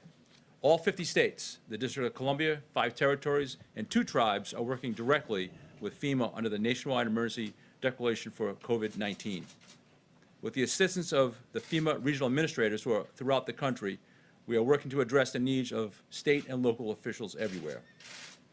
States, tribal, and territorial governments do not need to request separate emergency declarations to receive FEMA assistance under this nationwide declaration. The emergency declaration does not authorize direct financial assistance available to individuals such as disaster unemployment assistance or other needs assistance at this time. Just a note on the USNS Mercy. Based on analysis of potential needs for hospital beds on the West Coast, the decision was made that the USNS hospital ship Mercy would have the greatest impact in California. The Department of Defense has been given direction to dispatch it to Los Angeles immediately. DoD has advised that the Mercy can get into position within a week or less of today's order. Even though there are more cases right now in Washington, the projected needs for beds in California is 5 times more that of Washington. The Mercy will be used to take pressure off local hospitals, other medical needs, and not for treating COVID-19 cases. And finally, a little bit about the National Guard. The federal government continues to take aggressive action and proactive steps to address the COVID-19 threat as we attack the health and safety, or protect the health and safety of the American people. It remains our top priority. The National Guard is especially posted and equipped to assist federal, state, local agencies while serving the public. In response to this unprecedented nationwide operation, President Trump has approved Washington, California, and New York National Guard units under Title 32 status for the COVID-19 response. The President's action provide the nation's governors continued command of their National Guard forces, enabling states to use additional resources to meet the missions necessary in the COVID-19 response. The National Guard is a viable and responsive avenue to provide a much-needed asset that is state-managed and federally supported. And I want to be clear, this Title 32 activation does not federalize National Guard members. The National Guard is still under the authority of each governor. They will work in concert with the Department of Defense. And we've had a lot of disinformation circling, and I want to make sure it is understood that this is not martial law. The Department of Defense, by way of a mission assignment, will lead this task. And then finally, we continue to respond to hundreds of requests from governors across the country in filling all their critical needs. Thank you, sir. Thank you, Pete, very much. Peter Navarro. Thank you, sir. Thank you, Mr. President. Good evening. What I want to talk briefly about is the Defense Production Act. And to give you the overview here, using the full power of private enterprise and the full force of the federal government, my job at the White House is to make sure, tactically, working with FEMA and HHS, the American people, particularly our healthcare professionals, get the gloves, the masks, and all of the personal protective equipment they need. And I can tell you, sir, that since you signed the Defense Production Act, my job's gotten easier. And let me explain why. The Defense Production Act, in this context, has two primary functions. One is mobilization of the industrial base, in this case, the public health industrial base, and the other is allocation of resources, both from the supply chain to the manufacturers and from the manufacturers to the end users, such as the healthcare professionals. Now, what we're seeing on a purely voluntary basis, based on the leadership of this administration, we're seeing the greatest mobilization of the industrial base since World War II. And every day I'm working with organizations and companies, National Association of Manufacturing, the National Council of Textile Organizations, and so on, in terms of building up rapidly our capabilities to get what you need. Now, let's think about what mobilization means. It can mean, for example, repurposing a factory. So Pernod Ricard called us last week, and they had 3 hurdles they had to deal with. They called my office, had to make a call to Treasury, FDA, and HHS to clear the path. We got that done that day. They started their production that day, moving from alcoholic beverages to hand sanitizers, and as we speak, a truck is moving towards New York and will arrive there Tuesday to share with the hospitals over 1,000 gallons of sanitizer. So that would be a repurpose. A second example would be one that the President offered with Honeywell. Again, Honeywell called the White House asking for help from the President. And what they said is, look, we want to do this new factory in Smithfield, Rhode Island. They called me on a Friday morning. And by that night, we had a contract in to HHS. HHS flipped that immediately, and I had Honeywell moving people and equipment from Massachusetts to that facility in Smithfield, Rhode Island, and we're going to have those masks produced within 30 days, moving on the assembly chain. So my point is, mobilization is repurposing, building up capabilities. And the other portion is, of course, the allocation of resources. Now, what I can tell you so far is that the Defense Production Act, sir, has given me quiet leverage. When you have a strong leader, you can take a light hand initially. And so what we've seen with this outpouring of volunteers from private enterprise, we're getting what we need without putting the heavy hand of government down. There will be possibly cases down the road, and the manufacturers have actually asked me and alerted me to this, where some places in the supply chain, they may have problems that the White House will have to break through using the Defense Production Act. We won't hesitate to do that. The last thing I'll tell you is that I also get a lot of calls that are very disquieting. Brokers are offering millions of items, whether they're goggles, masks, or whatever, and you go through 3 different brokers, tracing to a warehouse in LA that's allegedly got 10 million masks, and they want to charge you 7 times what they cost. That's price gouging. A message to the hoarders: if you got any large quantities of material that this country needs right now, get them to market or get them to us. We'll pay you a fair price. But if you don't do that, we're going to come for you and make sure that doesn't happen in this country, and that would be a good use of the Defense Production Act. So I salute you, sir. You've made my job easier, and I appreciate that. Thank you, Peter, very much. Great job. Mike, please. Thank you, Mr. President. Task Force met this afternoon, as we do every day. And let me begin today by simply saying thank you to the American people. And thank you for the way that people across this country, 7 days into 15 days to slow the spread, the people in communities large and small across America are responding, are cooperating, are communicating, not just on behalf of their own health and the health of their family, but more importantly, on behalf of the most vulnerable among us.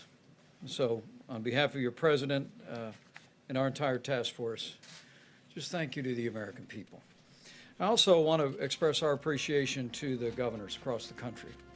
The President today just announced action in New York, California, and Washington State as the latest demonstration that this administration will do whatever it takes to support the leadership at the state and local level as the American people confront the spread of the coronavirus.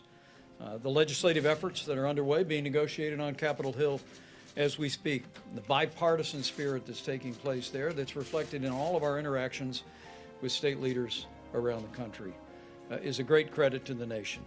But it should be a great encouragement to the American people that your government at the federal level, at the state level, working with courageous healthcare providers all across America, are coming together to meet this moment. And that is the way our system works.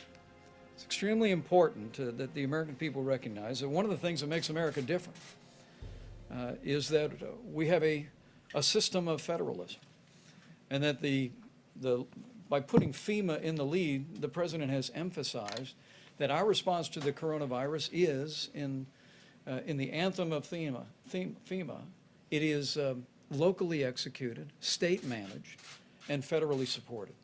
We want the people on the ground, the decision makers, to have what they need. We want states to be able to manage the unique circumstances in their states. And whether it be the legislation moving through the Congress or the efforts the President announced today, major disaster declarations, Title 32 on the National Guard, resources flowing, hospital beds flowing, we're going to continue to make sure that our states have what they need to meet this moment. Our task force continues to focus on the priorities the President's given us. They are testing, mitigation, and supplies. And on the subject of testing, as is evident to people across the country, testing is more and more available every single day. We'll be detailing tomorrow from this podium the progress that we are making on tests. At this day's reporting, 254,000 Americans have been tested and received results in coronavirus tests, with slightly more than 30,000 actually testing positive. There's a bit of an encouraging word in that for every American. Remember, everyone that's being tested now, with the exception of our healthcare workers, are people that have symptoms that make them think they may have the coronavirus. And as our numbers come in consistently, because the 254,000 does not include all the local hospitals or all the local labs in our states, it's working out to be about 1 in 10 Americans who've been tested who thought they had coronavirus actually had it. 9 out of 10 did not.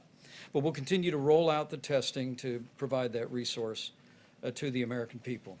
And we're working to make testing happen faster. We expect from word from the commercial labs that we should be caught up on the backlog in testing by the middle of the week.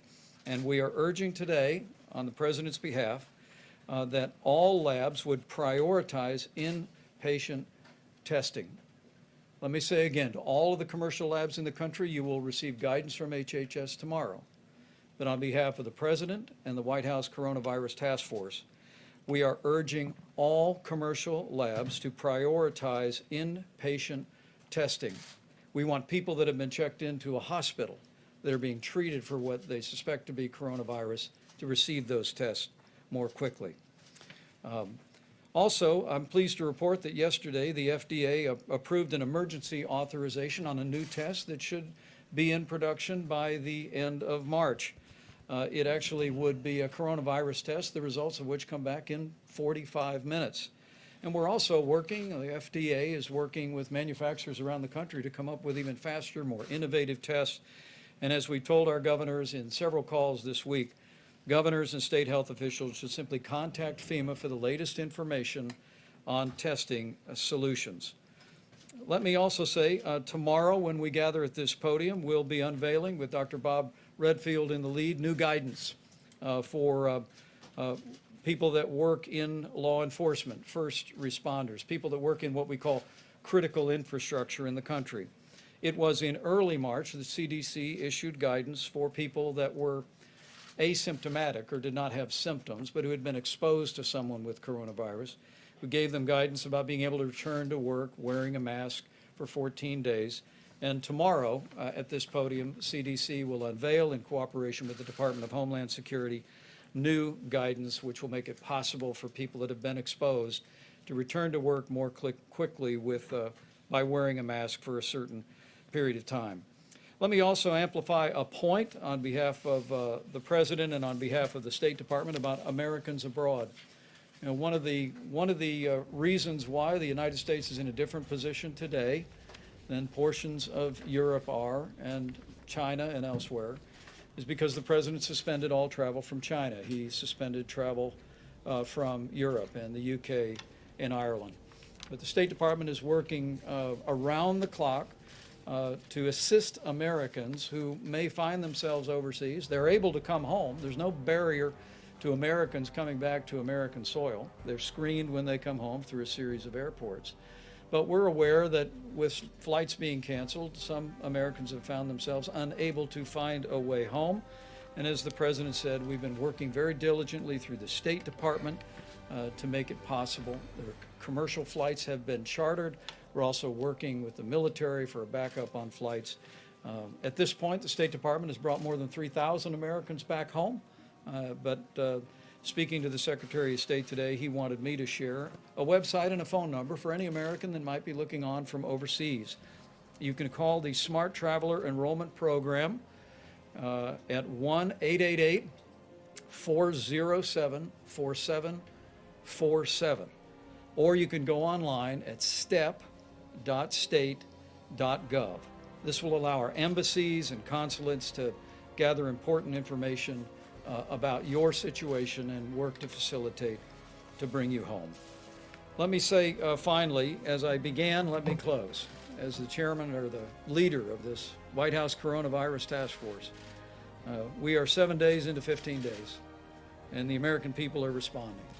Because as we speak about supplies, as we speak about testing, the most important thing every American can do is heed the guidance and the direction from your state and local officials, particularly in areas where we have widespread coronavirus infections. But for every American putting into practice these measures that the President alluded to at the very beginning of his remarks is a way that we can do this, America. That we can lessen the magnitude of the coronavirus in our country with the cooperation, compassion, generosity, and prayers of the American people. We can slow the spread, we can protect the most vulnerable, and we can heal our land.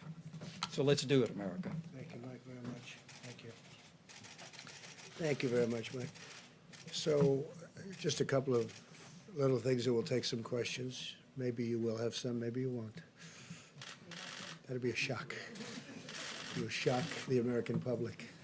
But I have to say on the testing, if this works out, and we think it might, the new test will be a very simple one, much easier than the existing test, which is quite complex and not a lot of fun to take. And this will be a game changer. But remember, So we it's all like inherited really a good broken, quality, so it's obsolete all like system. kind of ripstop fabric. It It's was not good gonna tear for a on you. small number of people, but not good for the millions of people that we're talking about. Same thing with And pants. we've made this into a system that no matter where you go in the world, that's where they're going. That's what they want to do. That's how they're going to be doing it should something like this happen again. So our people have done a fantastic job, really a fantastic job. And I hope the new test works out. We'll know fairly soon, I think, Doctor. We're going to be knowing about that fairly soon. Hopefully it'll check out or test out. And we certainly are looking forward to that. That will be a very simple test by comparison. Won't be unpleasant at all. And one other thing, the ships. So we have the Mercy, and it's going to California, as you know. That's on the West Coast now. And you have a sister ship that's essentially a twin. They're incredible. I mean, they're incredible ships. I've seen it. I've seen one of them, and they are unbelievable what they can do and the capacity. Many operating rooms, you know, they're wartime ships. They're meant for war. Many, many operating rooms, stainless steel. These rooms are as good as there is anywhere in the nation, actually. I spoke with Governor Cuomo. We had a great conversation today, a number of conversations, actually. He's working very hard. And we are going to be bringing that ship that's called the Comfort. So you have the Mercy and the Comfort. The Comfort's on the East Coast. and that ship will be coming over the next 3 or 4 weeks. It was in the middle of maintenance, and we are moving the maintenance very, very quickly, and we're also supplying the ship simultaneously. It's actually big supplies going into those ships, big. And that ship will be coming up here over the next few weeks, and we'll probably be putting it in New York Harbor. And we're making arrangements for that also as to where it's going to be docked. So you have the Mercy and you have the Comfort. They'll be coming up. The Mercy will start very, very quickly. It'll be arriving in Los Angeles pretty soon. So we look forward to that. A question? ABC. Thank you. First of all, Senator Paul testing positive. When's the last time you've had in-person contact with him? Gee, I think it was quite a while ago. But also, it's been a long time. On top of Senator Paul, now 4 senators are in isolation, and the rules say that in order to vote, they have to be there. Senator Gardner, and Senator Rick Scott. Also, 2 of them were in contact with. Yes, Rick is coming out.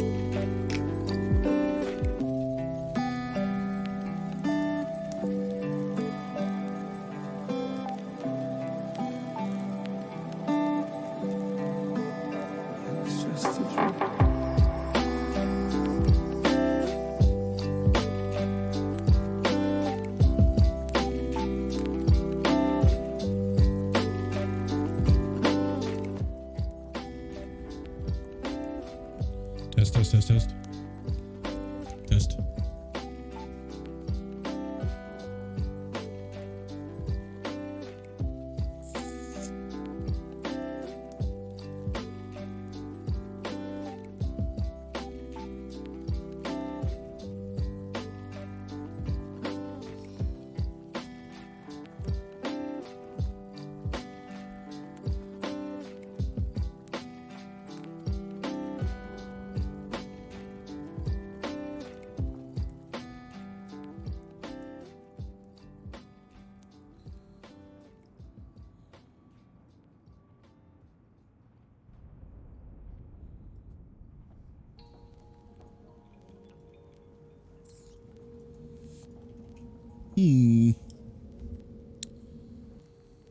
Well, we're gonna get into some shit tonight. Yeah, we are.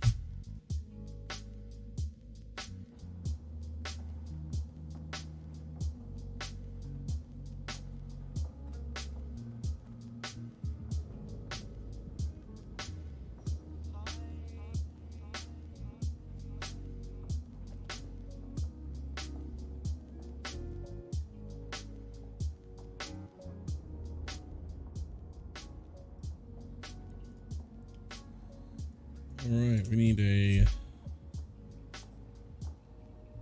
dungeon as well, so we're keeping our eye out for a dungeon while farming. another storm where there's a lot of alliance. So it should be AIDSy. Nice and AIDSy.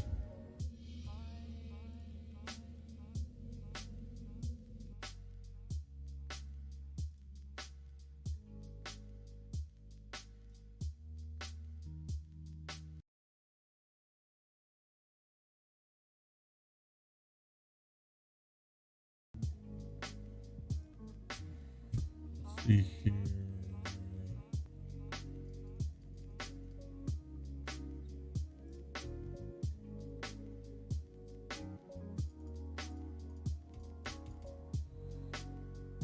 Okay. So the shit we don't need.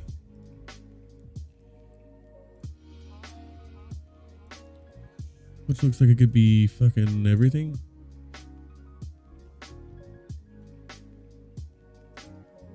Let me ask him.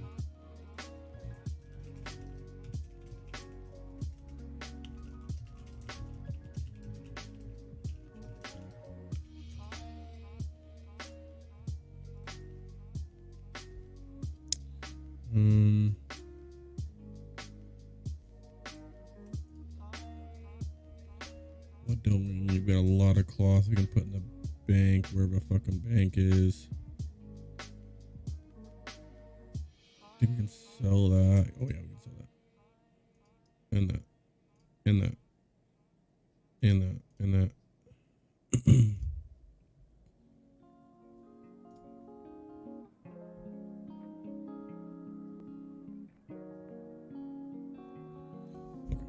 It's gonna be annoying.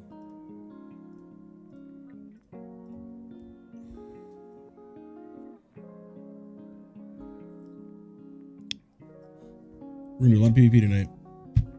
It's gonna be a long night of PvPing. Couple hours, like 3 hours of it.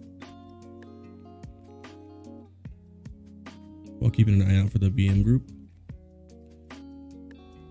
Of course.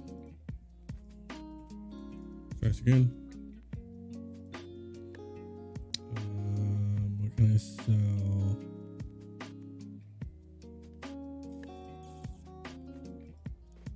Don't know what that is. We can get rid of that. There's so much shit in here. I don't know what any of it does.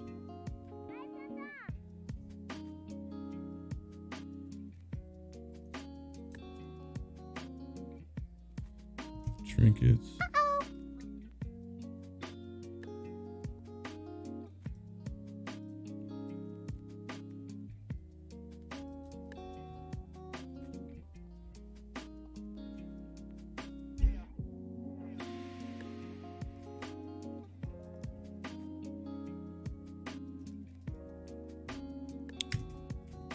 WI.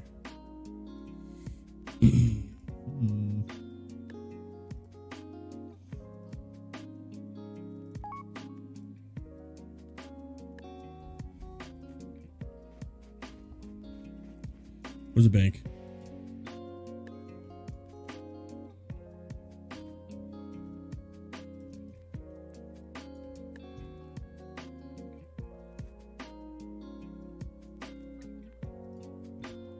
Bank. The bank.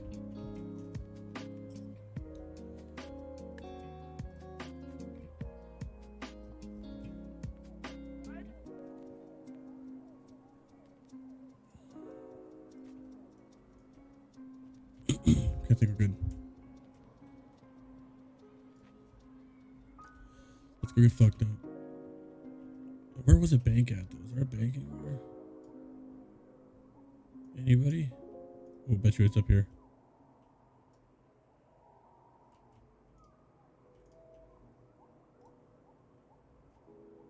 God, it was not even close.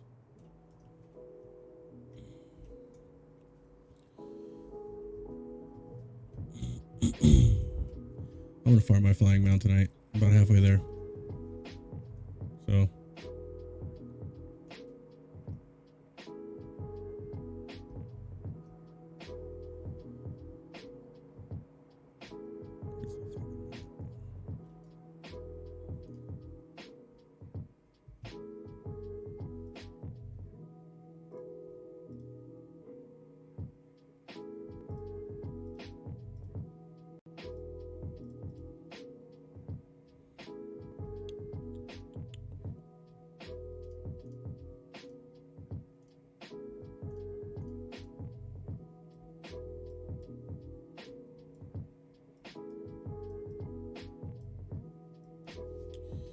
We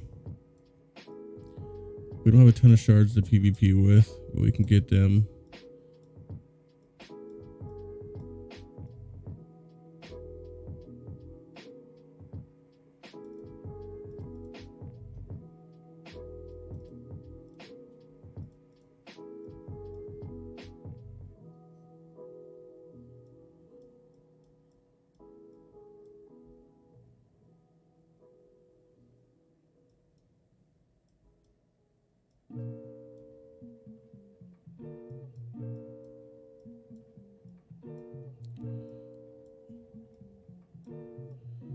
Okay.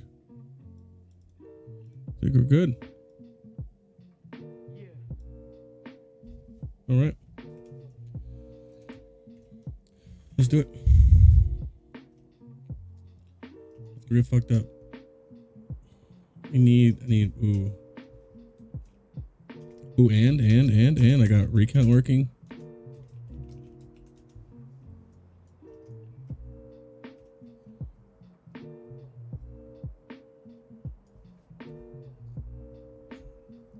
Found a BM group right away. Oh, damn, it's a rogue. 2 rogues and a hunter.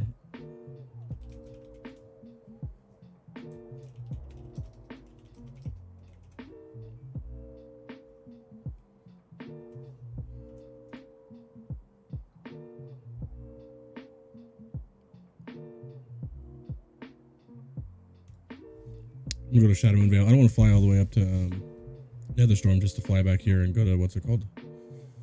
Should put that somewhere else. Let's put this here. Unit frames, party. Let's see. Portrait. No,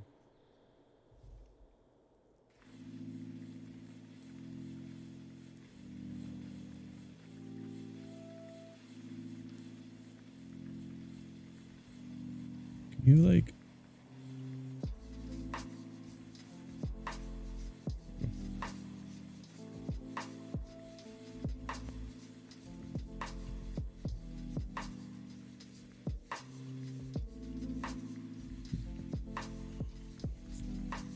What kind of madness we can get into?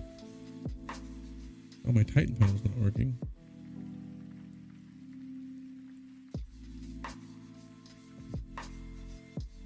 We'll go here.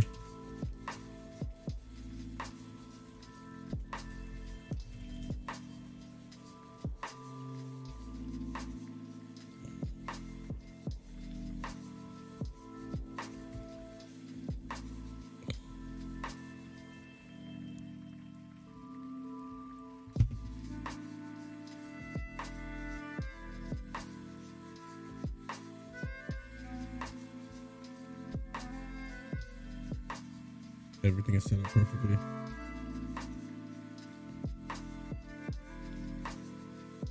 I respect the Soul Link. SL. Let's go see.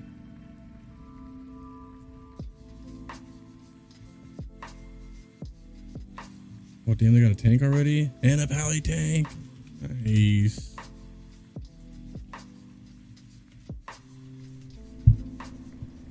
Well, let's just go fly right back here.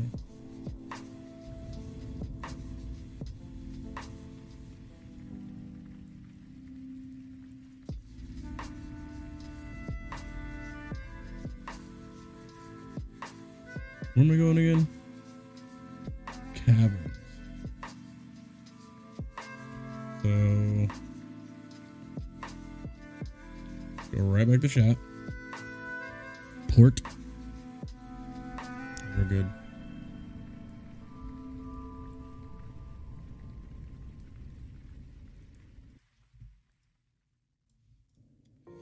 Well, no PvP for right now. Let's go ahead and switch our spec back to regular.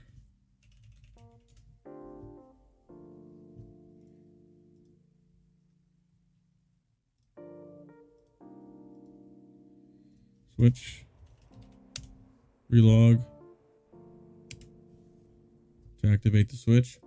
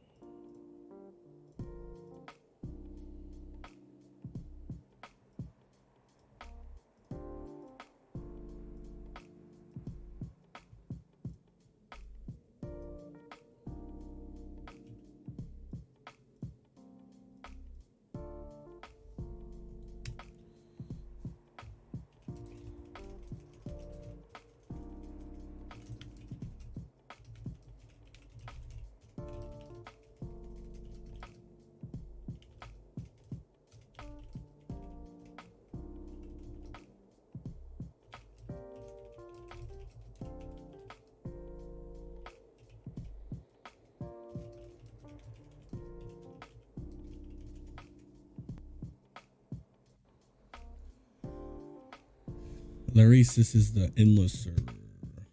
We're gonna do some farming the rest of the gold for my flying mount, but I need to do BM real quick, so I'm gonna do that and then switch to SL and just go PvP my face off. I'm gonna go quest and it's gonna be AIDS. All in Netherstorm. It's gonna be horrible.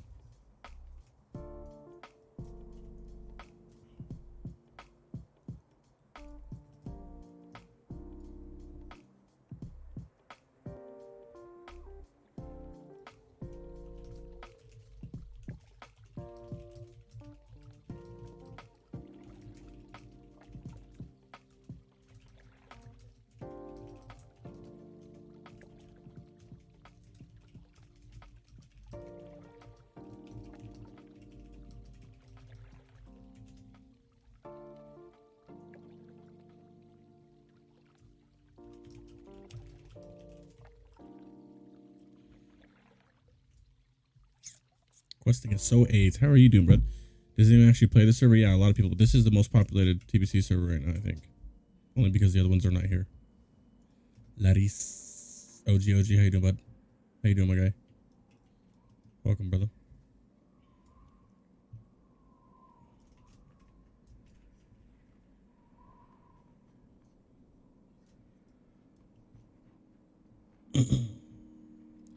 Questing is very AIDS. That's why I'm gonna go SLSL and fight my fucking brains off, bud. We're just gonna duel it out. We're just gonna fight it out. If I get ganked every time, that's fine. I think, yes, I do. I think that endless probably won't last about 2 or 3 more months. I think just with Lights of Vengeance coming out, it'll slow it down a little bit, but I'm not sure if that's gonna take over the server. But Netherweed's opening up, and so is Excalibur, so around the same time too. So I think that's gonna be the big rip for the server. But in the meantime, it's good to be on the server because I can raid, you can get into season, do whatever you want to do. Considering there's not any other servers open to do anything with, your hands are kind of tied. THC, my guy, how are you doing, brother? Welcome back. Do a little something different tonight. T4 is boring as fuck, probably worst tier, yeah, pretty much.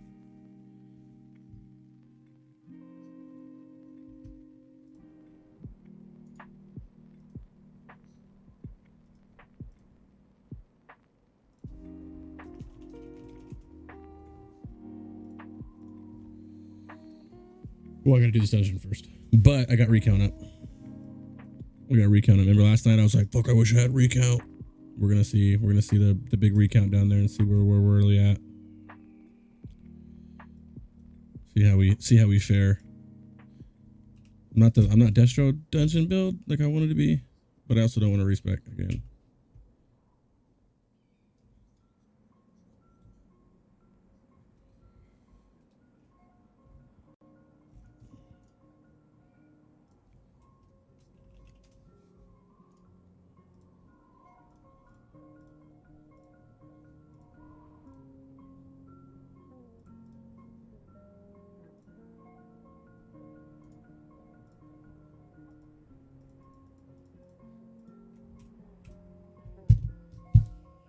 Lightbringer, how goes it, man? It's going good. Just relaxing. Got on way late today. Wasn't even gonna get on, but I just wanted to do. I was gonna do all this offline. I was like, well, you know what? I might as well fucking drop it on, put it on. I'm gonna check something real quick while I'm playing.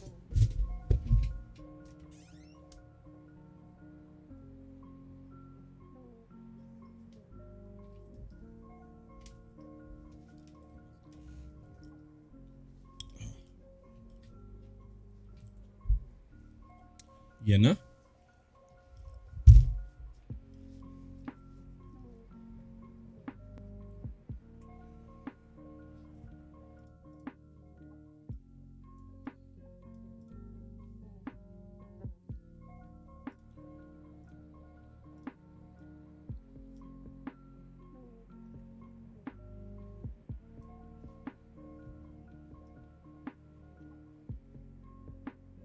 Setting up everything perfect right there. Redid my UI today. Think it looks all right. Why is this way over here? You'll never know. Oh shit.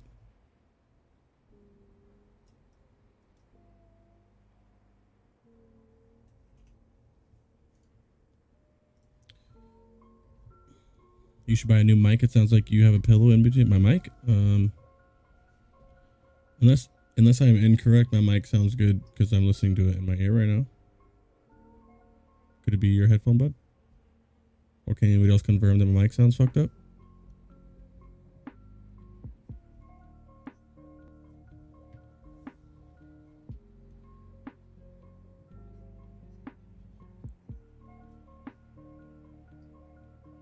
Sounds fine to me, yeah. I don't know. Sounds fine to me, brother. It might be headphones or, I don't know. I'm gonna try to turn the gain down a little bit, see if that helps. I just bought this mic too, like 3 days ago. Expensive mic. Works like a charm. I love it. Although I wish I had a guard, the puff guard thing, that a regular one would be dope.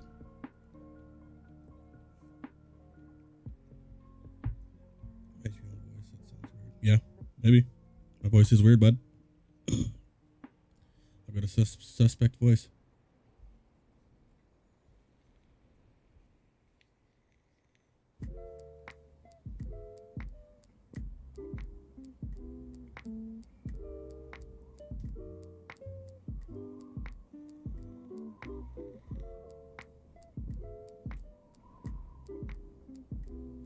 I was excited to do some PvP right away, but I actually really need this. I did this last night for my key, and fucking we wiped on the last wave. And if you wipe, you have to start the whole dungeon over again.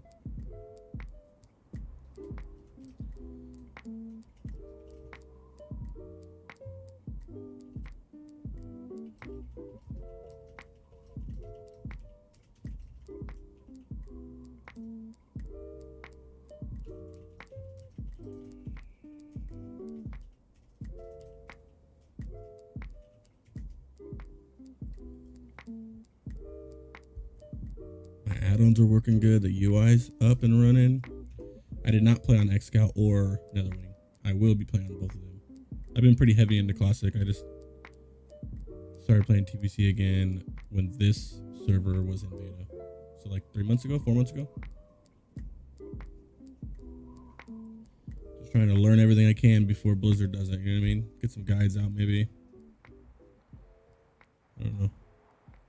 Help all my Classic Warlocks segue into TBC.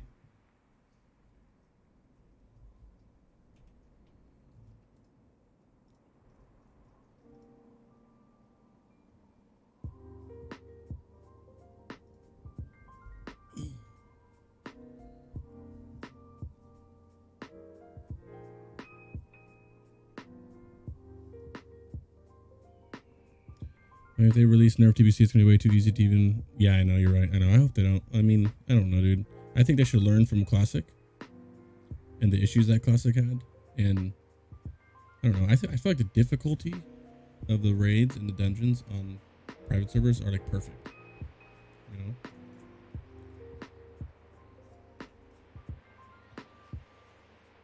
Yeah, exactly. Me too. But I love how difficult it can be, you know?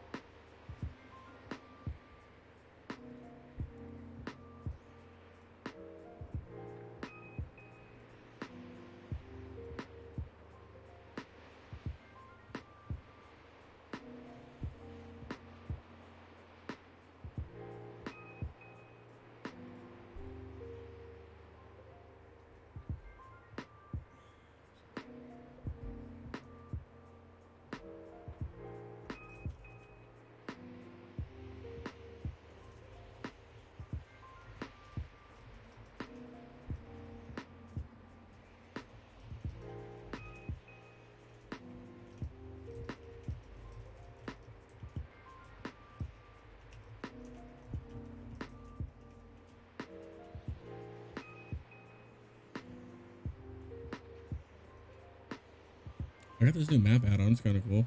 It's kind of weird. Gotta take it. Oh, I bet you. Is that LBY's map?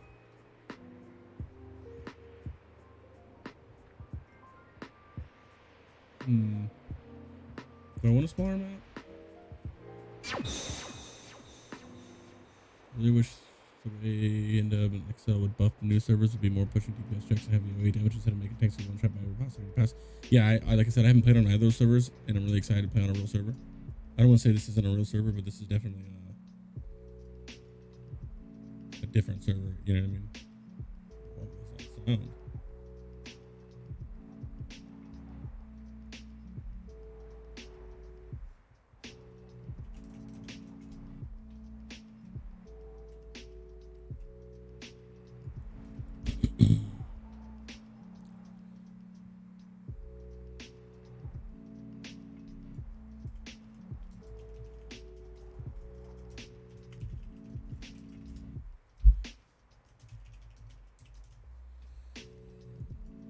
All right. What's the DPS we're fucking with? A rogue and a hunter? Oh, I might be in some trouble, bud.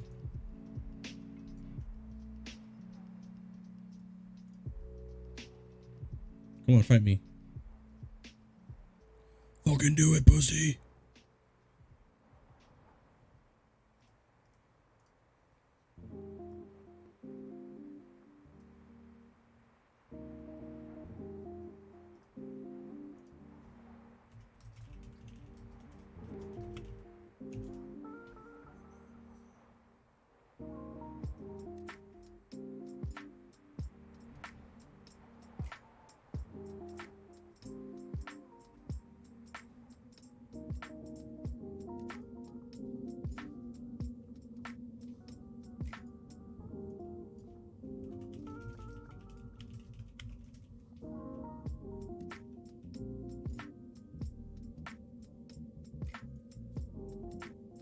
They fighting?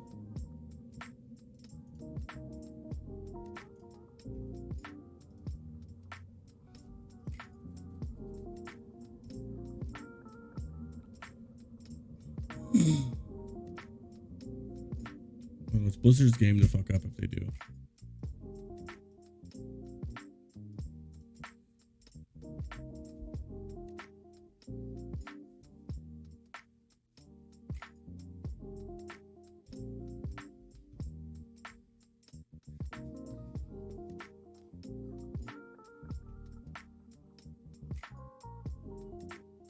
I need a new helmet. Oh, does Atlas would work now? Fuck yes. Finally.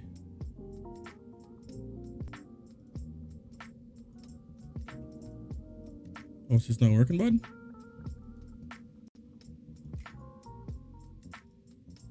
Oh man, what is going on? What is this?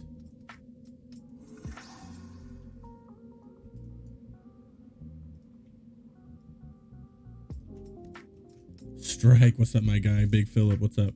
Good time, you guys gonna see me? I got recount working right now. Oh, Cargos, man, that was unexpected. Thank you, brother. Welcome, guys, welcome. The secret fam.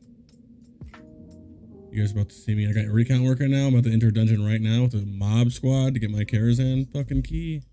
Good timing. And welcome everybody. Strike, Philip, how you doing? Cargos, how's your stream? Hope you finished strong. Sorry I had to bail. Yo, this is not... Is this even... this is the endless server. This is the endless server. Burning Crusade is out. Holy shit, no, it's not. This is the endless server. Taking a little bit of a chance. Runar with the sub. Thank you. Oh shit. Strike, my boy. Thank you so much, man, for that. Appreciate that, brother. Always coming in strong as shit. Bobby Moves Games for the follow. Thank you, man. You guys are too kind. Yo, this is not BM.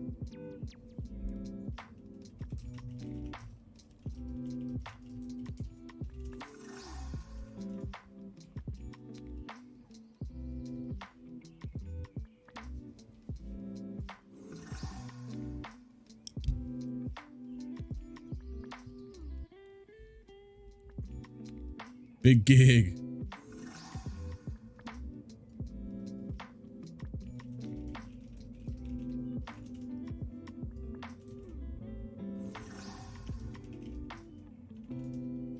I just followed this dude and he ran me into the wrong dungeon.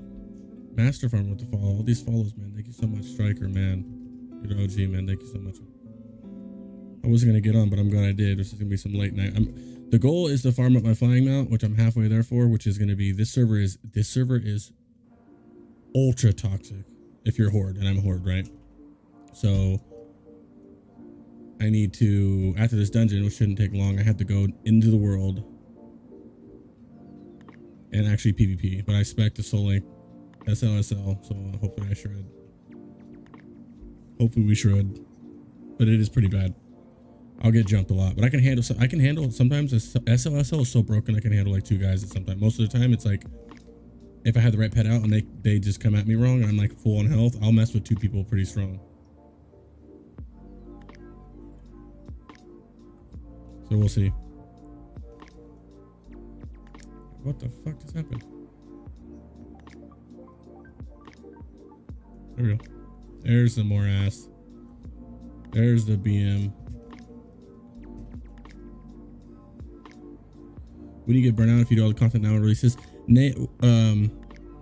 No, because I want to make guides. My goal is to be a decent streamer for TVC, so I want to learn every aspect of the game I can and get guides just forked out, you know?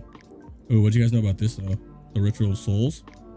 Tell me how nice this would be in raids. Boom, go ahead and take your Soulstone, bud. Tell me that's not just major.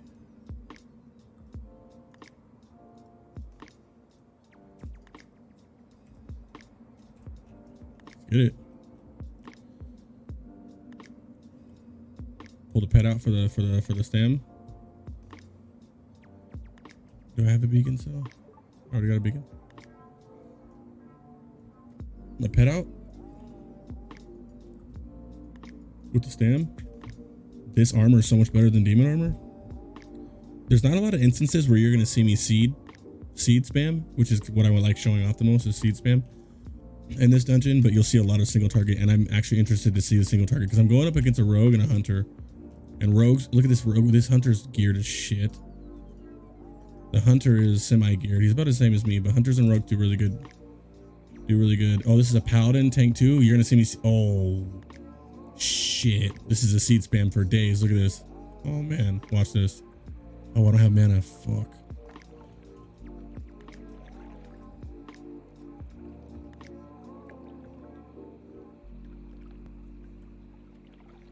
I don't know why I got off my mount. No.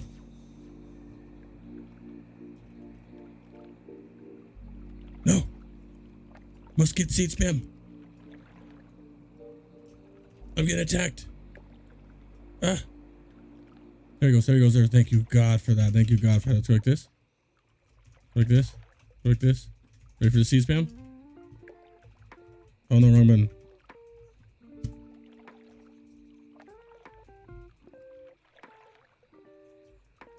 Come on, blow up. There we go. Fucked it up, man.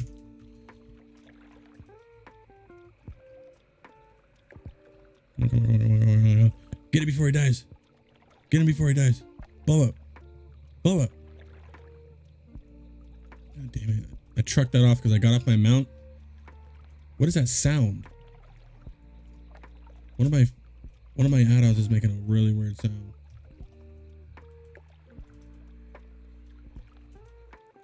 Ooh, okay. We're good. I roll Druid. Druids are so good, Nadiv, 8 water.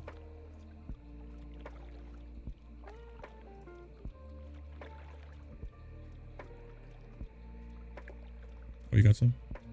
Nadav. Alright, let's go. Got Dark Pact too. That's the best part about Affliction is you can actually run Dark Pact in your raid spec.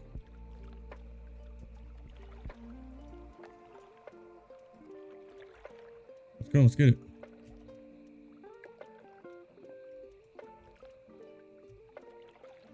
What are you waiting for? Oh, he's picking up more. Oh, we got another seed spam option, guys. I'm not getting off my mount this time. I'm gonna test it too. Oh, sick, damn it. Why did it do that again? Go like this. Put a dot on them just so it procs it. And then spam. Blow up. Blow up. Blow up.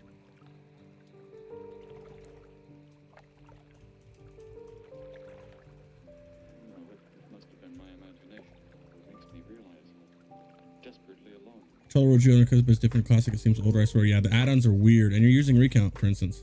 Isn't that kind of weird?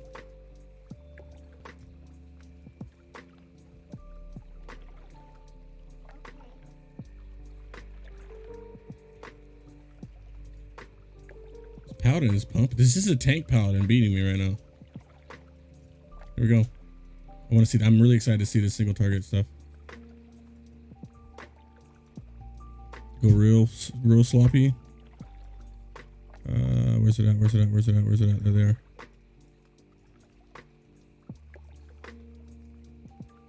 Go. Watch this hunter just pump.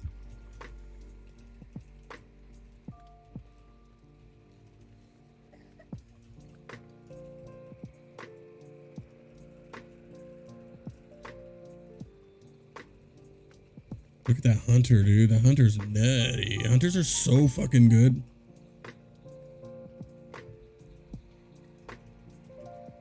This one didn't count. I need a mulligan on the next one. Need some soul shards too. Okay, let's do that. Snipe these soul shards. Fear this guy to get a little pressure off him. I want this soul shard. Okay, fear that guy. Oh no. Another soul shard. Okay, this one.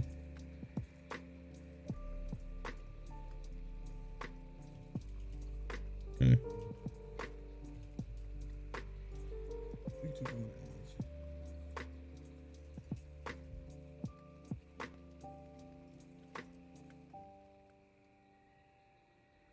Add duty. One seed.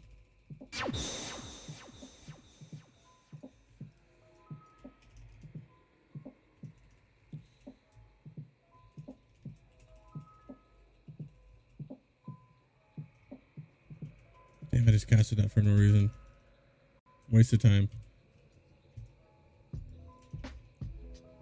Well, I gotta find out what that sound is. I'm sorry, I don't know what that is, guys.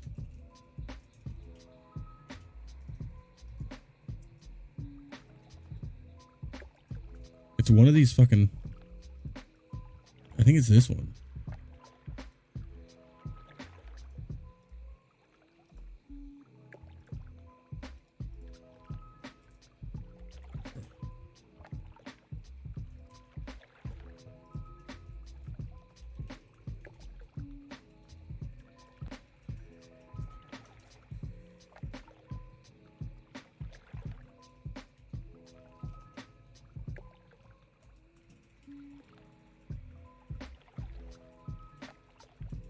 Mm-hmm.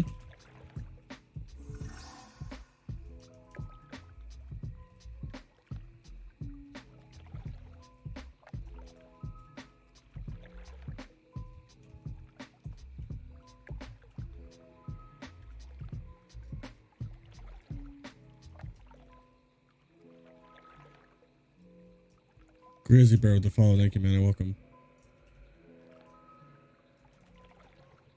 Reset.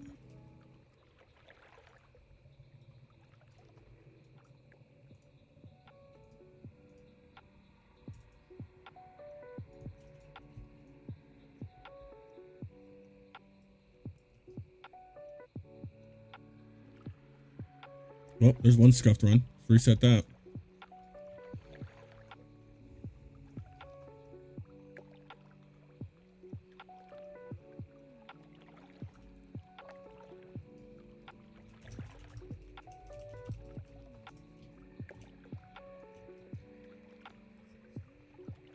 I hate this dungeon. This is like the stupidest dungeon ever. If you wipe, you get to start it all over. So 30, 45 minutes go by. We were in the last one last night and we wiped.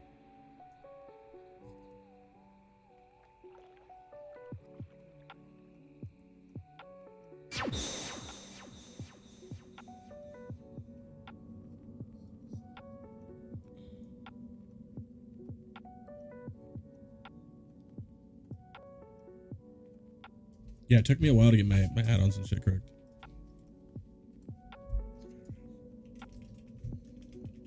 See, there it was again. What was that? Okay, so get to the rotation. Each mirror pops beacon every wave. Yo, swag, what's the beacon do? Help me out here.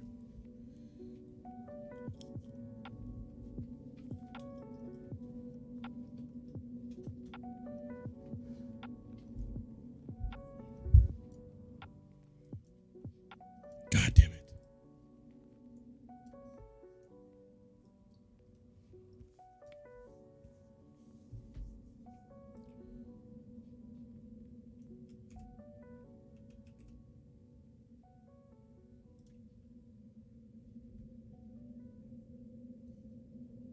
Speaking Spanish? Mexican French? Let's reset. Okay. Let's get real. Whenever I take off my hat, it leaves this fucking purple thing right here on my head. It's so annoying.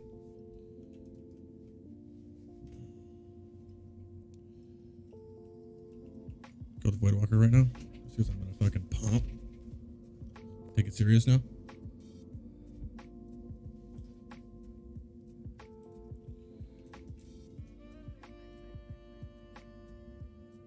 How often can you pop that beacon?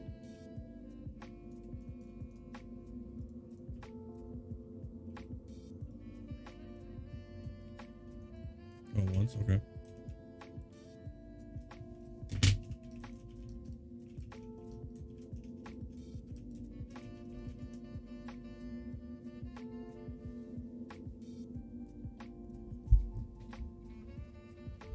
This is Endless Grizzly, yes.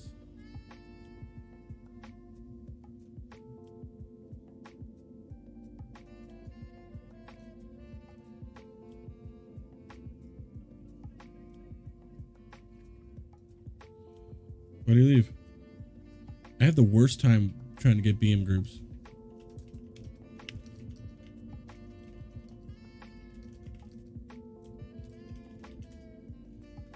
And they're speaking French. You can't see chat, but they're just speaking French to each other.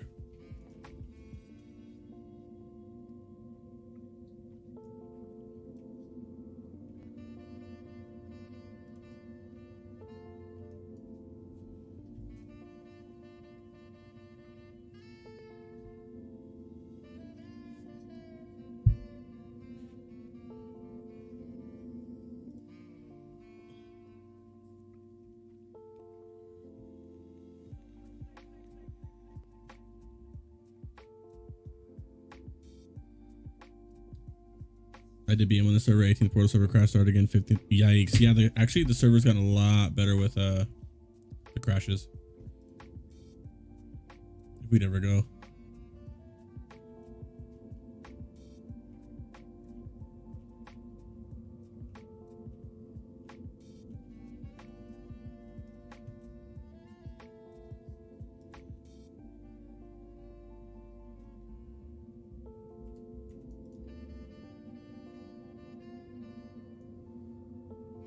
Oh, I had to repair. That's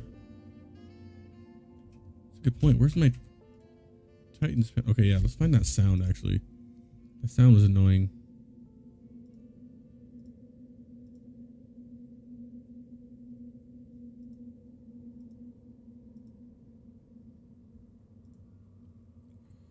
It's not Omni.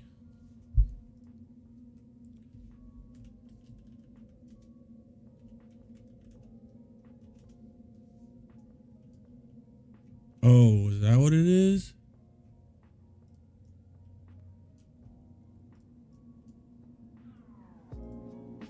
That's what it is. It's a warning sound that warns me when I'm pulling aggro. That's cool. Yeah, it's getting better. Buff up. It's been a lot better. Belly flop.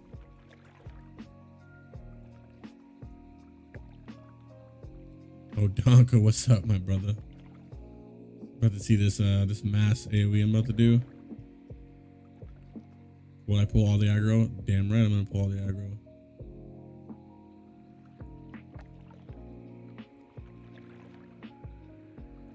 Waiting for this pally to stop. Give him a couple seconds.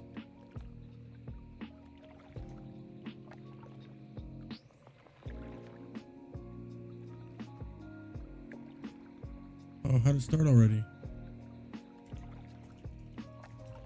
Here we go. Ready for this?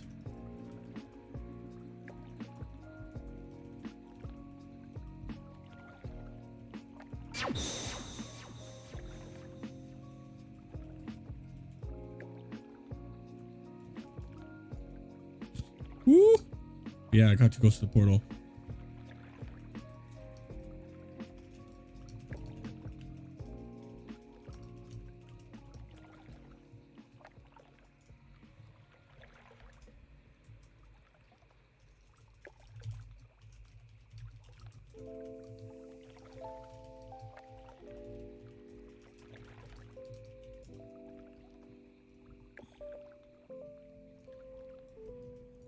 Yeah, they didn't want any of this damage done though. Yikums!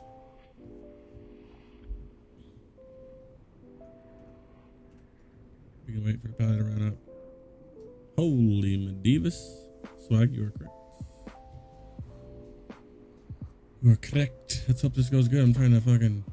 All I need is the key from here. I've ran like 3 or 4 of these and I haven't been able to. AoE lock? I'm not AoE lock, but I'm AoE. I'm not even spec'd for AoE, to be honest.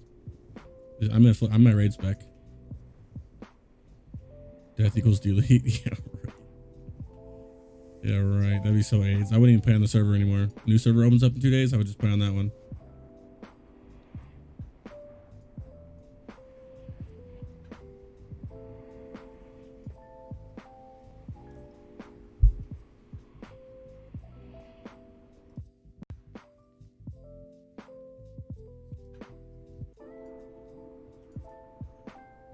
I don't know where the fuck I'm going. I'm gonna follow this guy.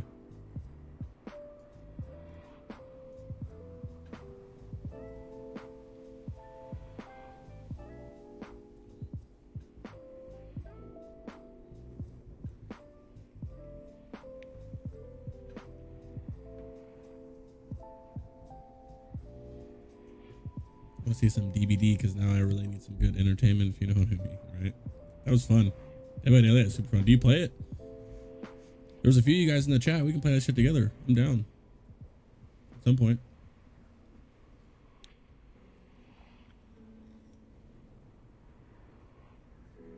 Zeus, this is the endless server. This is the endless server.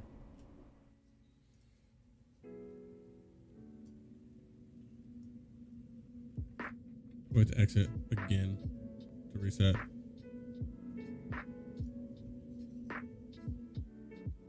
Your right button's not working?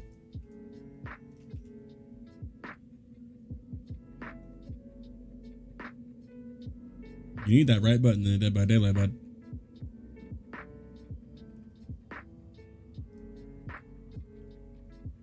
Rebind mouse 2 to something else. I'm gonna get a beer. Oh, can I get a beer? Do I got time to get a beer?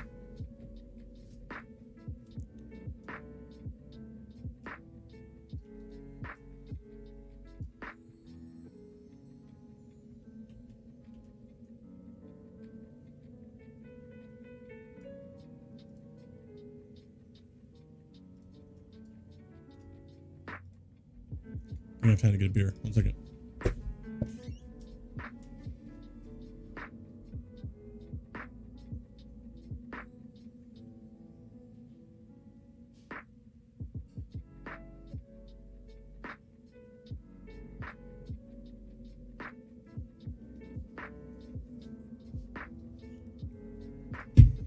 Beard up.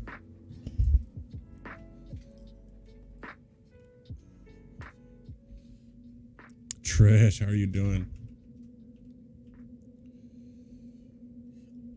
Here we go. Let's see it. Let's see the deeps. Let's see the DPS.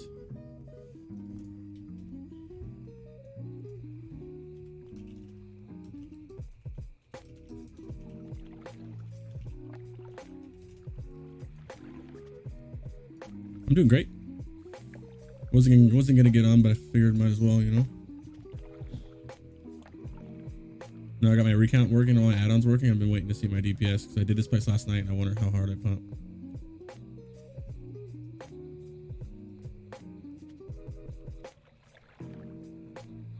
You're too close, bud. Is he down? Here we go. Here we go. Here we go. Let's grab one. Score one. Spam it.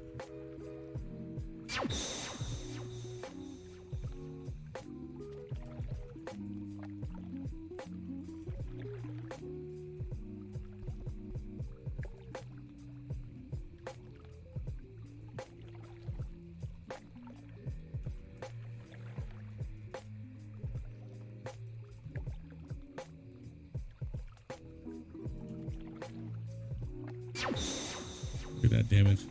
Look at that. Seed is broken, I'm telling you. Seed is just absolutely nutty. Not even fair.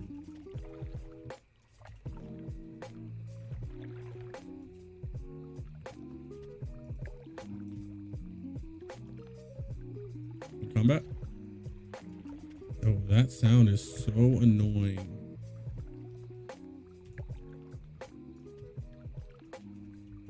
Still in combat?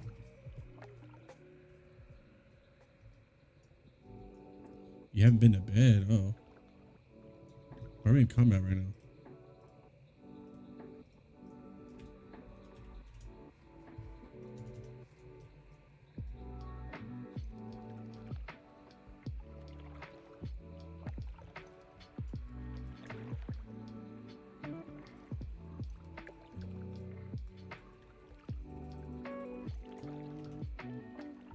There we go. There we go. Okay. Now this is what I want to see. I want to see the damage. I'm keeping my Bloodwalker out too because I'm actually need to put my pet out. Let's be safe. That Pally needs that stamina. That's 770 stamina to get from that blood pack. That's kind of nutty.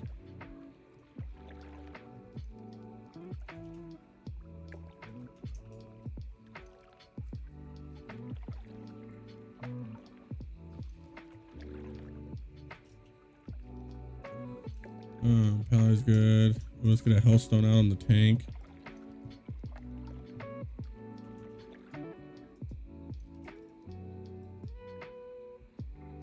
Last time I did this, I fucking soulstoned the healer, and then the tank died, and we lost because of it.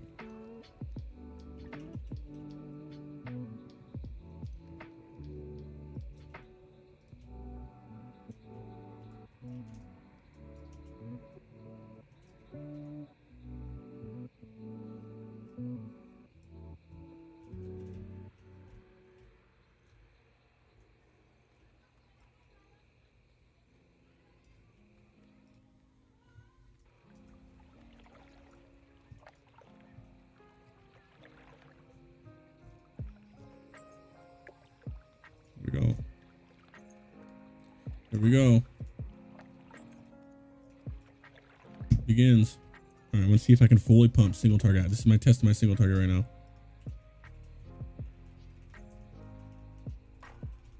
All 5 dots. Okay, that's 5 dots on him. Go. Didn't mean to emulate again. That sucks. Whatever.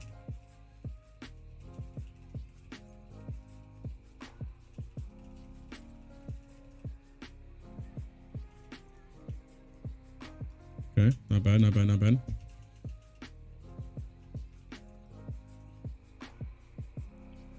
Oh fuck, why did I stop doing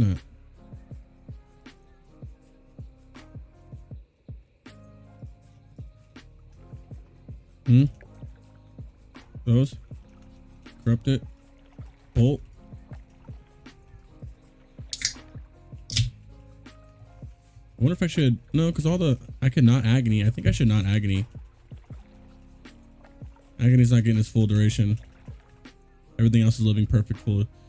How much is Agony doing? Yeah, Agony's kind of pumping a little bit. Well, I'm gonna try Cursive Zat Elements. See if that does the job. Behind us.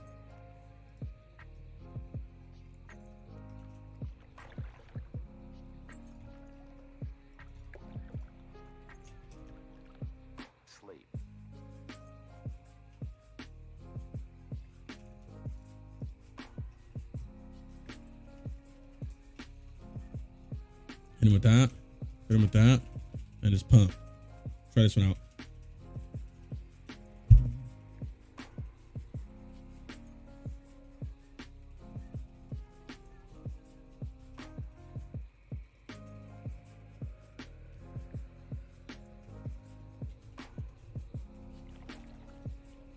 Yeah. I don't know, I feel like Agony was better.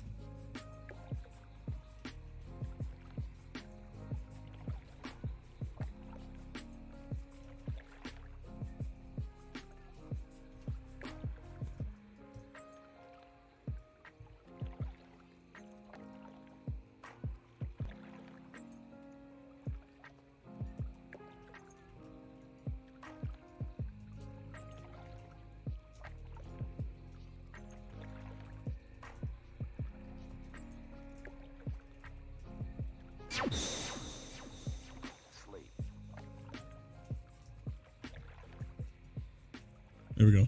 That's a good run right there. I got him beat this time.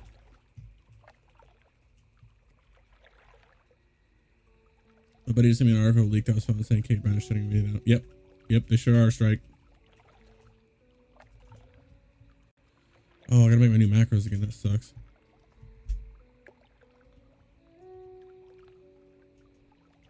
Okay.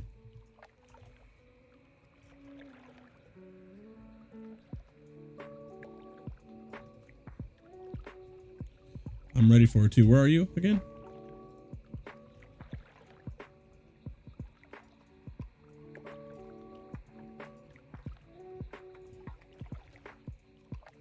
Silverton, yep.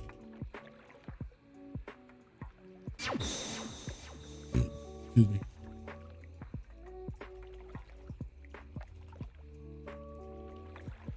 Pump a couple of these in them and then the corruption. I wonder if it's worth siphoning. Let's siphon once and then we'll pump. See if that one little extra bit of siphon helps.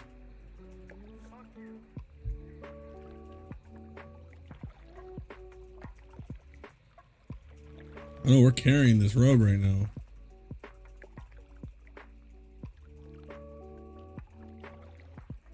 Yeah, it's crazy. I was just at the coast too. Oh shit. I was just at the coast too. 10 minutes till you create your shaman. Hope you see you in game. You will, man. Let me know if you need a guild invite. If you need some place to chill, I got you.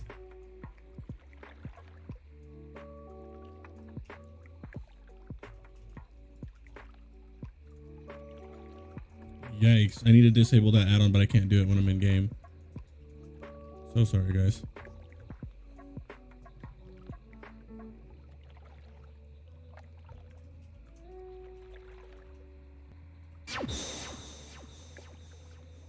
Bing.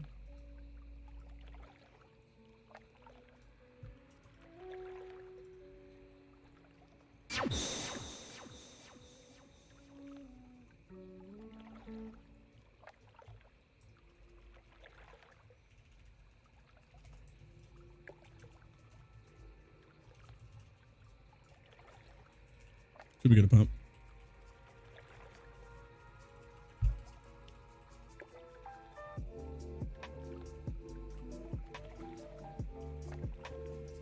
Look at that hunter damage, man. Fucking nutty. It's so good. Jeez. Fucking Christ. Let's see this real quick. Oh, agony, corruption. So yeah, they're all good. Immolate, drain soul, drain life is the one I don't need.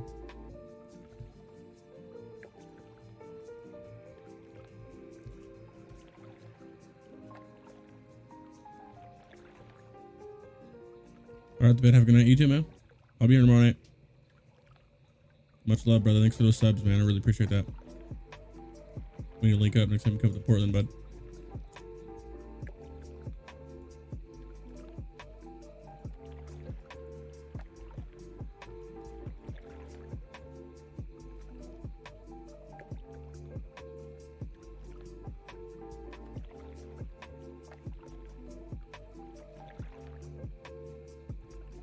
Where's it at?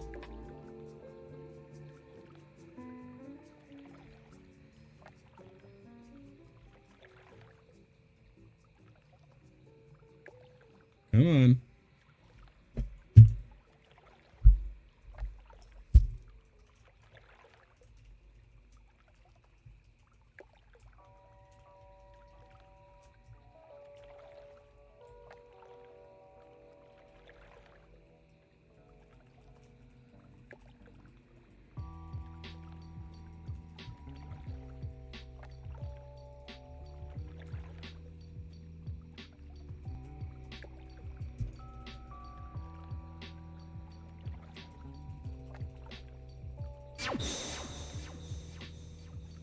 Mm-hmm.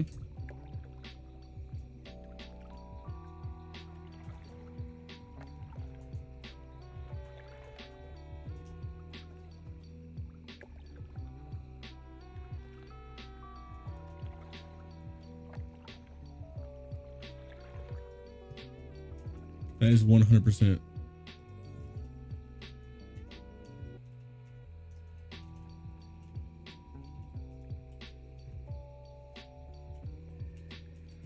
I'm gonna have to fix that right now. I can't handle that. It's this. I know it's this for sure.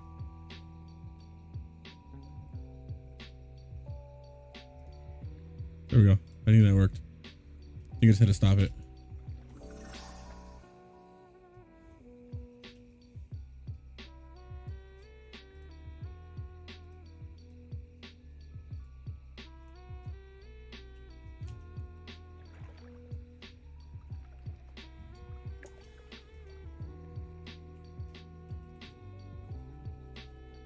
Core with the follow. Thank you, man. I appreciate that. Welcome. I like the new names. So many new names tonight. Shit, they're far away.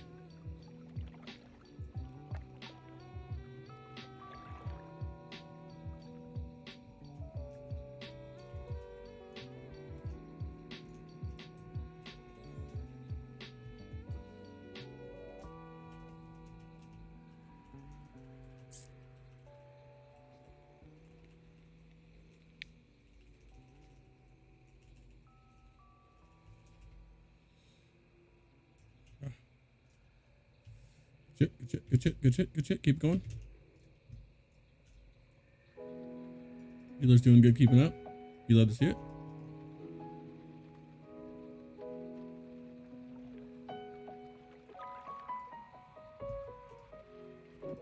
Center's pretty fucking geared. Look at that. Yikes.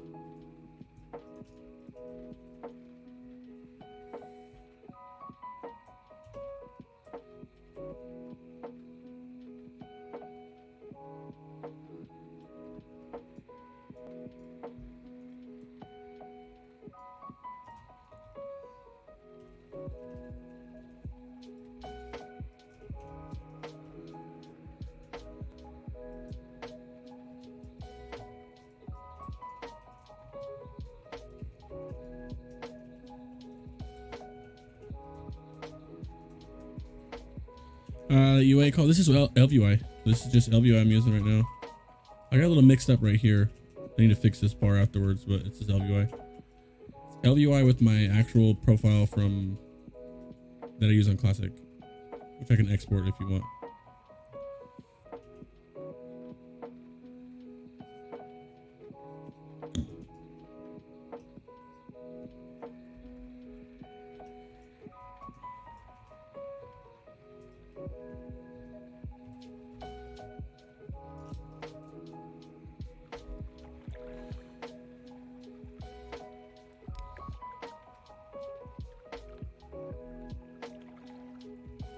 LVUI, yeah. Yep, LVUI. This. You can move everything. There's a million settings for everything. If you just Google TBC private server LVUI, it's the first download from GitHub.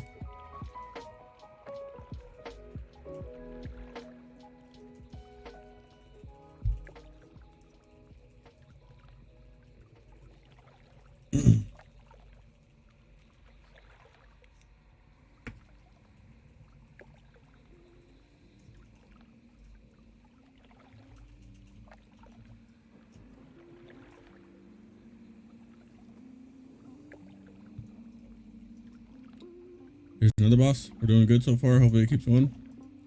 The big boss.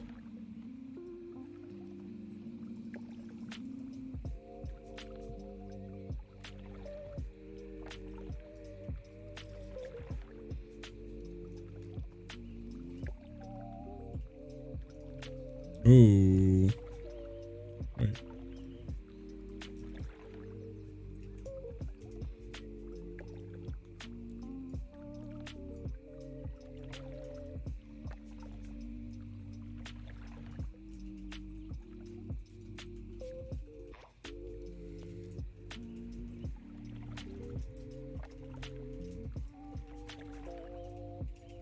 Come on. Don't move him too much.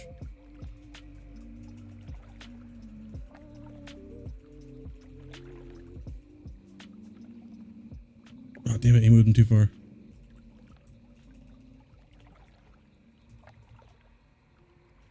Throw a seed out every now and then.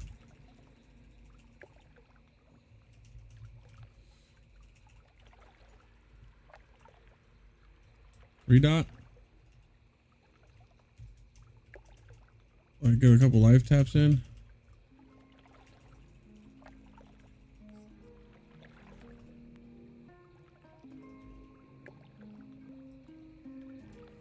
Good shit, good shit.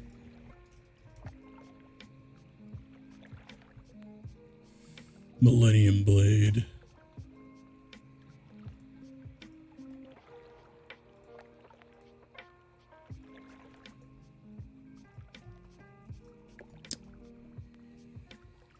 We can move this up a little bit real quick.